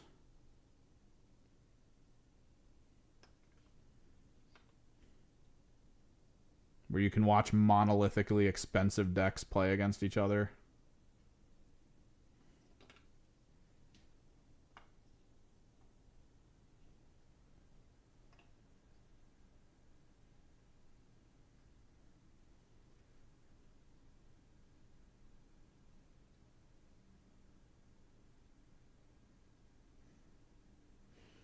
You don't like Into the Dark? Into the Dark is like the best mode, in my opinion. It adds so much to the game. It makes so many characters that people don't take in any other mode, like, viable.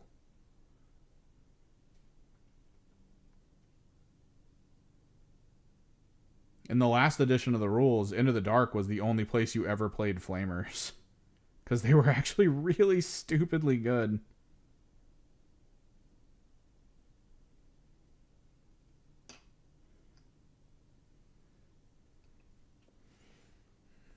Oh, to buy everything. Well, Into the Dark is just boarding patrol.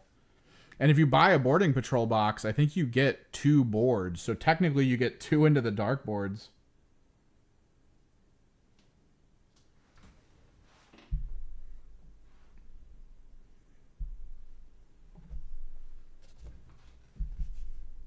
Because boarding patrol is part of 40K. And they kind of keep pushing it. It's really not as big, though. Well, okay, so all season 3. That was all season 3. Into the Dark, Shadow Vaults, Soul Shackle. I can't remember the rest.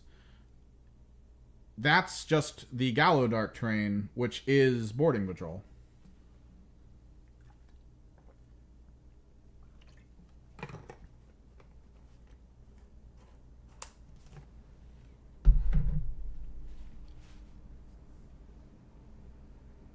If you're going into ITD, depending on which army you're playing, you're bringing more Blast and Torrent than normal. Like, even if your opponent doesn't have a lot of... if your opponent's, like, elite, it's still viable to bring Blast and Torrent because you're still hitting a lot and you still have more access to crit. So even if they're rolling a lot of their saves, it's much harder to deal with, like, 3 or 4 crits out of like a missile launcher than it is to just deal with like a couple hits with like a plasma gun. But highly more mobile units tend to be really good in ITD versus Vulcus. Vulcus you can kind of use like more stationary units. The gear that you get, like the equipment choices, tend to be a little bit different. Because you can shut down hallways with like a landmine. Whereas in Vulcus, you're more free to move about. It makes it a little bit easier for you to circumvent stuff. But if you're just like, I'm going to put a landmine here, it's like, well, that room's yours. Which also could imply that bringing a unit that maybe is a little bit more sacrificial or a little bit better at taking like a hit of damage would be good. Just because they can go through a wall.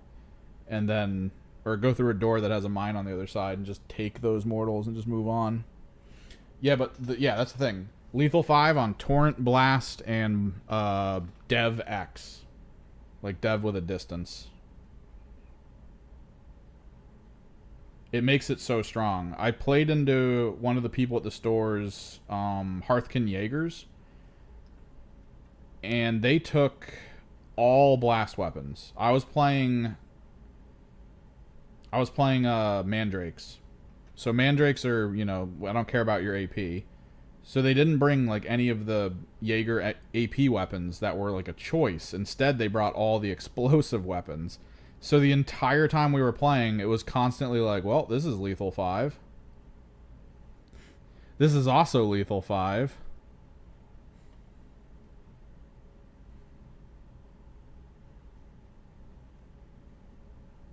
If you have characters that require a lot of vision to provide a lot of buffs, those might need to sit out, especially if they don't have other possibilities. Like if you have a style of commsman or some other buffer debuffer who requires to be within like certain ranges and have line of sight to things, those you can usually just leave at the door. There's almost no reason for it.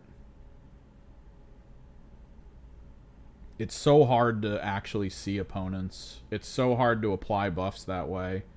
You need to have characters that don't need line of sight over others, which isn't always the case, but like the Kasserkin Vox, I think still exists the way he used to, where he could apply 2 AP to the squad, and he can apply it from anywhere and doesn't need vision. So you just have like one Vox guy at the back end just chucking AP around the field.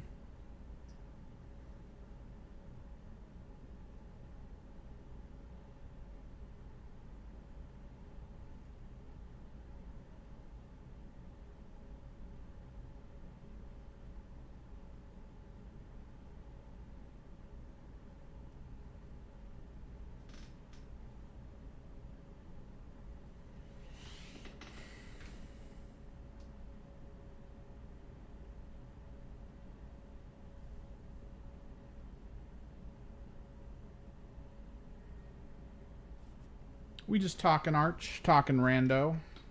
Nothing really rules-wise. We're mostly talking differences between ITD and Vulcus. Teams that have better chances versus teams that have less chances. Anyone that has a 5-inch move in ITD is always going to be worse than in Vulcus.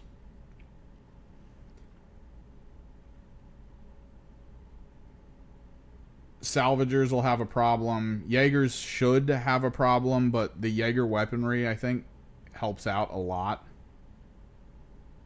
As well as some of their special rules, like the Saboteur guy who can put down minefields preemptively.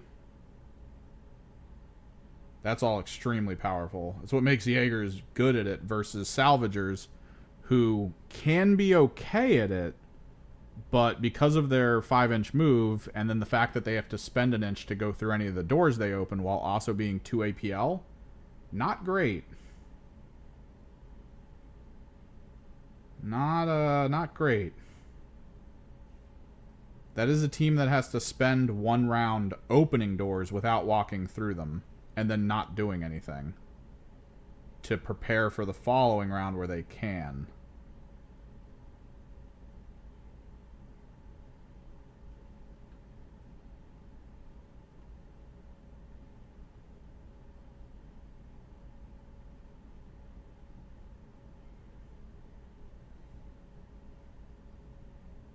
Oh yeah, and anything melee in ITD is way better than in Vulcus. Way better.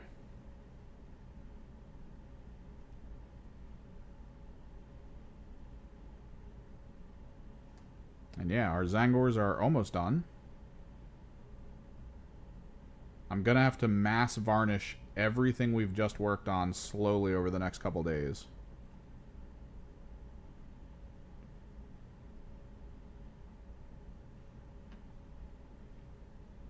Technically, we can still go on with projects after this is done. I just wanted this done for the test game and potentially the tournament at the end of the month, although I'm not really looking forward to playing a Horde army at that tournament. Alright, Morden.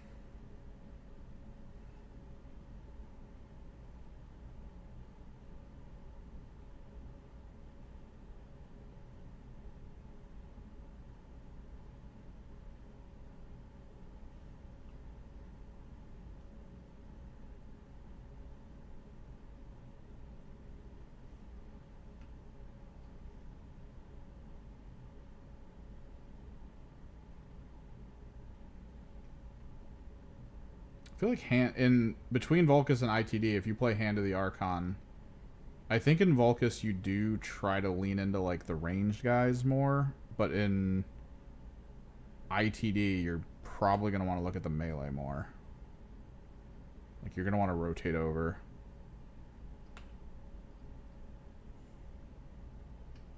Maybe. Oh, I can't see the split. Definitely just did him.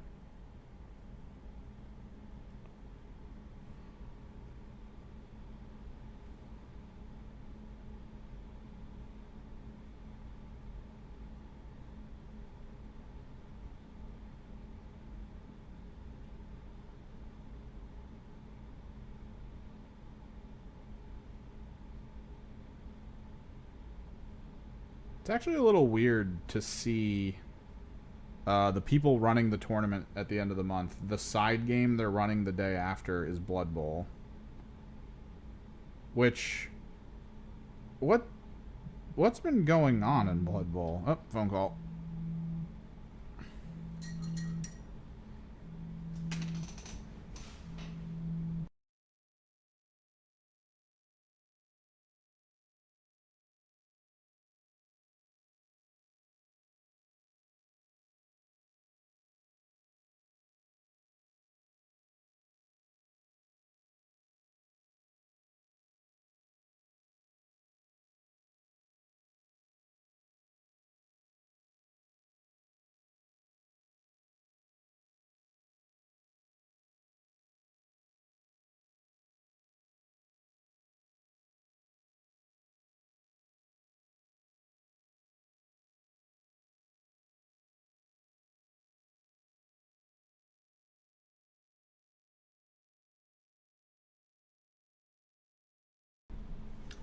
Looks like the store near my buddy doesn't have any enlightened.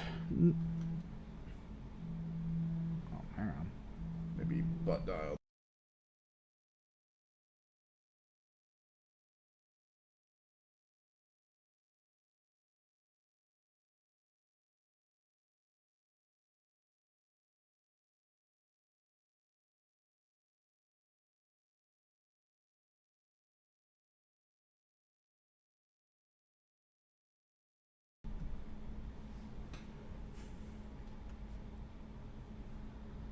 I guess he asked someone and they were like, yeah, you can buy them in Combat Patrol. I don't need that many Demon Princes, sir. I already got enough rubrics. I don't need any more shamans.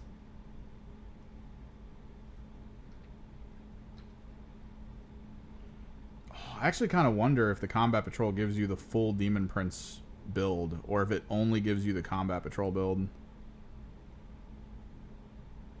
Ooh, that's actually a good question.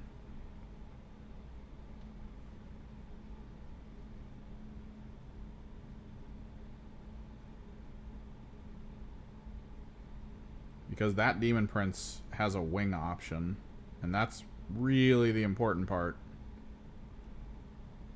Because I could easily see someone pick up like 2 to 3 Combat Patrols to start their Thousand Suns army if they're new. Which could give you 2 Demon Princes with wings, 1 on foot if you want to go that route. If you go 2 Demon Princes with wings, you could try to finish out your build for the Cabal of Sorcerer one, because that's really where those Demon Princes shine.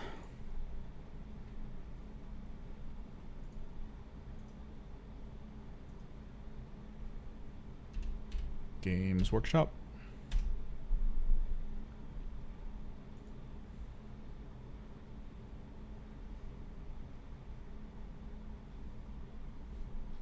Uh-oh, is their website broken?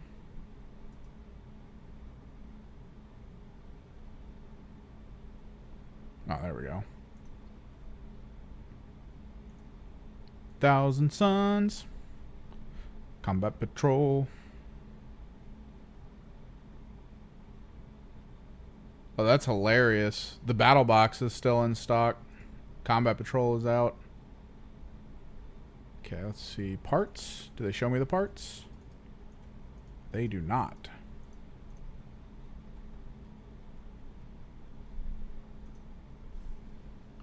So they either give you the full stuff for the on-foot Demon Prince and then just call it a day, or they actually give you the full set of parts he has access to, which provides you the wings, which would be very important when it comes to multi-purchasing the Combat Patrol box. I'll have to ask if someone picks it up or has picked it up and built it. I'll have to see if they have access to the wings in that box, just in case people ask me where to start. Because right now, if someone's like, where do I start? Try to get your hands on that battle box, if possible.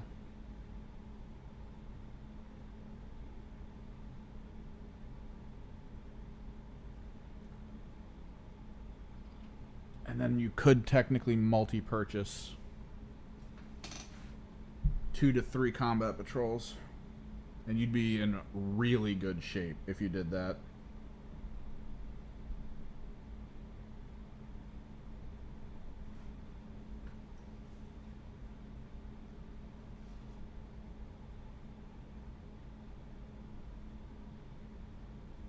Technically we do, but we don't. I kind of get you. They all do look a lot like the same. But the face differences are actually really cool. I do like the amount of different visual aesthetics that the characters have. But the flavor, yeah, that's not fully there. Because Slaanesh Demon Prince, the fact that there isn't like a whip in the box to make me have a Demon Prince with like a really cool looking whip as a Slaanesh Demon Prince, it's like, oh, that's a missed opportunity.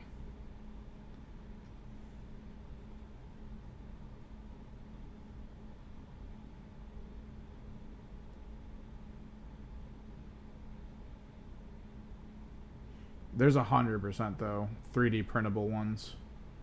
It's just whether or not you can bring them into the store or wherever you're gonna play them. Because I'm gonna tell you, those Slaanesh ones Don't get caught in public with them. You're gonna get ostracized.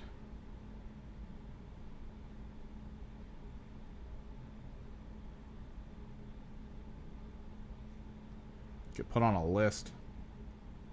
Won't be able to be within like 50 feet of a school.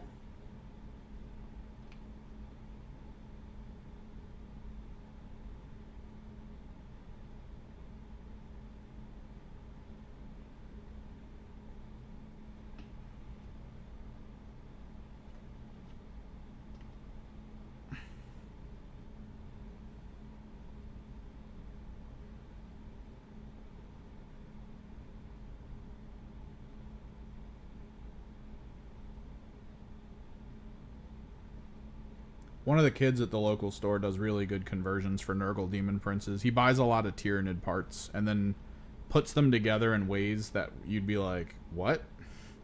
They look so crazy. He'll buy like a Hierophant, but then... Not a Hierophant. Whatever the one that like spits... I think Psychophage?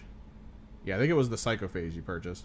And then he stood it up so it looked more like a person, because Psychophages and most Tyranids sort of have that dog physicality where it's like a rib cage and stuff, but it's always sort of horizontal. He stood it up vertical and then kind of glued the parts on wrong with a couple other like Nurgle components, a boatload of green stuff to make like tendrils and things, and it was upside down. Like it wasn't how you think it would be, where it's just like, oh yeah, he stands it straight up. No, he flipped it so that the head side was the bottom. So it just had like this whole weird thing going for it. Looked really great though. Looked really Nurgle-y.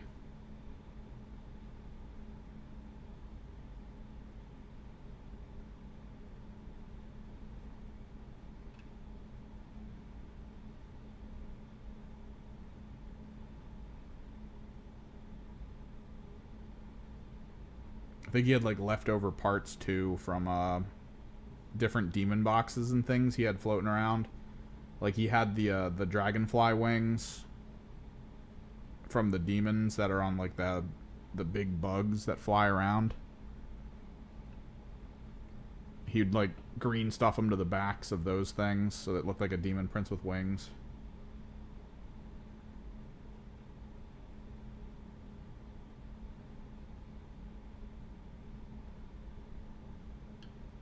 It was just good stuff. He ran a 6 Demon Prince army list back in Index. Everyone thought they looked cool, but we all recognized that it was not a strong list. Very much not a strong list.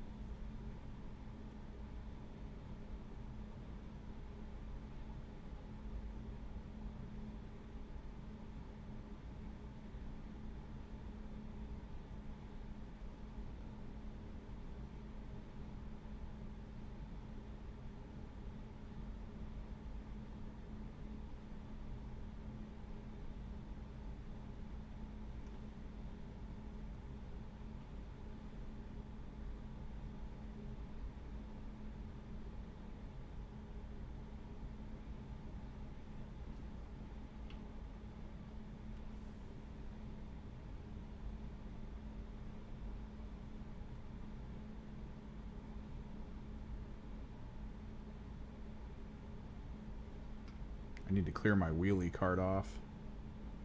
So I'm going to start moving these guys over to it.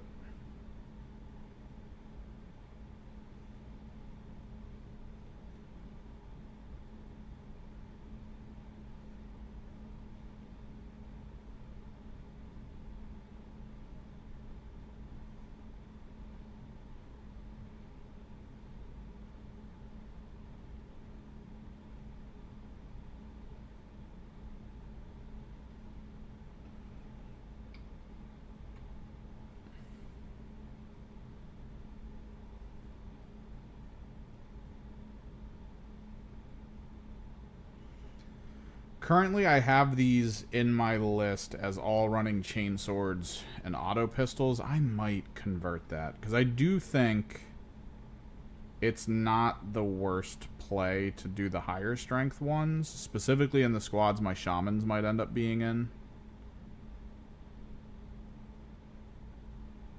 Even though the AP still absolutely sucks.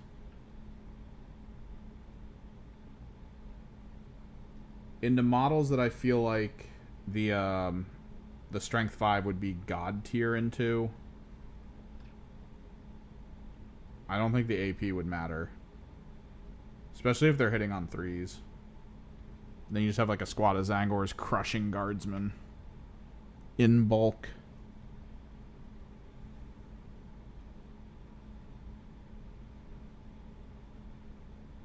I don't know though. I might just leave them as all chainsword pistol now. I mean, that's where the weight of fire comes from, even with the +1 to hit.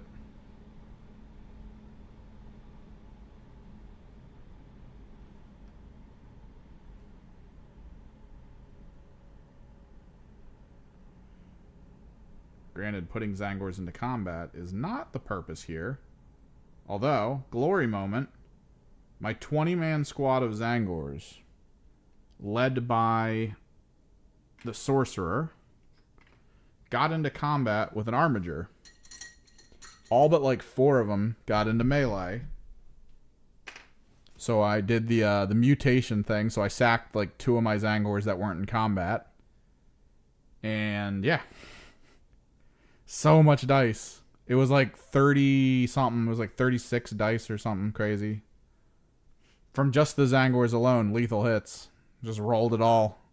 Got like 10 lethals out of it. And then it was wounding on 5s because of the sacking of the 2 Zangors in back. So the follow-up to that added like 12 more. And the person had to sit there and roll all 3s. He was like, oh, that's horrible. I was like, it's AP nothing. He was like, oh. Picked up his dice and was just like, rolling 3s. And then took like 5 wounds. And then my sorcerer just ended it. Killed it outright.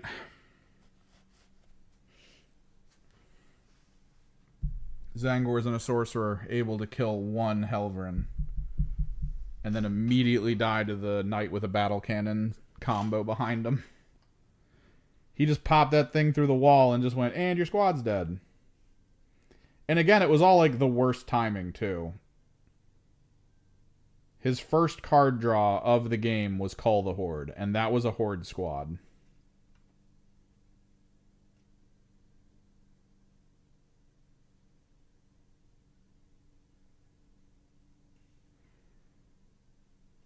Genuinely made me mad. The luck of it.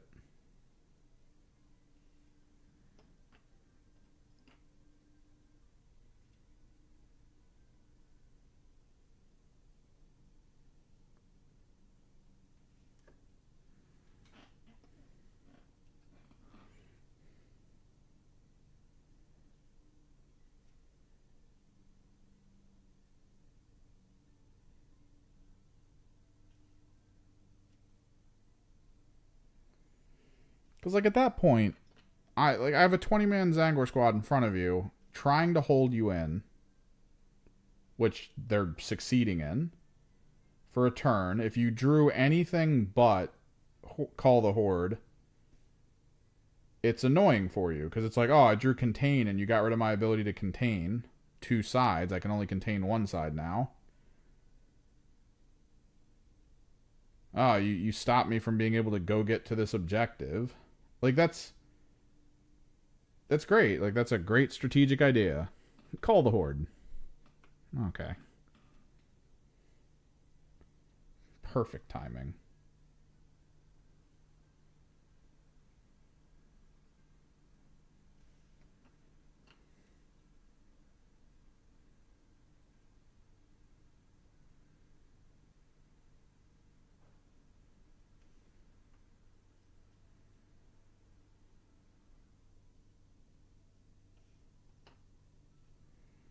We were one of the last tables done, too. That is actually really crazy, that final round.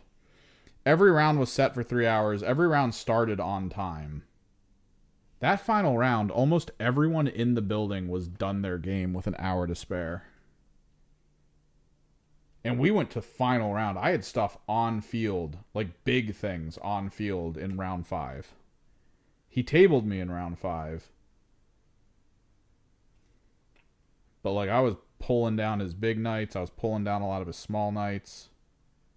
I was trying to get more points to the best of my ability.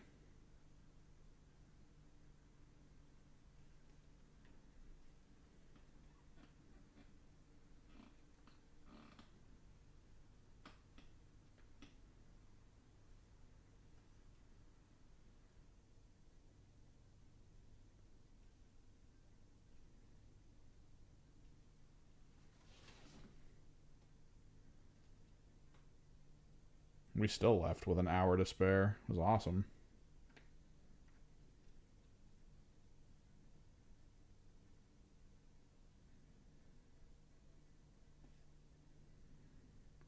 That's kind of given me hope for the 2.5-hour round tournament. Because if I can do that with a Horde army, if I can get to turn 5 with a Horde army, scoring the whole time, drawing the cards, keeping up with the rules, and doing everything I need to do, and still have an hour to spare, I think I'll be okay.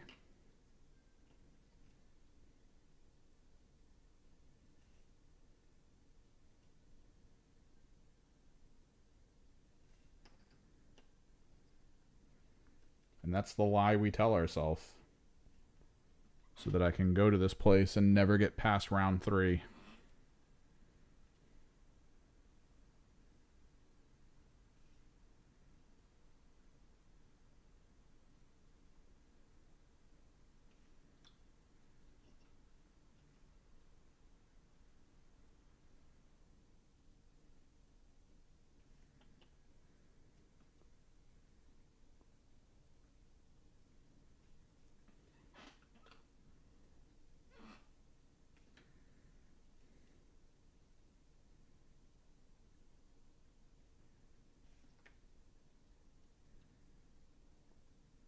Yeah, the phone call was the guy that was here earlier. I guess he got out of work. Checked the store near him.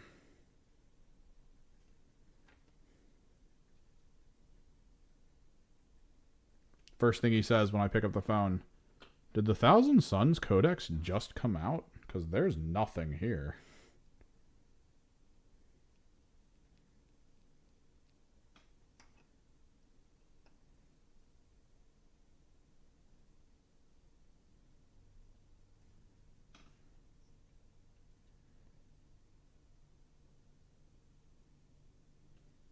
Indeed it did, buddy. Indeed it did.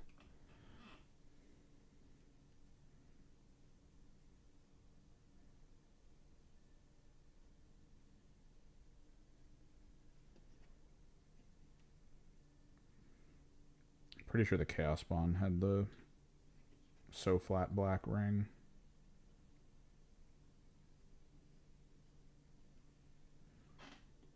It looks satiny smooth on all of them. All right, let me clear. What time is it? 5. Okay. Let me clear these guys off. Put them on the tray.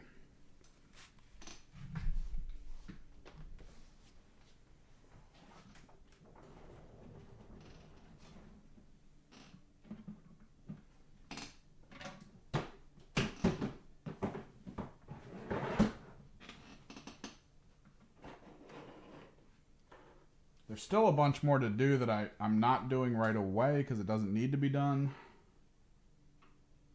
Like, I have my Enlightened with spears, but, like, I have zero plan to use them.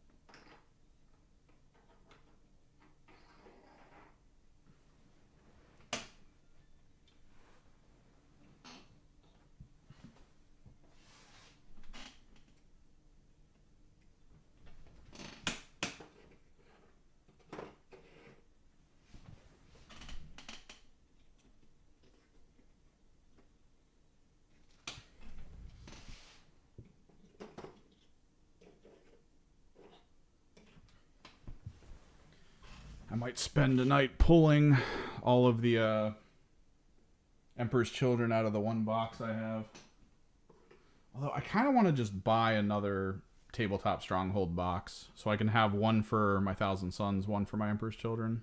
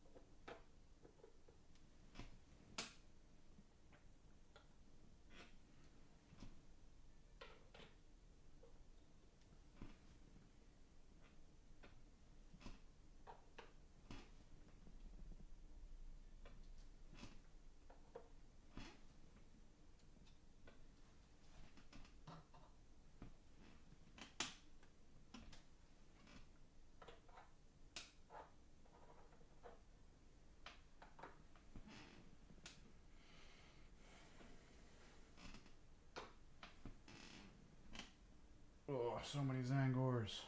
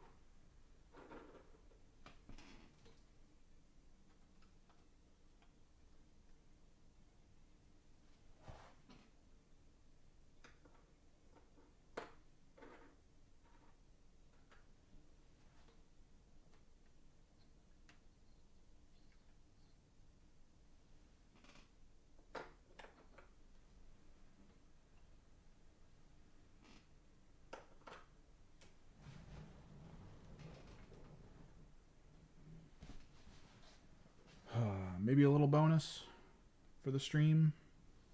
Do it for the gram. BRB.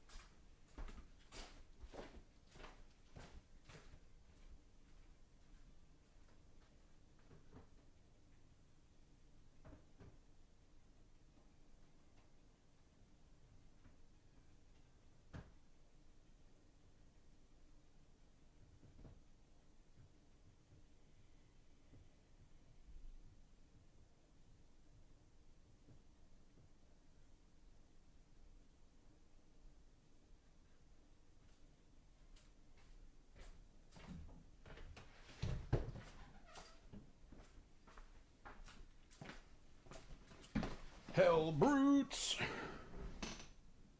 And a whole other rhino. Technically 3 warp smiths.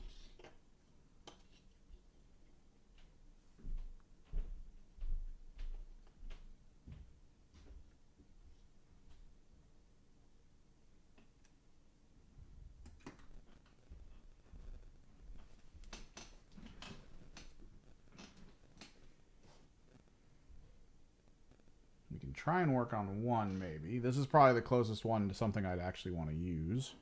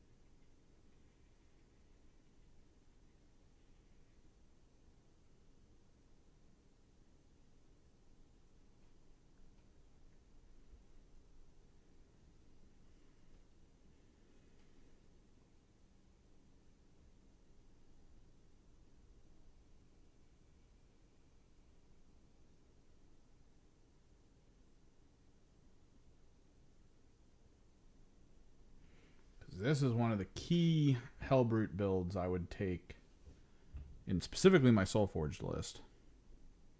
Because it swings a ton. This is actually the Hellbrute that I sort of sprinted into the middle of the field against the old Nurgle index detachment, and yeah, he did what he could.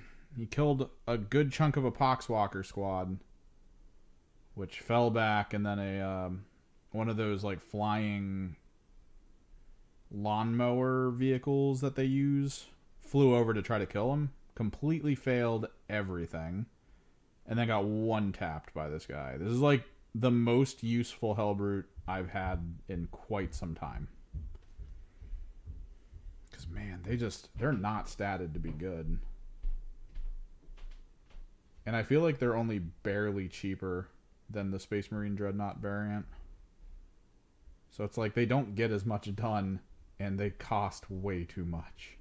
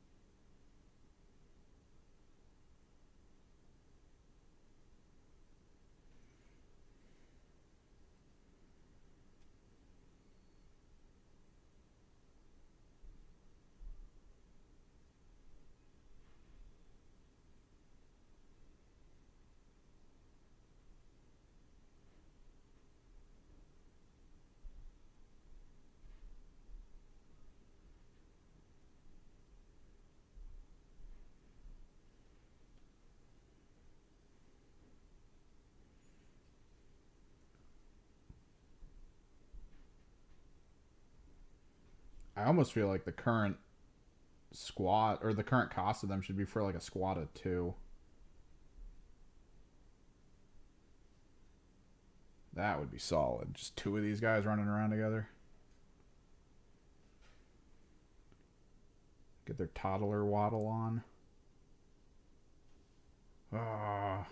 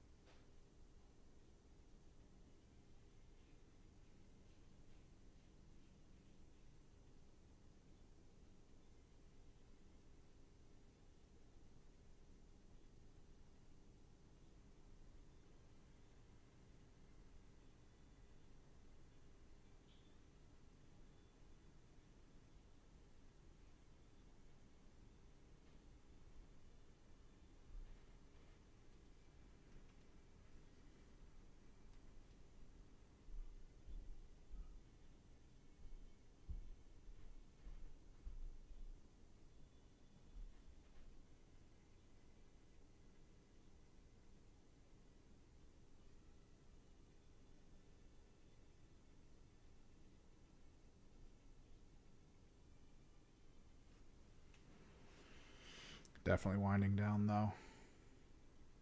It's looking like Monday streams are a solid option. I don't know about Tuesdays though. Tuesday's decent. Does feel weird.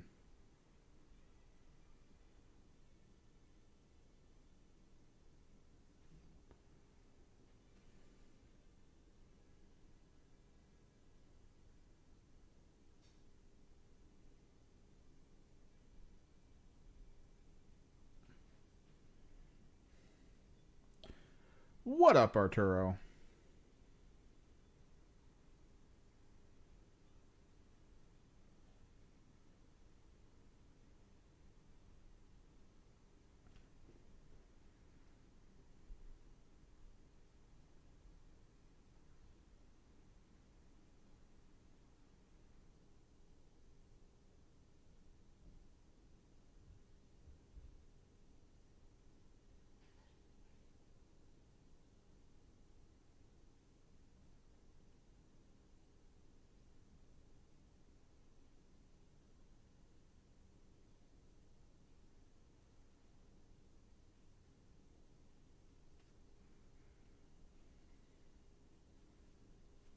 Painting's good. The bulk of what I needed done for like general tournament play is done. I just gotta, put the time into varnish. We can start that tonight a little bit because it does look like it's clearing up outside. Start putting stuff in the box. Start putting it through the varnish process. These are just bonus models. These are more soul forged. Potentially the warp forged.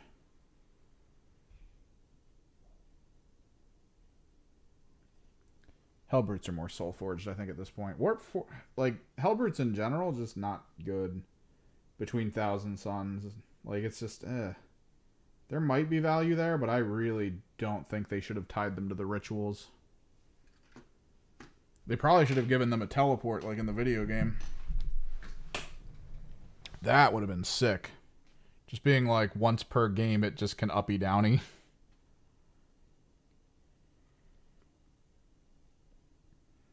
I'd play the hell out of that.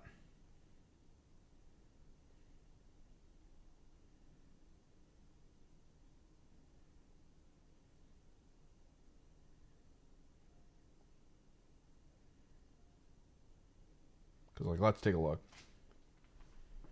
If this model comes equipped with 2 melee weapons, it adds 2 to its attack characteristics. That is bog standard for Hellbrutes. Which in the Thousand Suns can be pretty good because Thousand Suns aren't great at melee. But if you're shooting, or in your shooting phase and the fight phase, after this model has shot or fought, select one enemy unit hit by one or more of those attacks. The unit must take a battle shock test, subtracting 1 from the test if it is within 9 inches of one or more Thousand Sun Psyker unit in your army. There is nothing in the entire army that really helps with battle shock or greatly benefits from battle shock. So, like, it's unnecessary. It is quite possibly one of the worst abilities you could have given a Hellbrute ever. Which means there has to be strength in it somewhere else. Sadly, there is not. It is 110 points, which I feel like is way lower than it used to be. I feel like they used to be like 145, 150. So stat-wise, it's not the worst. It's 110 points worth of brawling, which maybe is kind of cool. It doesn't have the Psyker keyword, so it's not like I can put it with other demons to give it a 4+ invulnerable. So that kind of sucks. Its melee weapons are just standard profile. There's really no big benefit to using any of this over anything else. And its ranged weapons, it has a heavy flamer, so it doesn't have a heavy warp flamer. It's just a heavy flamer. It's got its plasma cannon, which is auto hazardous at all times. It really comes down to its Inferno heavy bolter. Like, that's the one step up from just like crappy weaponry that it has, which is an AP2 damage 2 heavy bolter. Sustained hits 1, twin linked. From 36 inches, which, I mean, that's just basically a heavy bolter.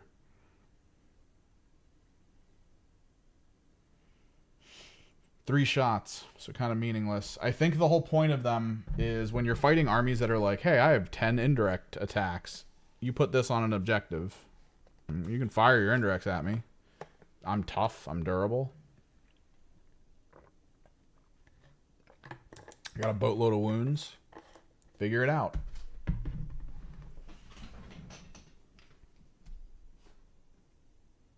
But like beyond that limit, they're just so purposeless with that ability. Compared to things like the World Eaters one that can attack every time it's attacked. It's just a million years better.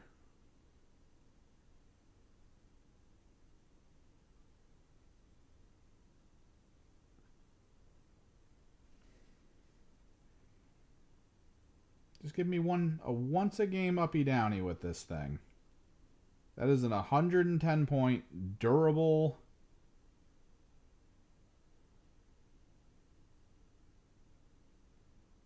Just enjoyable to use model.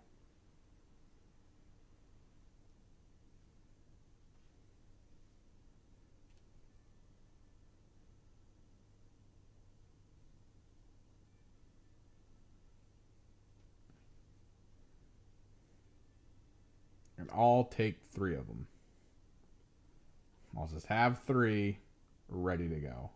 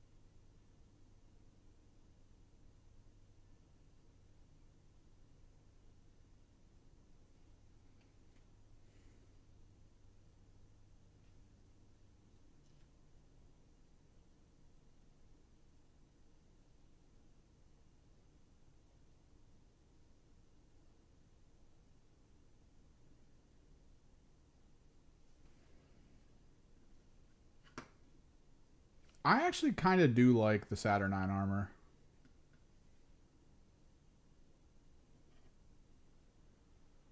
This should be magnetized. Yep, there we go.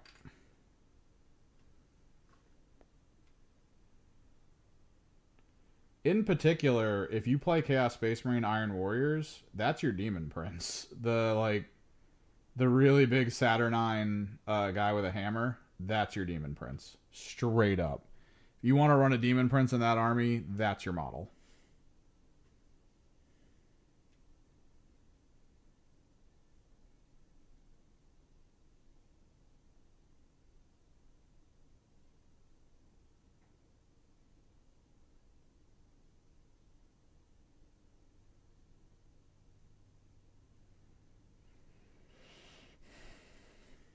Oh yeah, Centurions are big, and those things are really close to Centurion in size. I could 100% see them being good proxies.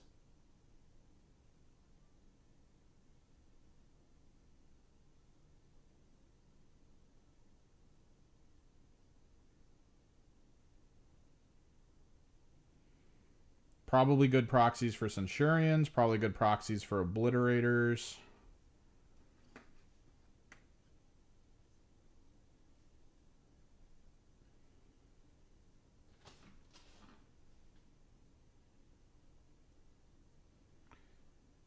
$30K I hear is fun. It's 40K 5th edition fun. But like I played 5th edition a lot. So I don't want to go back. I was there when people argued over how much stuff blast templates were on top of. I don't want to go back. But I do get it. Like, that's kind of the thing. Because Horus Heresy leans into the old system of, like, you're paying for your ammo in points. You're paying for some upgrades for your squad in points. Which, yeah, that was like the old War Gear system. It's fine. And a lot of people really miss the old War Gear system.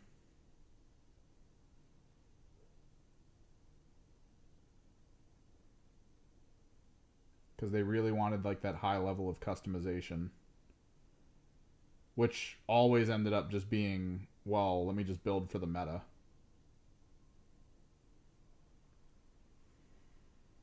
Everyone has weight of fire, but all those weapons are strength 4 without AP. So let me just increase, my toughness enough that the strength 4 breaks a little too much and doesn't do as much damage. And I want it to make as many saves. And therefore, that's the meta. I will always have to purchase that.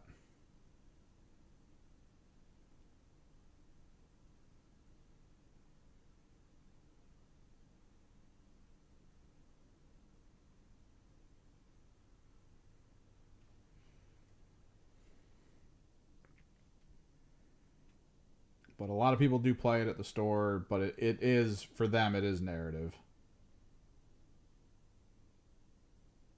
I think they put a lot of time and effort in so that they could do the Dropship Massacre story using 30K, which, I mean, this is just the Dropship Massacre 30K season. So, like, that's kind of cool.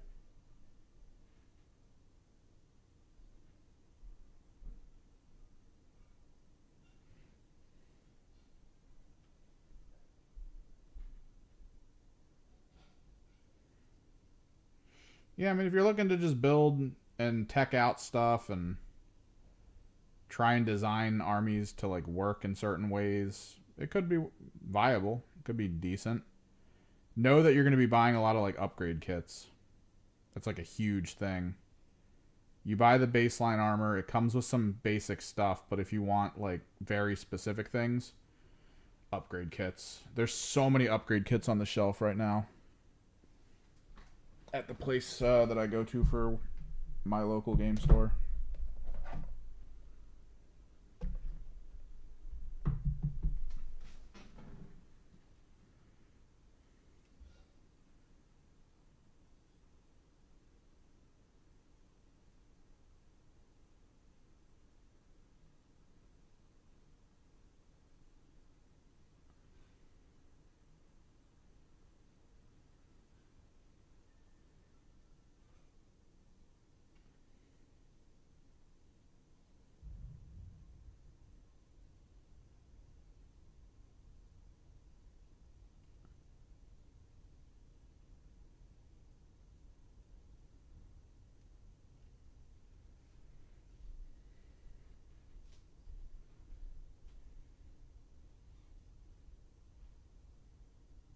The thing I kind of hate the most out of Horus Heresy is just the lack of difference. Like, I'm already in the mindset of, like, I'm a little tired of just Space Marines. Like, I get that I play Thousand Suns, because I do love me some Space Wizards.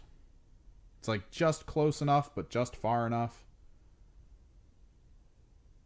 But it would really... I probably wouldn't have come back at all if every game that I played was against a Space Marine player at all times. And that's Horus Heresy. It's like, who's your opponent? It's some flavor of Space Marine.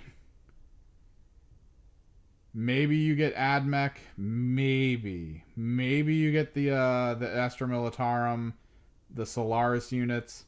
Maybe. 9 times out of 10, it's some flavor of Space Marine. The game is just built to be a Space Marine playground, which, yeah, it's fine. I like fighting Xenos. I like going into, like, weird trickery armies.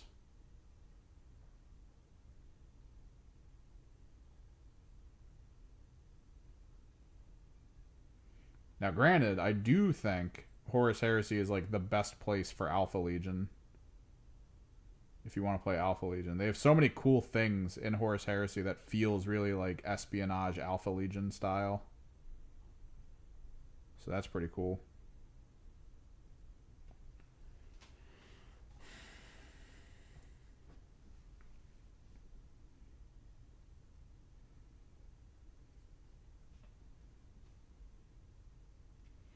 Baby Brute Smash.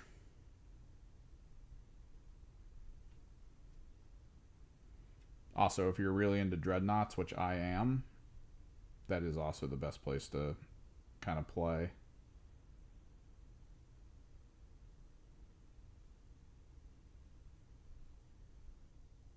Like, there's just a million variants of Dreadnoughts. It's kind of stupid, but kind of funny at the same time. The Dorito Dreadnought.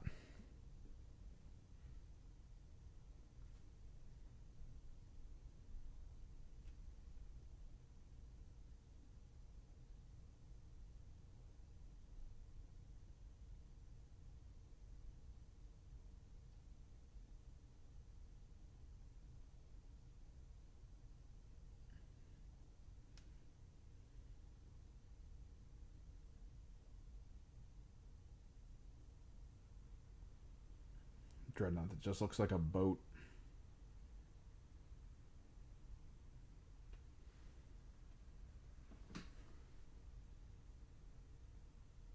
Dude, all the old Dreadnoughts were huge. The Saturn one is pretty big, but, like, any of them are just so massive. So much bigger than what I remember, like, the old Chaos Dreadnoughts being. They're, like, twice the size.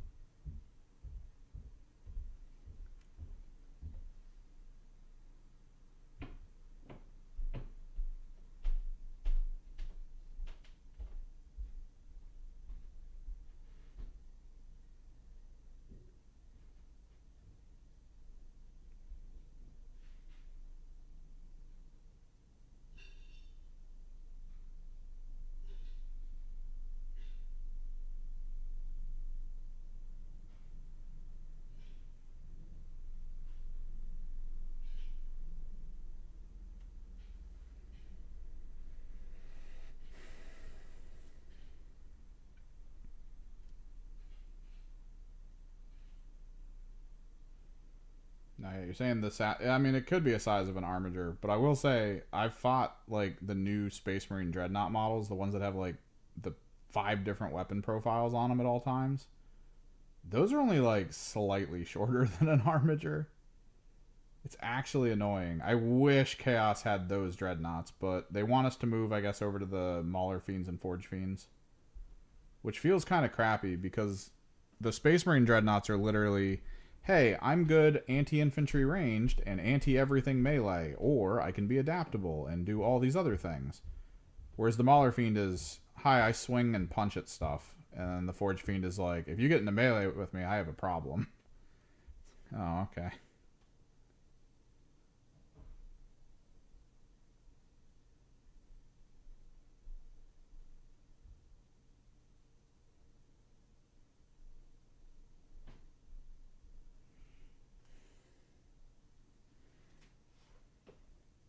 No, yeah, Mini Compare would have it. But like a Space Marine Dreadnought is literally like this. It's like a Hellbrute on top of a Hellbrute in size. It's so annoying. Since Dreadnoughts used to just be the same size, Chaos Dreadnoughts and Space Marine Dreadnoughts, they were the same size. They ran kind of the same thing. They had really cool weapons platforms on them. And now it's like the Space Marine Dreadnought is the one that took that and ran with it. And then the Chaos Dreadnought was like, how do we reduce this? How do we minimize this?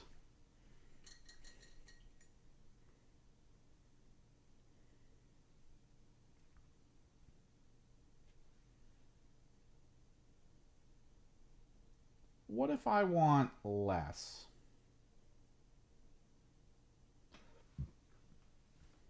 And here we are.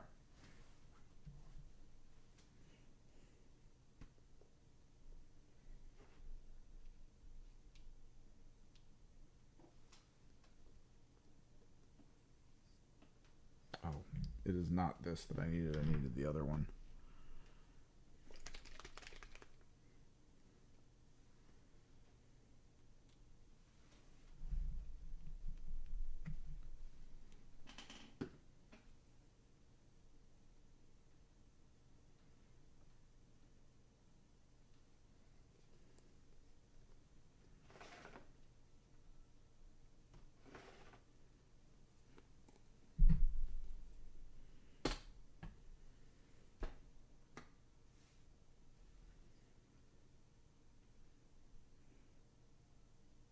So like it's mildly awkward. Slightly annoying. Because when I originally came back and I saw the picture of the Hellbrute, I was like, wow, that's really cool. Because I had seen a full-sized Chaos, or a full-size Space Marine Dreadnought. I was like, oh, that's going to be crazy. And then I got my first Hellbrute and put it together. I was like, oh, this is like a slightly taller Terminator. Okay. This is like an obliterator that ate too much food at Thanksgiving.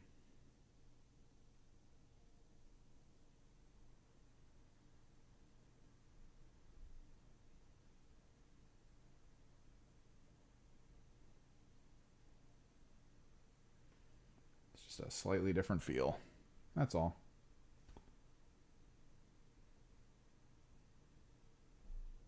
It really does look like a toddler that's mad at you, though. It's kind of endearing a little bit. Just that sort of like, I want Pokemon cards.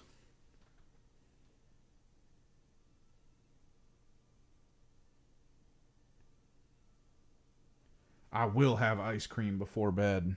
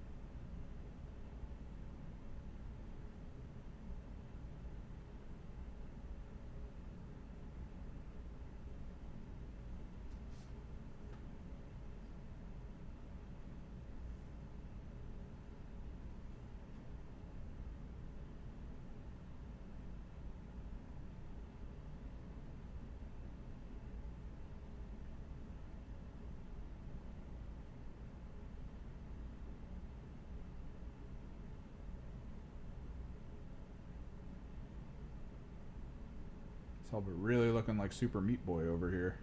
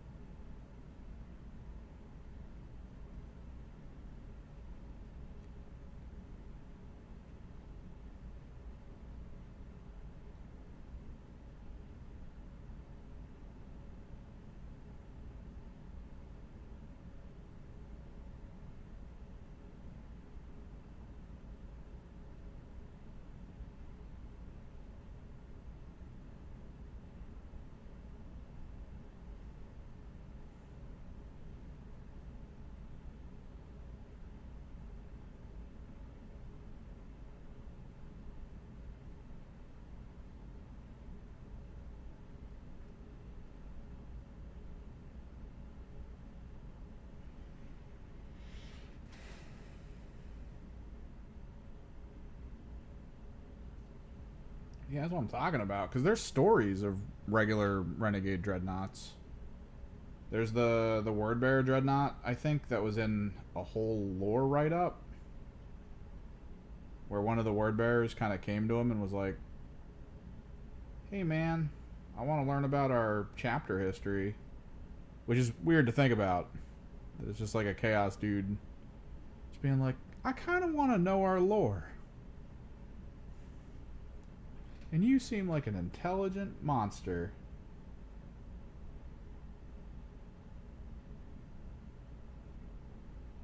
And the Dreadnought like sat there and kind of went over all the cool stuff about them.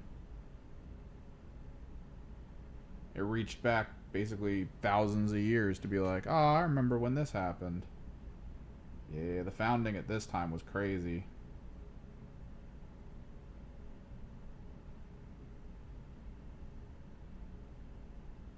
He was like, thanks, man, that was awesome. And the Dreadnought was like, yeah, no problem. Hey, how's the front line in the war going? Has Horus won yet? They were like, uh-oh.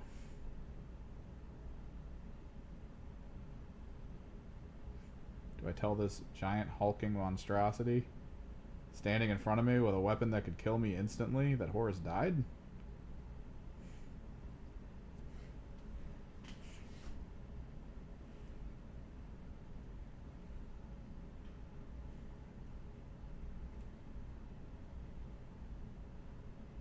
These things are known to lose their mind and go into fits of rage. Because the Chaos ones don't get the drugs that the Space Marine ones do.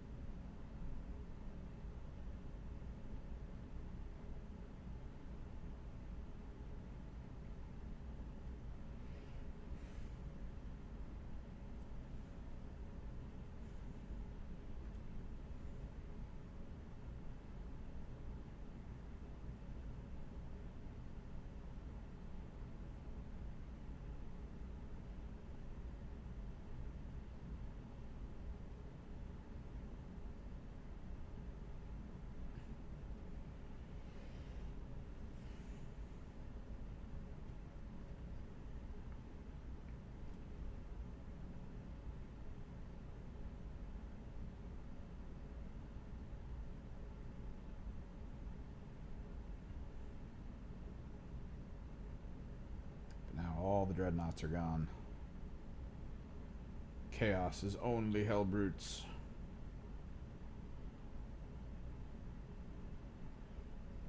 All hell brutes all day.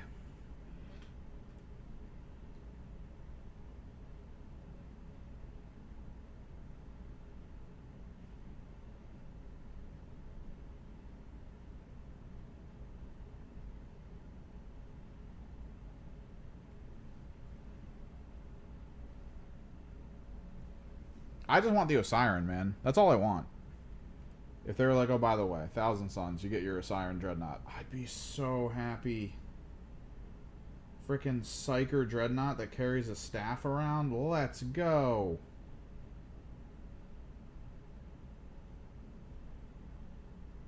Instant switch to the Armored Division.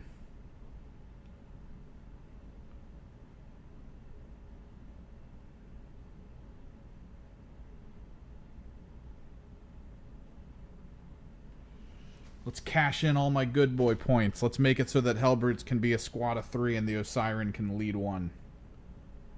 They're all psychic.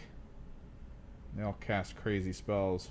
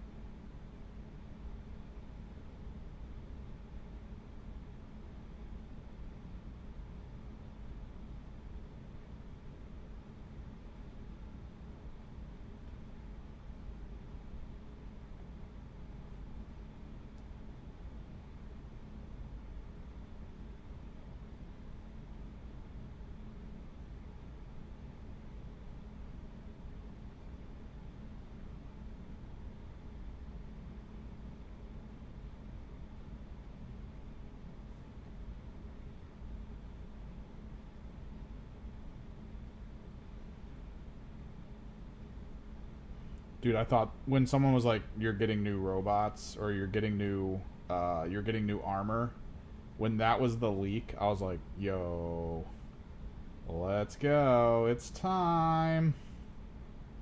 I got all hyped about it. This is why I'm usually very wary of hype.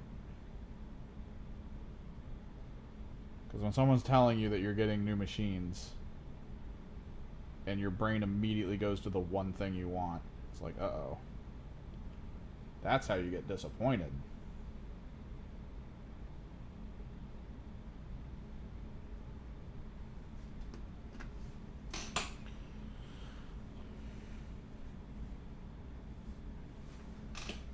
Alright, let's do... We're just going to finish this one, and then I'm going to be done. Which means I'm going to stop streaming, and I'm probably just going to paint more off stream like an idiot. Because I walked back in my my storage room, and I saw all the nights I gotta update.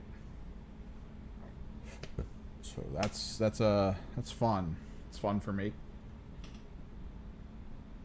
Ugh.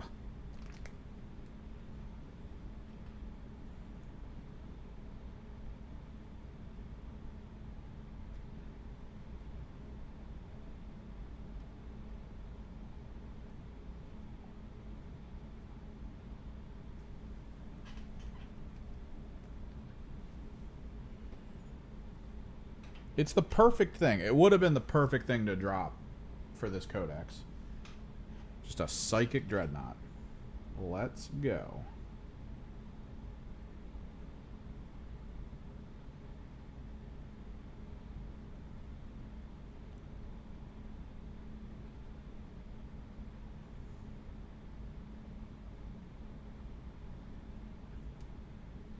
Oh, that is so much brighter.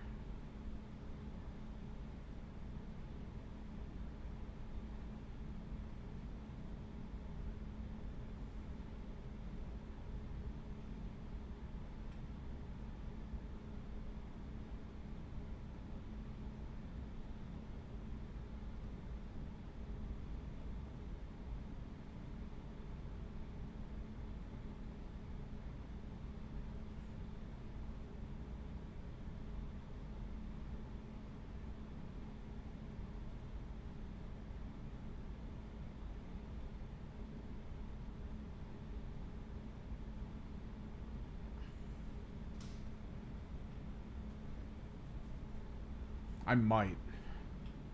But that's mostly just my ADD kicking in. And being like, yo, we need to finish this this rhino. It's like, why? It's not on my list. I don't need to finish it, I can stop.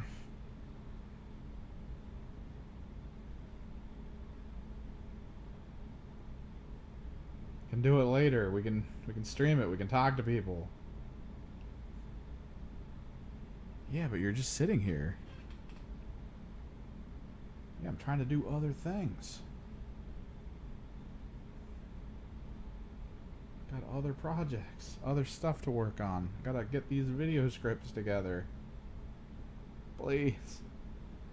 Please, mind, let me rest.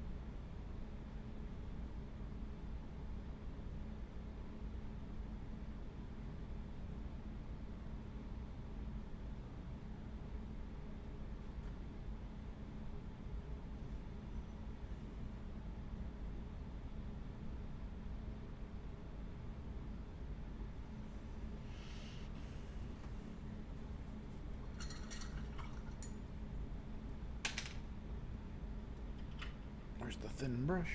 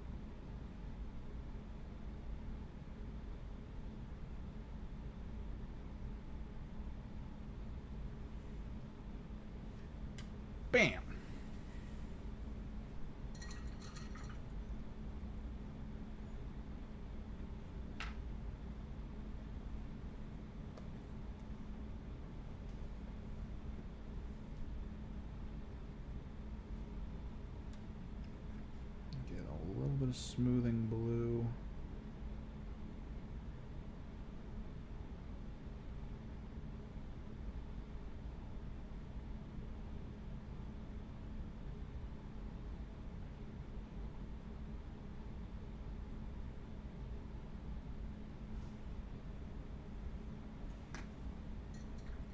One Hellbrute.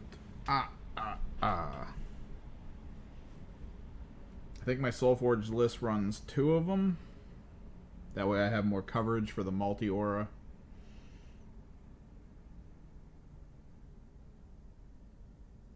So I do kind of want to at least get 2 of them done, but that'll probably be tomorrow. Maybe. We'll see what's going on tomorrow. So other than this, thanks for hanging out. Thanks for chilling. I got to start making trips outside to get this stuff varnished that we just finished up.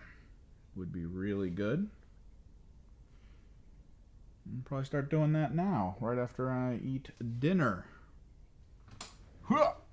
Until next time, guys. Later.